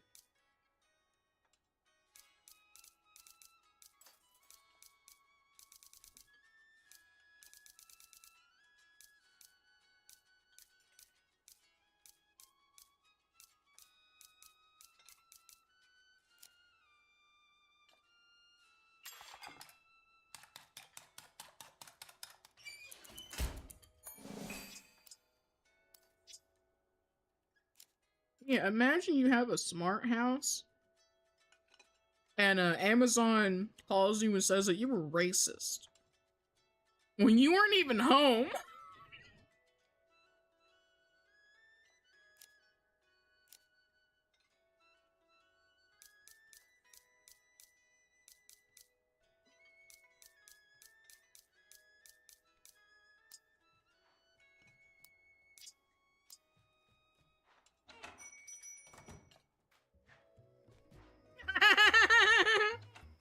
They fucking come in and they hear your alarm.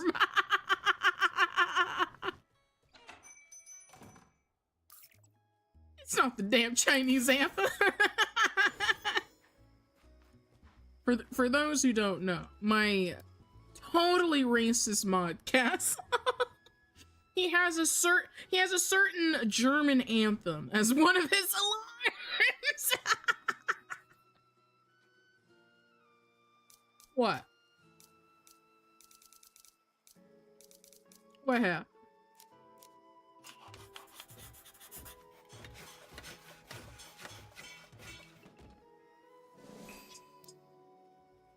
And we all said, how could you? And all he did was laugh. Racist, I know.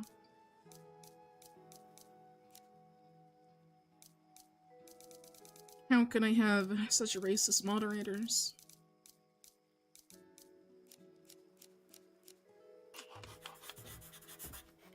Bitch, I'm not racist. I'm not racist.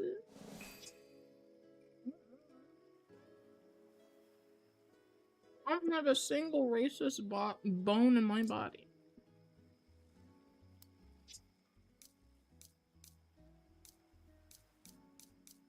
Huh?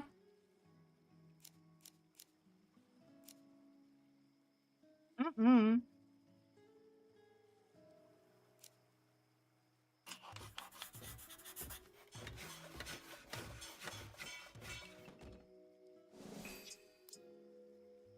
I can't be racist. I have black and white hair. Wow.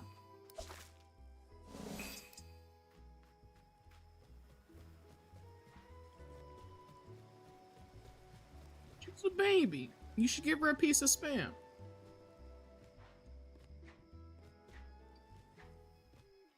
Oh my god, how could you say that about her?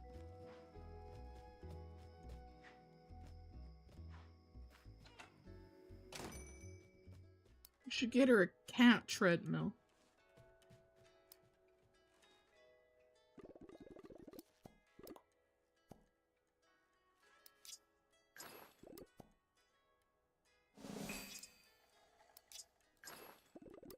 Okay. Okay.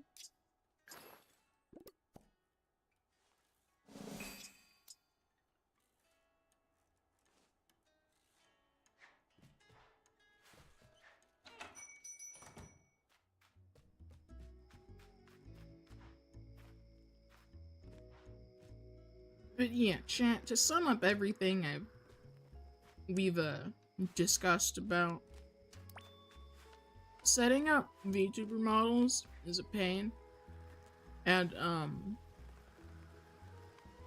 artists should not expect their clients to charge to pay for their water bills and their electric bills. Should artists be paid? Yes, but we should have reasonable pricing. There's another thing I want to talk about, actually, now that we're back on the subject.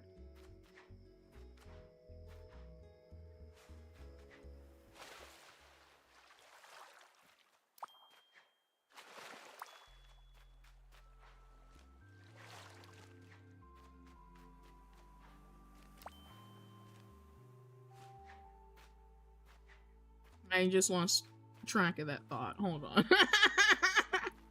I really lost track of the thought. It's horrible.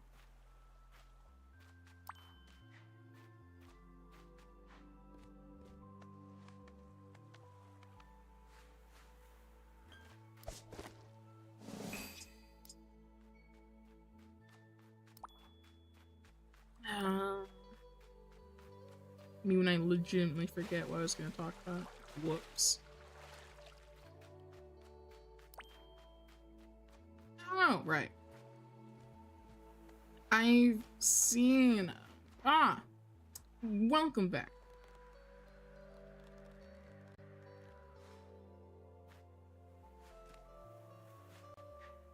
I said welcome back! Bitch.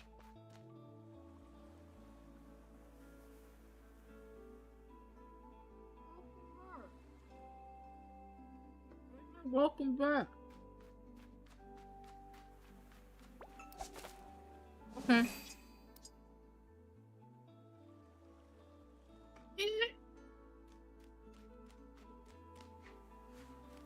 Yeah, that was another thing I want to bring up. About the artist discussion. I've seen the take of people saying that art is a luxury, so we should actually be able to charge whatever we want. It's like, no.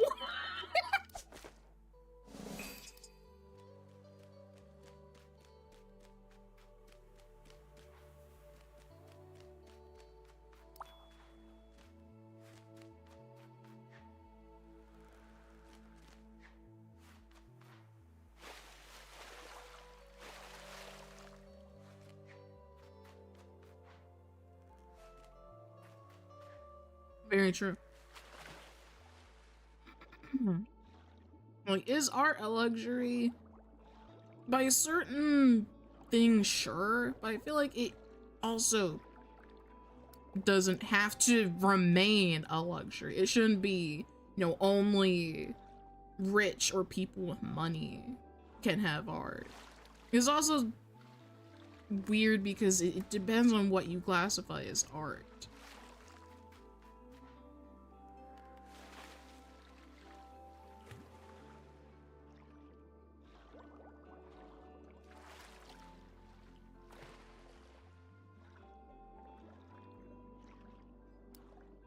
Yeah.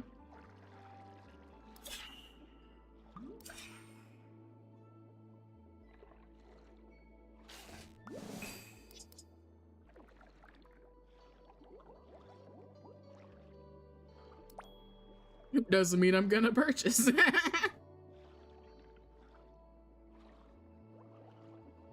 Mine. Like. Oh, you're gonna piss off the artist, man. Yeah. My stance is kind of all over the place. Like, I feel like, is art a luxury? Technically, yes, but it depends on what you deem as art, and also it doesn't have to be a luxury anymore. Like, we're in better days. At least most people are. It doesn't have to be something that only certain people can have.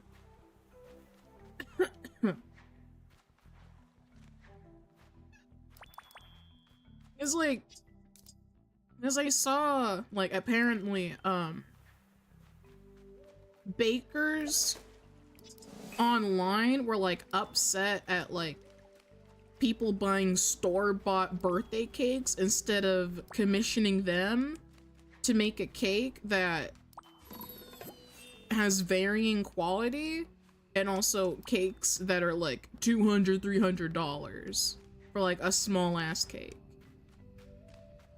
It's like, well, yeah, I'd rather go to the store and get a store-bought cake and then rather pay fucking hundreds of dollars for a cake that I that like could probably be finished in a week.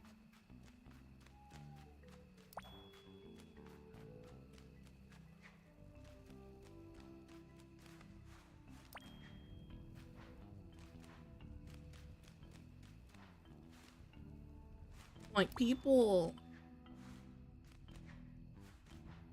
I don't know. I feel like it's weird to say that, like, certain things are a luxury. Like, sure, but I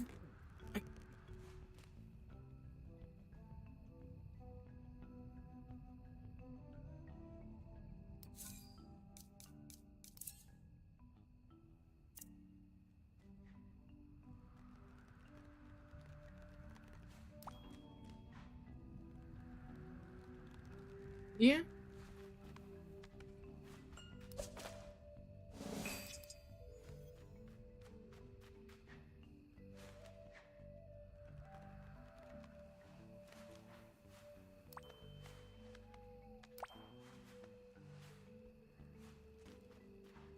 Very true. True and real.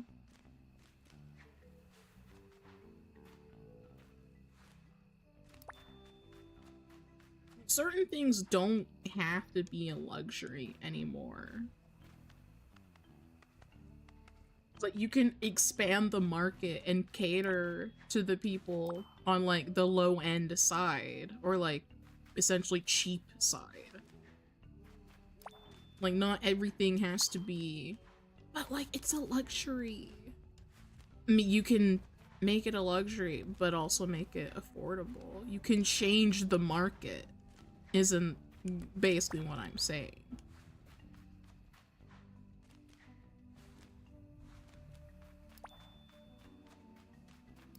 Because you'll always have market and like low end affordable like price stuff. Does every artist have to cater to low end broke people? No. But there's always a market.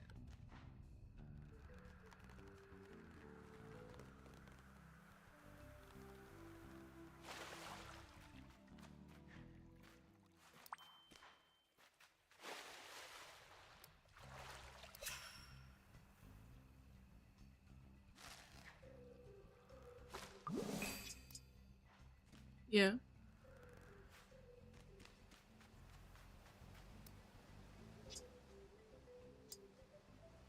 Oh yeah.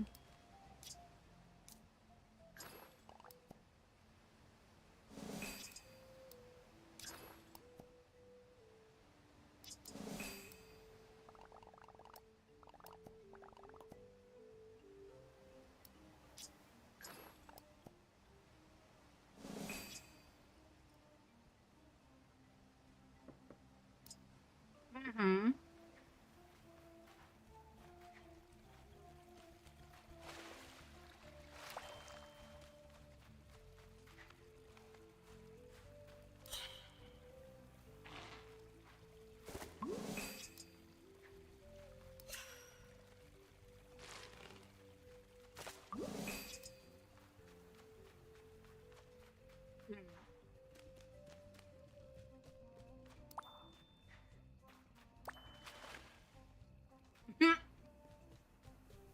Yeah. That ties back into like my stance on artists need reasonable pricing. We shouldn't be charging the customer, you know, an extra upcharge of like $170 because, oh, well, like, I broke my leg, so, like, it's hard for me to get to my desk. It's like, that's on you, not the customer.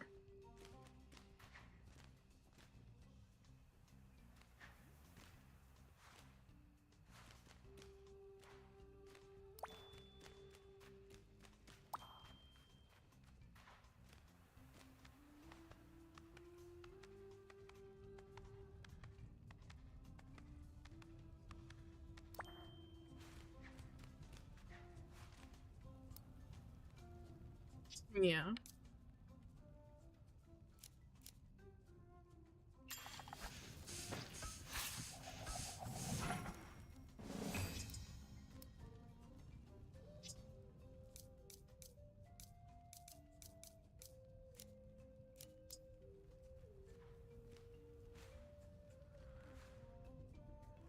That's why there's a market.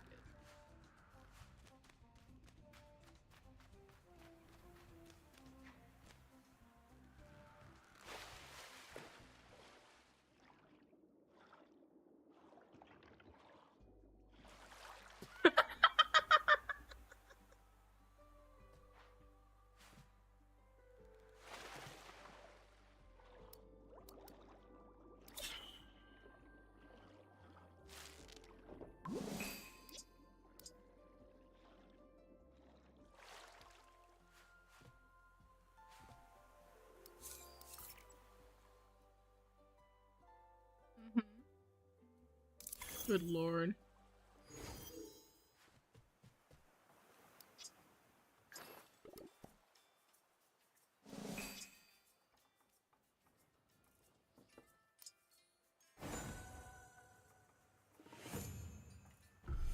Very true.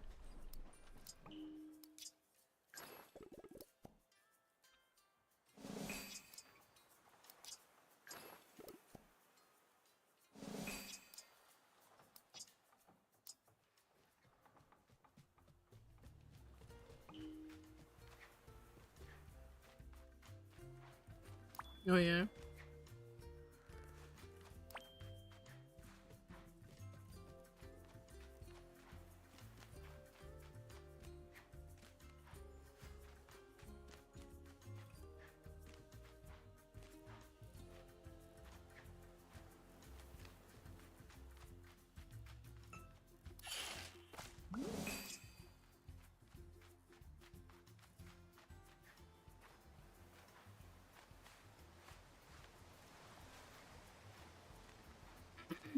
Yeah, that just ties back into my stance on reasonable price.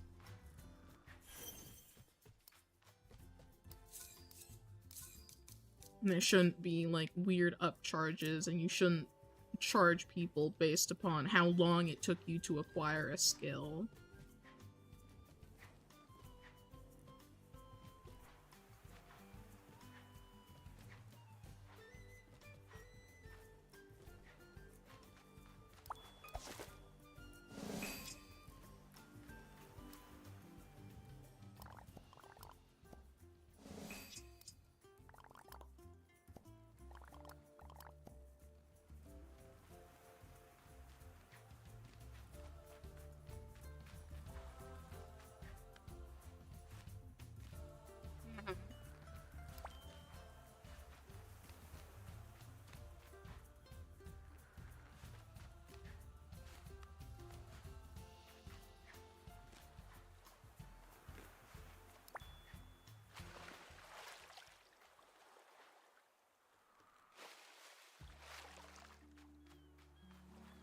Yeah.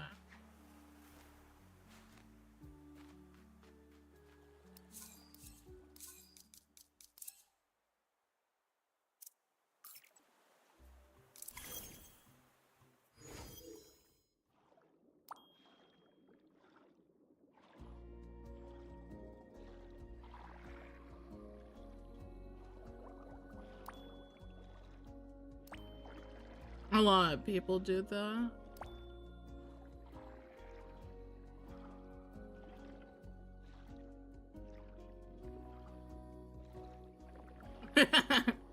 Yeah, true.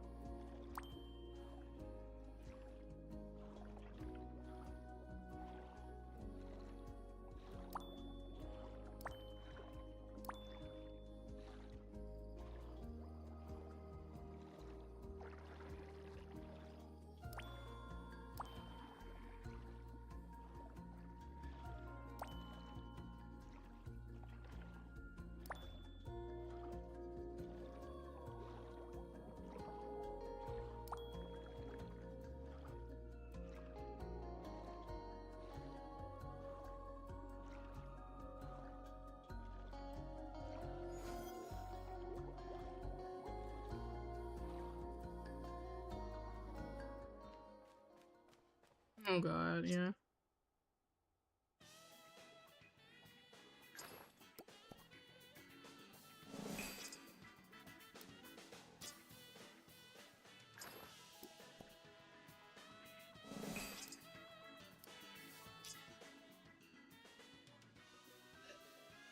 People do be crazy as hell.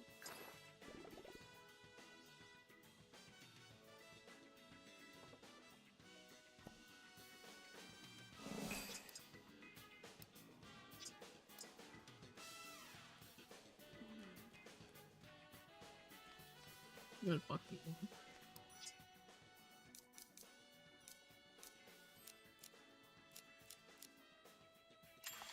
Good.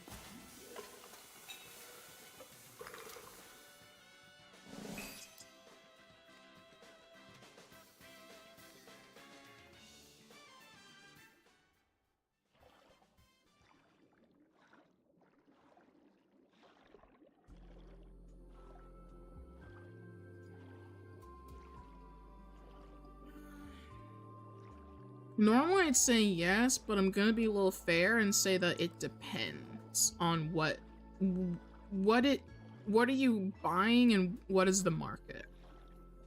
Like scalpers who like buy a shit ton of like Pokemon stuff and then like upsell it, those guys are jerks.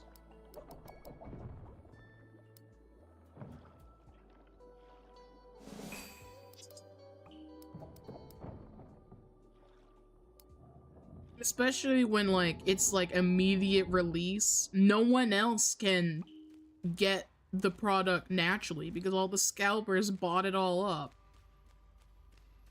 But you're not even giving the average man time to even get said product. You're just buying it immediately and then hoping that they buy it from you exclusively.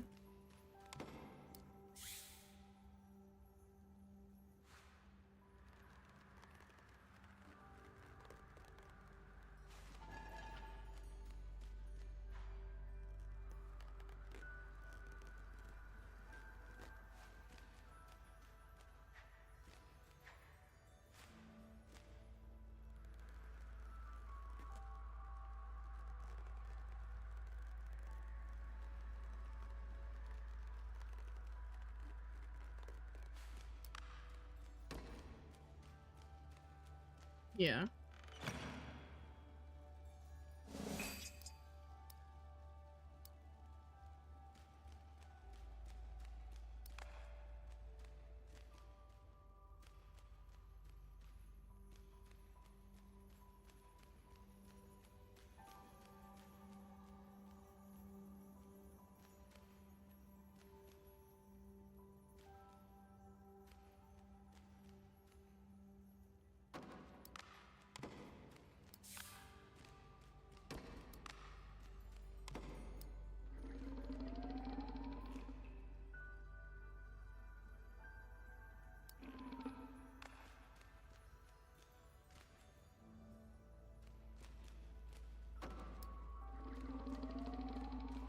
Just because they suck.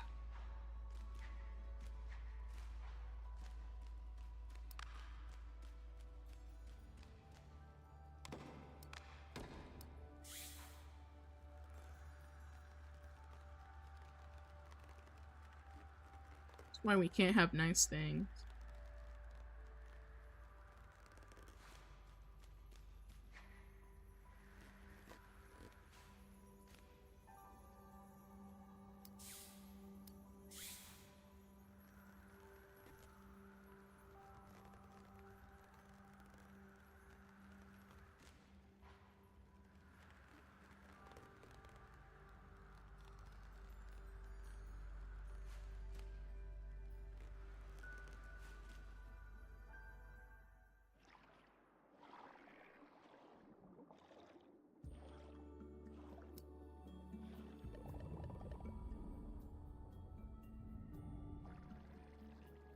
Oh god.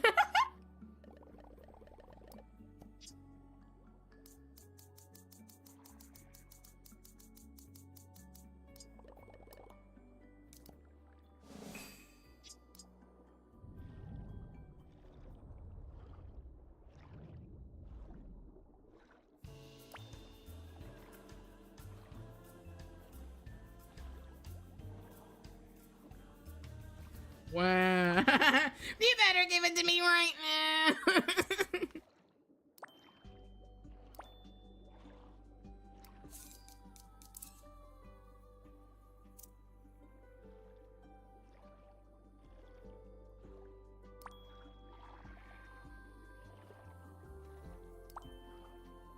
Yeah.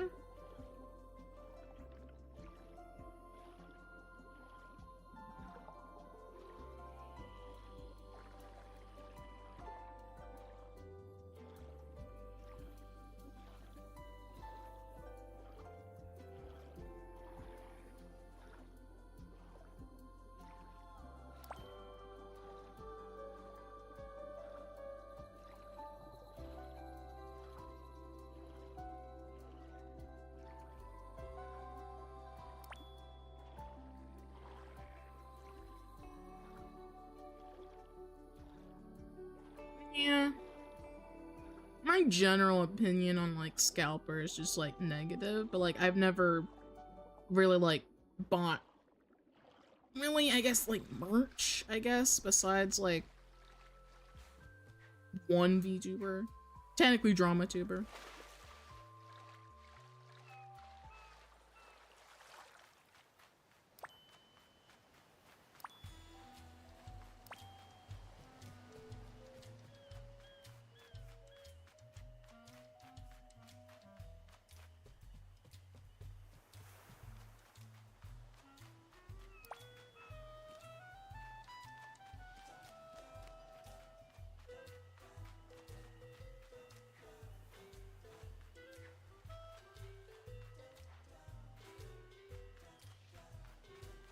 You need to give it to me right now. Oh. I still want to.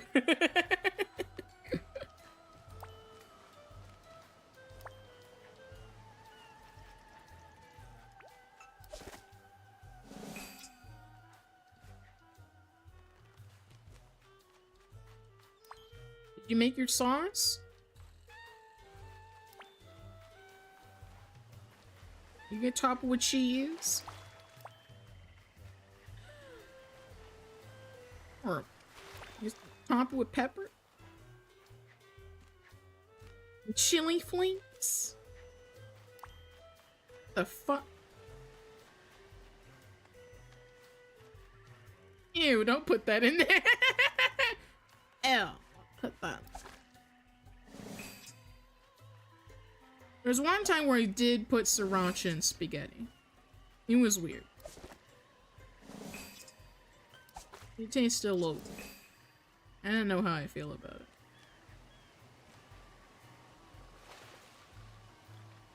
Give her a piece of spam. You should give her some spam.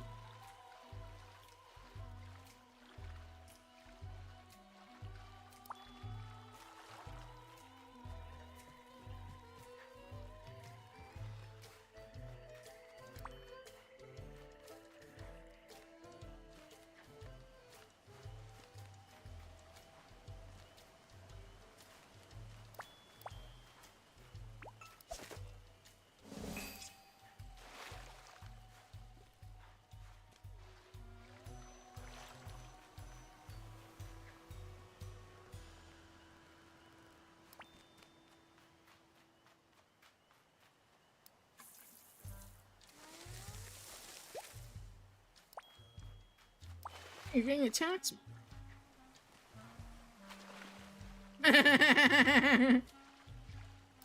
Taxes for you. You want $1?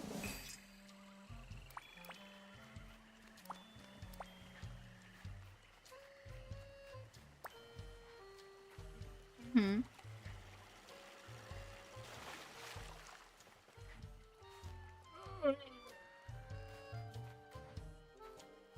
$200. Even worse.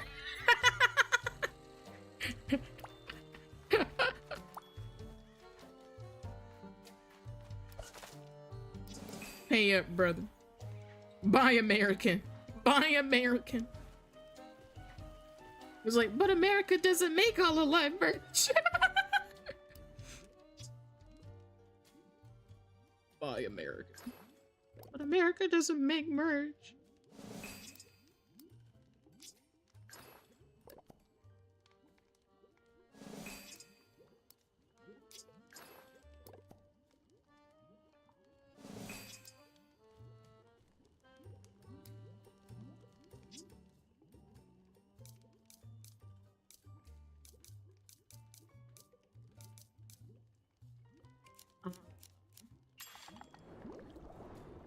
I've never bought merch from a corpo, so I wouldn't know. Well, yeah, my only real piece of VTuber merch is Uwu Market. When I bought Rev's Desmat, I got a little standee. It's my only real merch.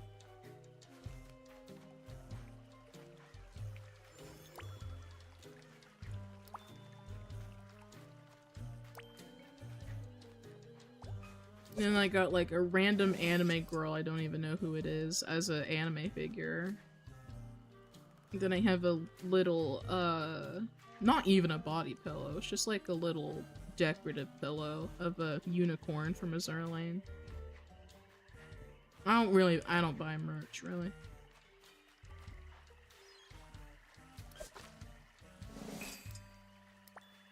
I'd like to, but, eh. I guess I just like practical things? I don't know.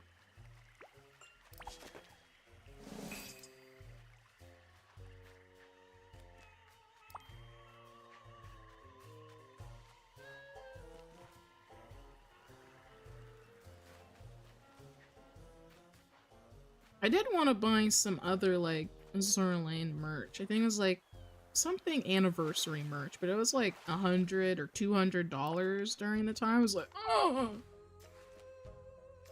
so I didn't get it. You got like, I forget what you get. It was like art. You get like a ring of something, and I forget the rest. Shut up. You know what I have. What I have.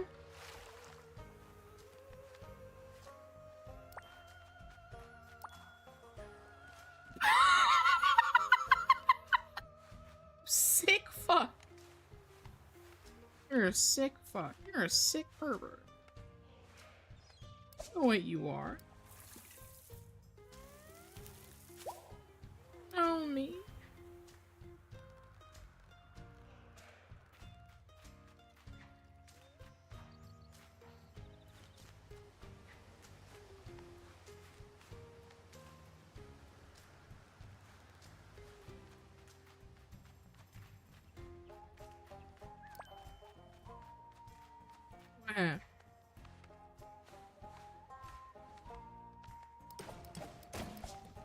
Pain. Taxes. Pain. Paid more for you pay more for the Oshi.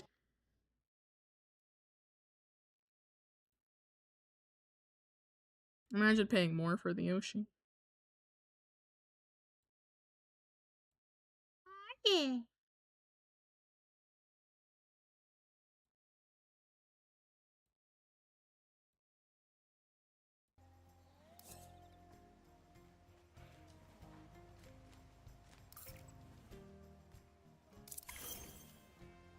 I can't buy merch anymore?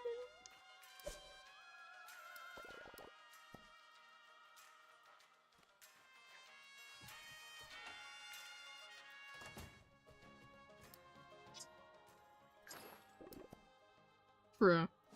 I wouldn't pay that either.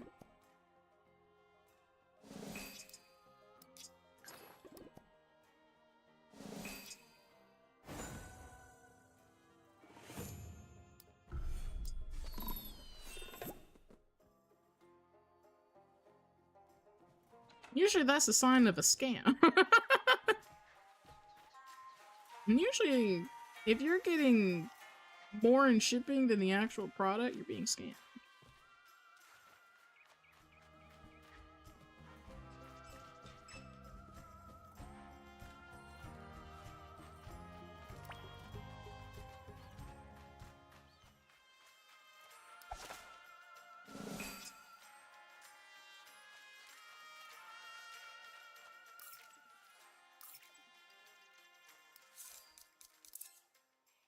Do you have room for them all?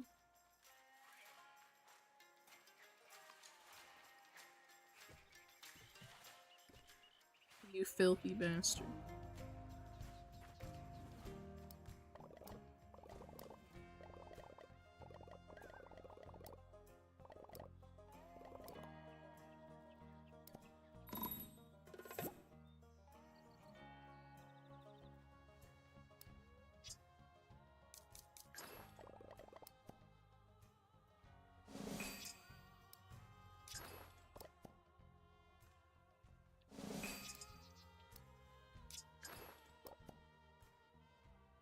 Fauna?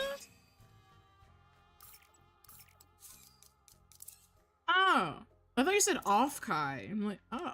They didn't give you merch? That's fucked up.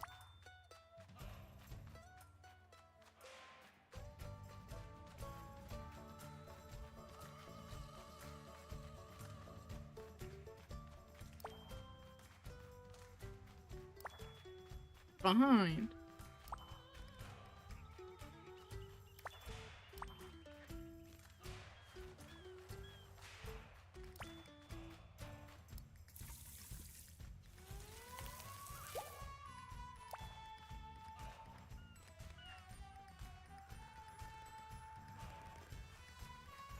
They said that, yeah. And what if she never what if she never sends the autograph?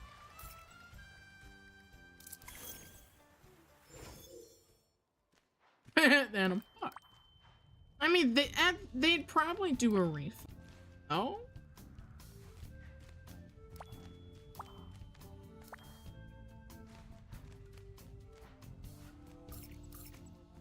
Damn.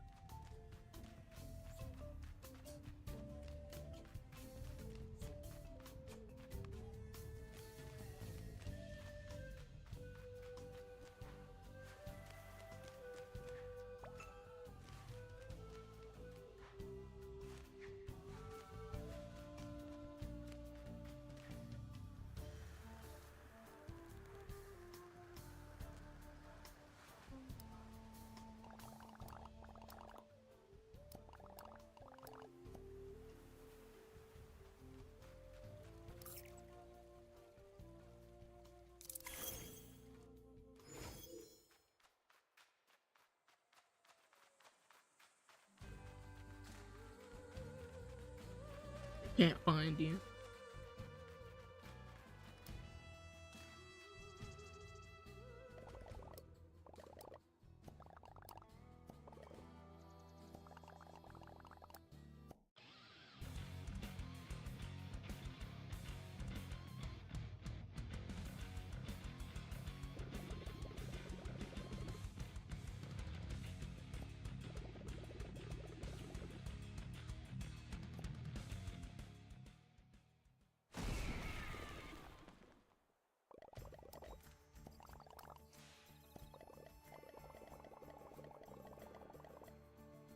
What size are they? They probably won't fit my feet. I got big feet. I got big feet.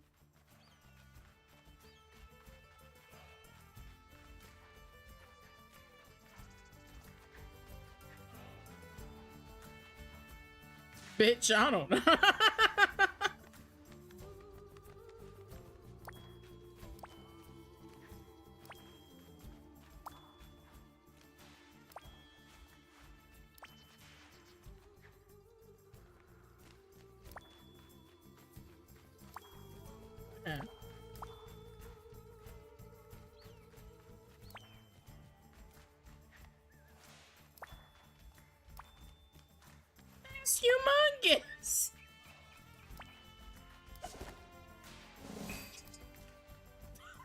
You, apparently. Even that's big on me.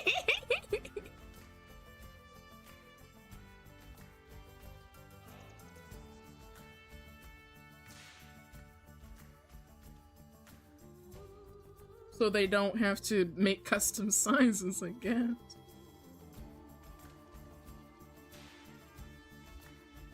So everybody can fit.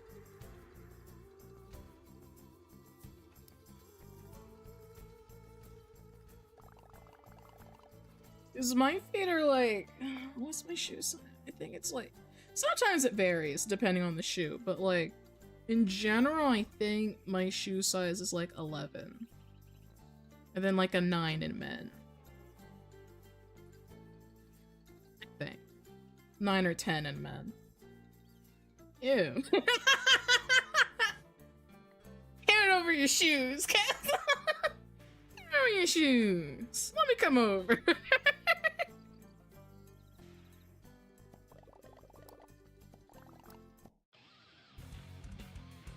Let me come over.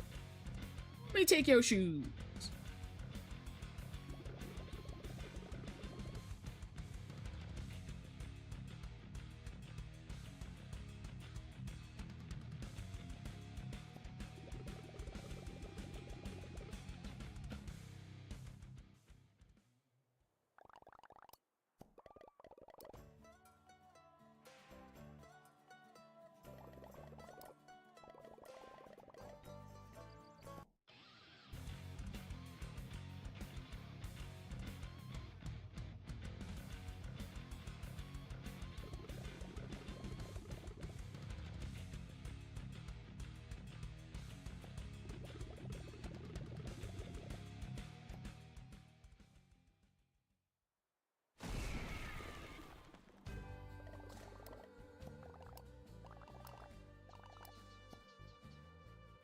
What?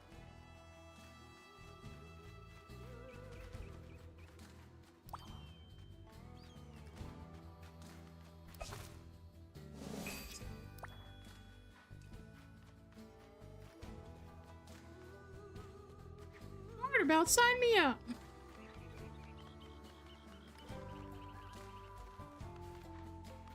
I have one.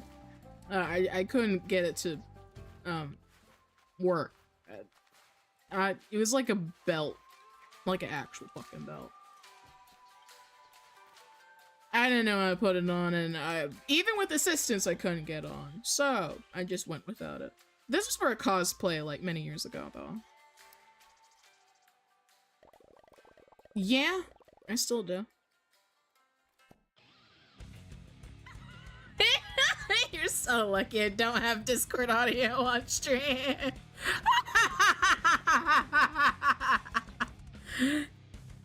No! Chat, he's saying slurs. No!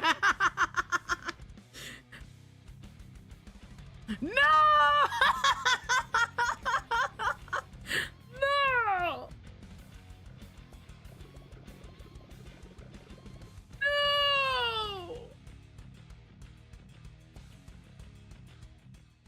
No! Castle wants to be freaky.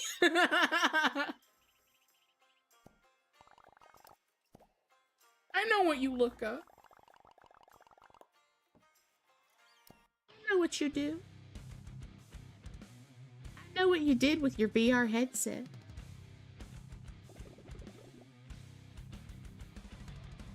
Yeah, you fucking sold it.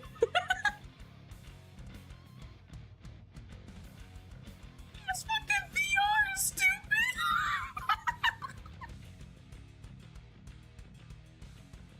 You're just not built correctly. You're fucked up. Fucked up. Fucked up.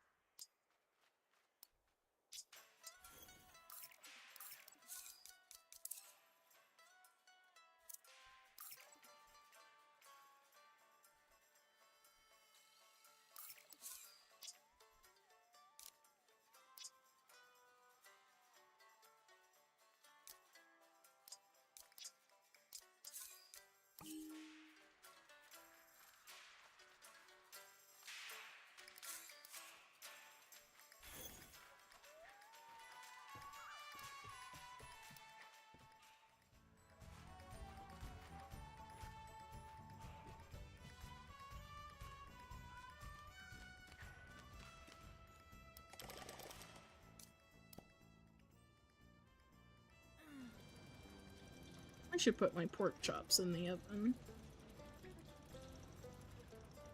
I said I was debating it. I didn't.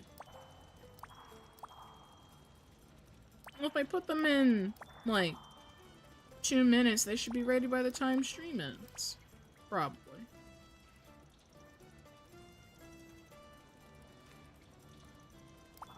Gonna eat them with the rest of my Alfredo.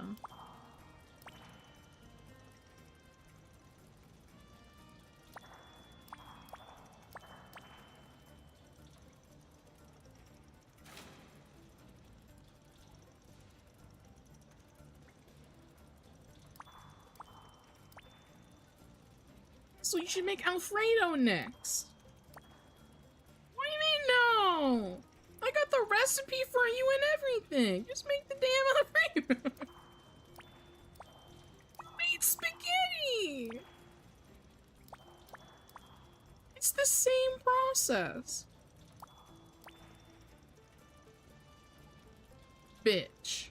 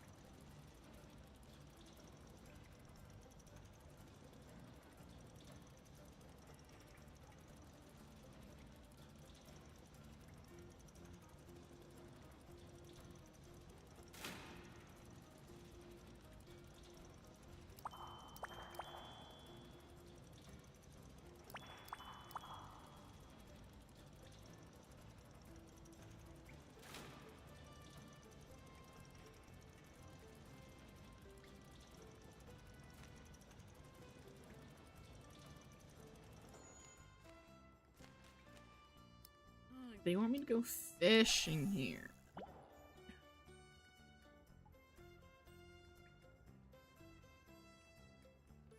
Oh, Quest and Hello Kitty. You want me to fish at certain places.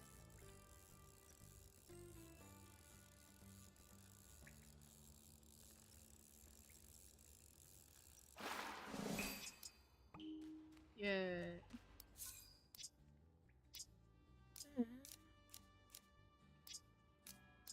To take a picture with a person.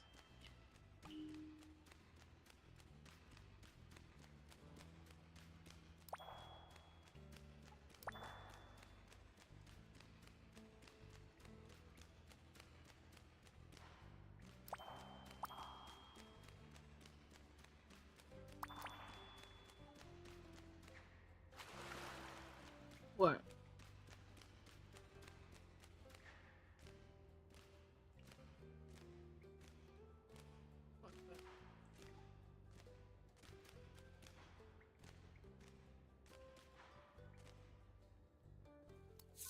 I wonder how many people are gonna burn their merch over collabing with male VTubers.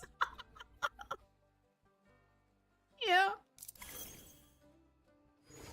How many are gonna burn their merch?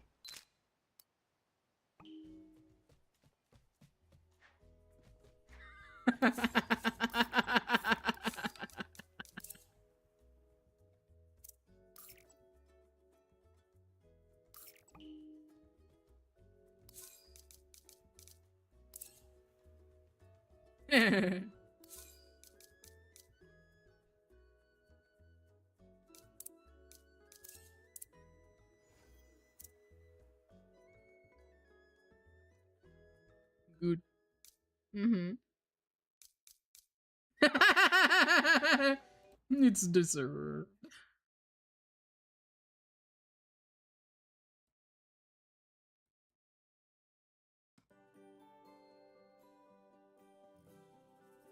I think I need to get a new mouse. My mouse is trying to drift for some fucking reason.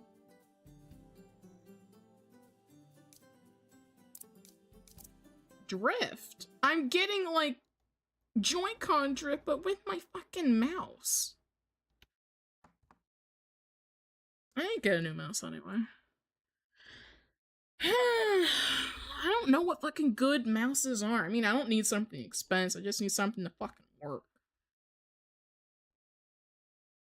To be honest, I don't know. Some like stock thing. Like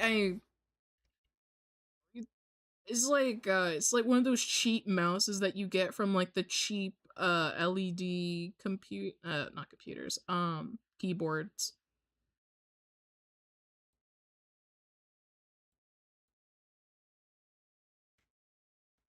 It's a Magic Eagle, I think. Yeah, it says Magic Eagle. There's like no customization for it except for like DPI. It just changes colors. It's kind of heavy.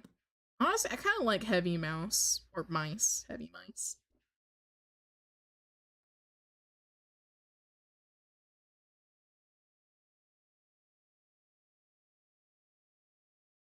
Yeah, that's why I suck at FP. Because I have a heavier mouse.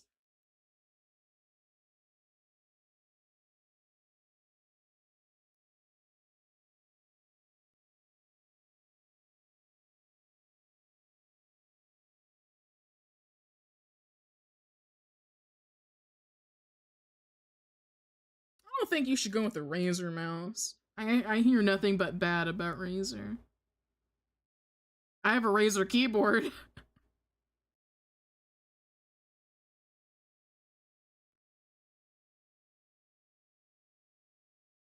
I have a Razer headset right now. This one was refurbished.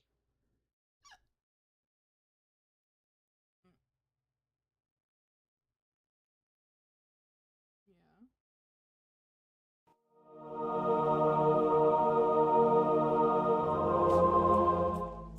For some reason, it's only with Hello Kitty that I'm getting weird mouse drift for whatever reason. I don't. Fuck you.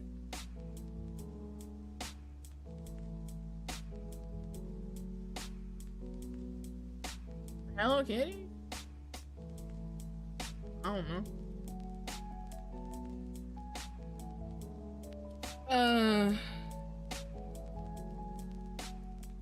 Base game's $40. I bought deluxe, which was an extra 10 to 20. It's like $70 total.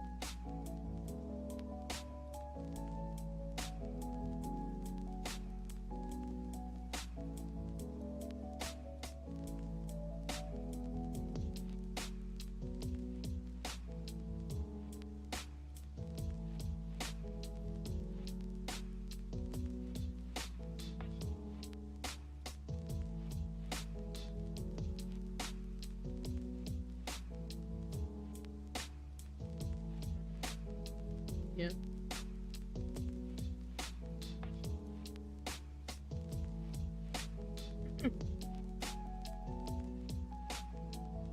And yeah, the Nintendo Direct is tomorrow. We're gonna talk about the Switch too. We're gonna talk about the Switch too.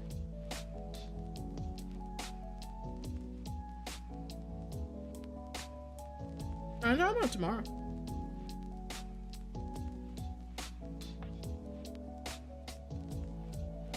Let's go to Switch 2. Oh, depending on price, I'll probably either pre-order or just save to get it, maybe.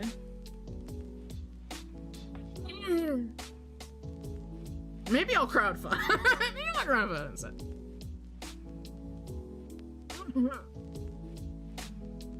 I heard like leak price was like $300, but it is a leak.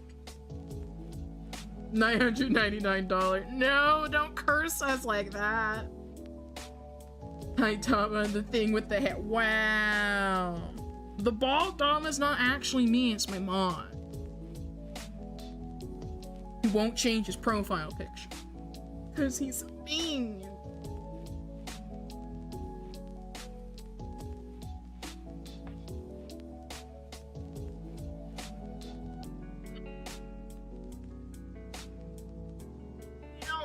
I'll probably get the Switch too.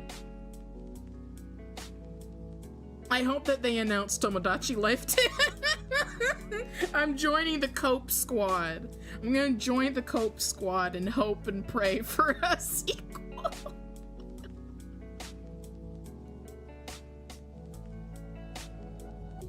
Oh, you know there's gonna be hella scalpers and they're gonna be annoying as fuck and they're gonna like probably upsell it for 700.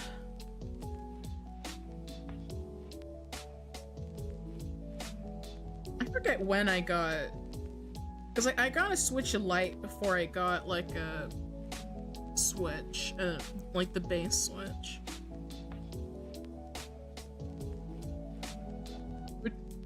Which one with hair is the mod? Wow! I see how it is.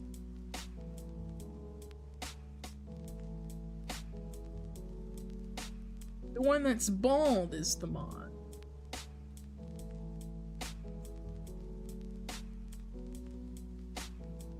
Where's he talking about? No way, the Waka Waka. Oh my god, he's in here. And he's on his phone. Ew, what are you doing?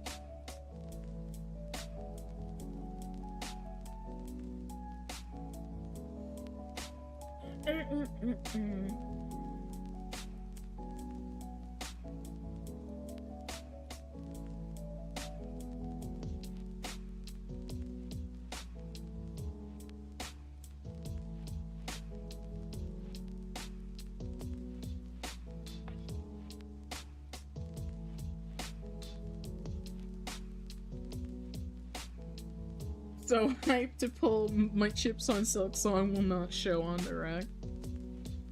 I don't know. A lot of people are saying that it may happen because of like updates on the Steam page for Silk Song.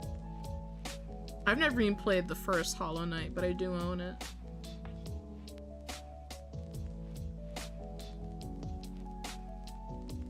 Maybe I'll play it one day.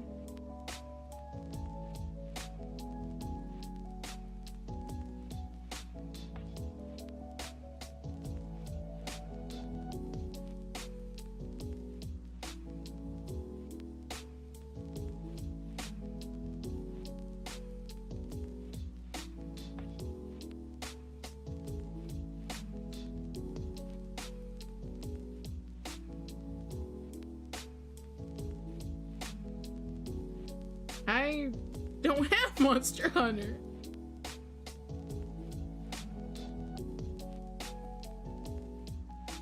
I got other games I need to play. I'm already swamped in games right now, man.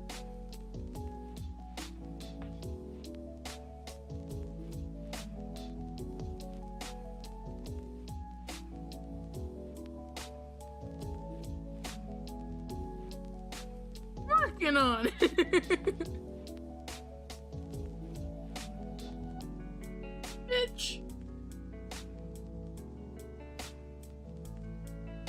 Yeah, we beat Lady Dimitrescu. We're just like wandering outside, trying to get to the next area. Cause I don't know where to go. So we were just wandering.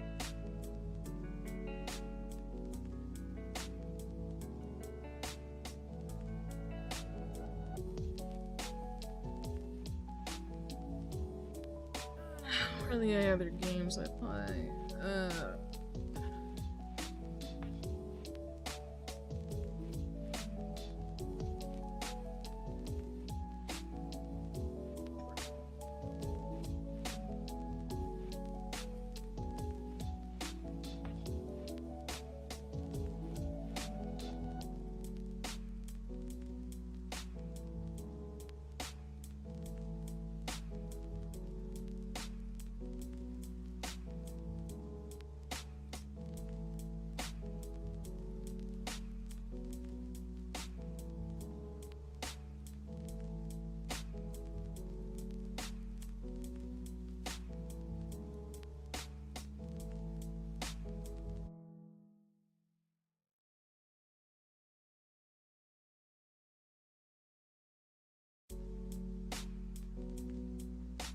See when I can fit it in. There's a short game I wanted to start playing.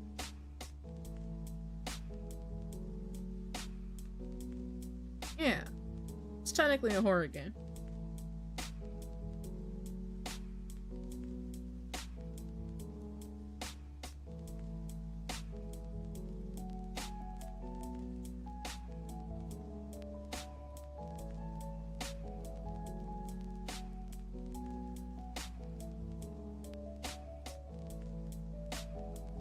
Shocking, I know.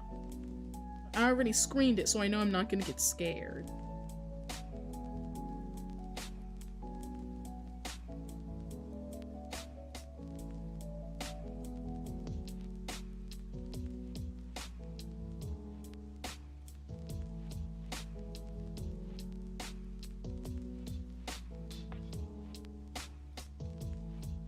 Come back to that later.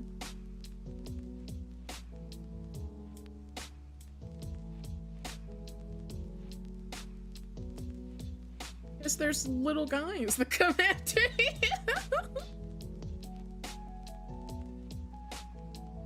Yeah, but there's noises. Noises are scary.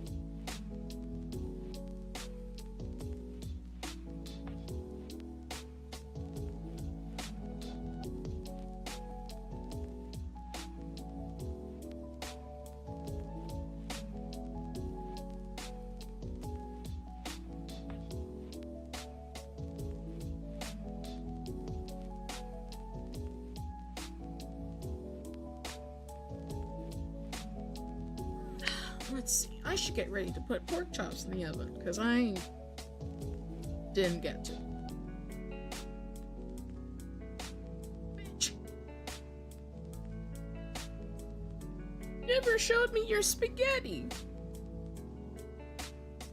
Oh, I didn't see it. Well, you never showed me.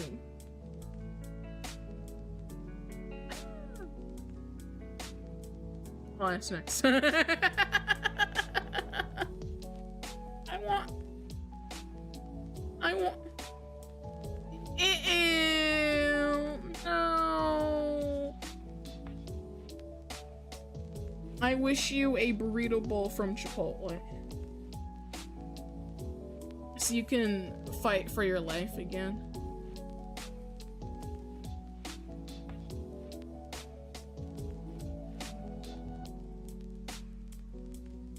I wish you another ramen bowl.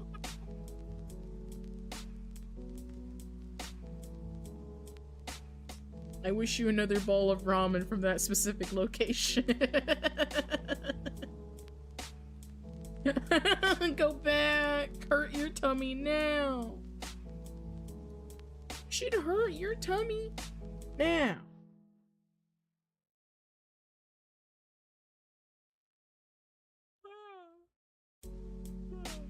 But yeah, I should head out from stream and put pork chops in the oven. So, I don't think I have any updates. Let me see who I can raid. Is anyone live right now?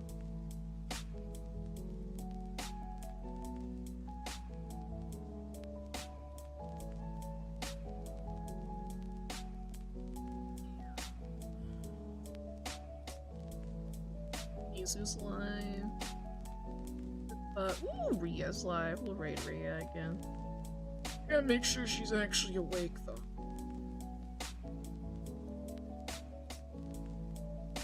Sure she's is there. Or we could raid Mizu. I kinda wanna raid Mizu.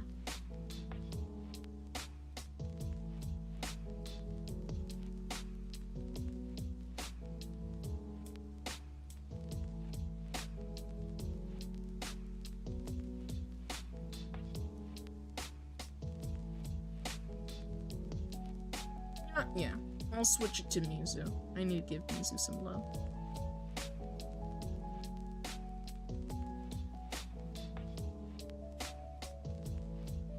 I want to raid on Twitch.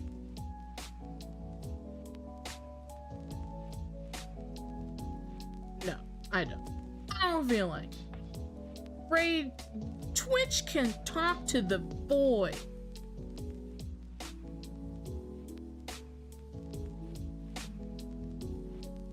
I know, no love.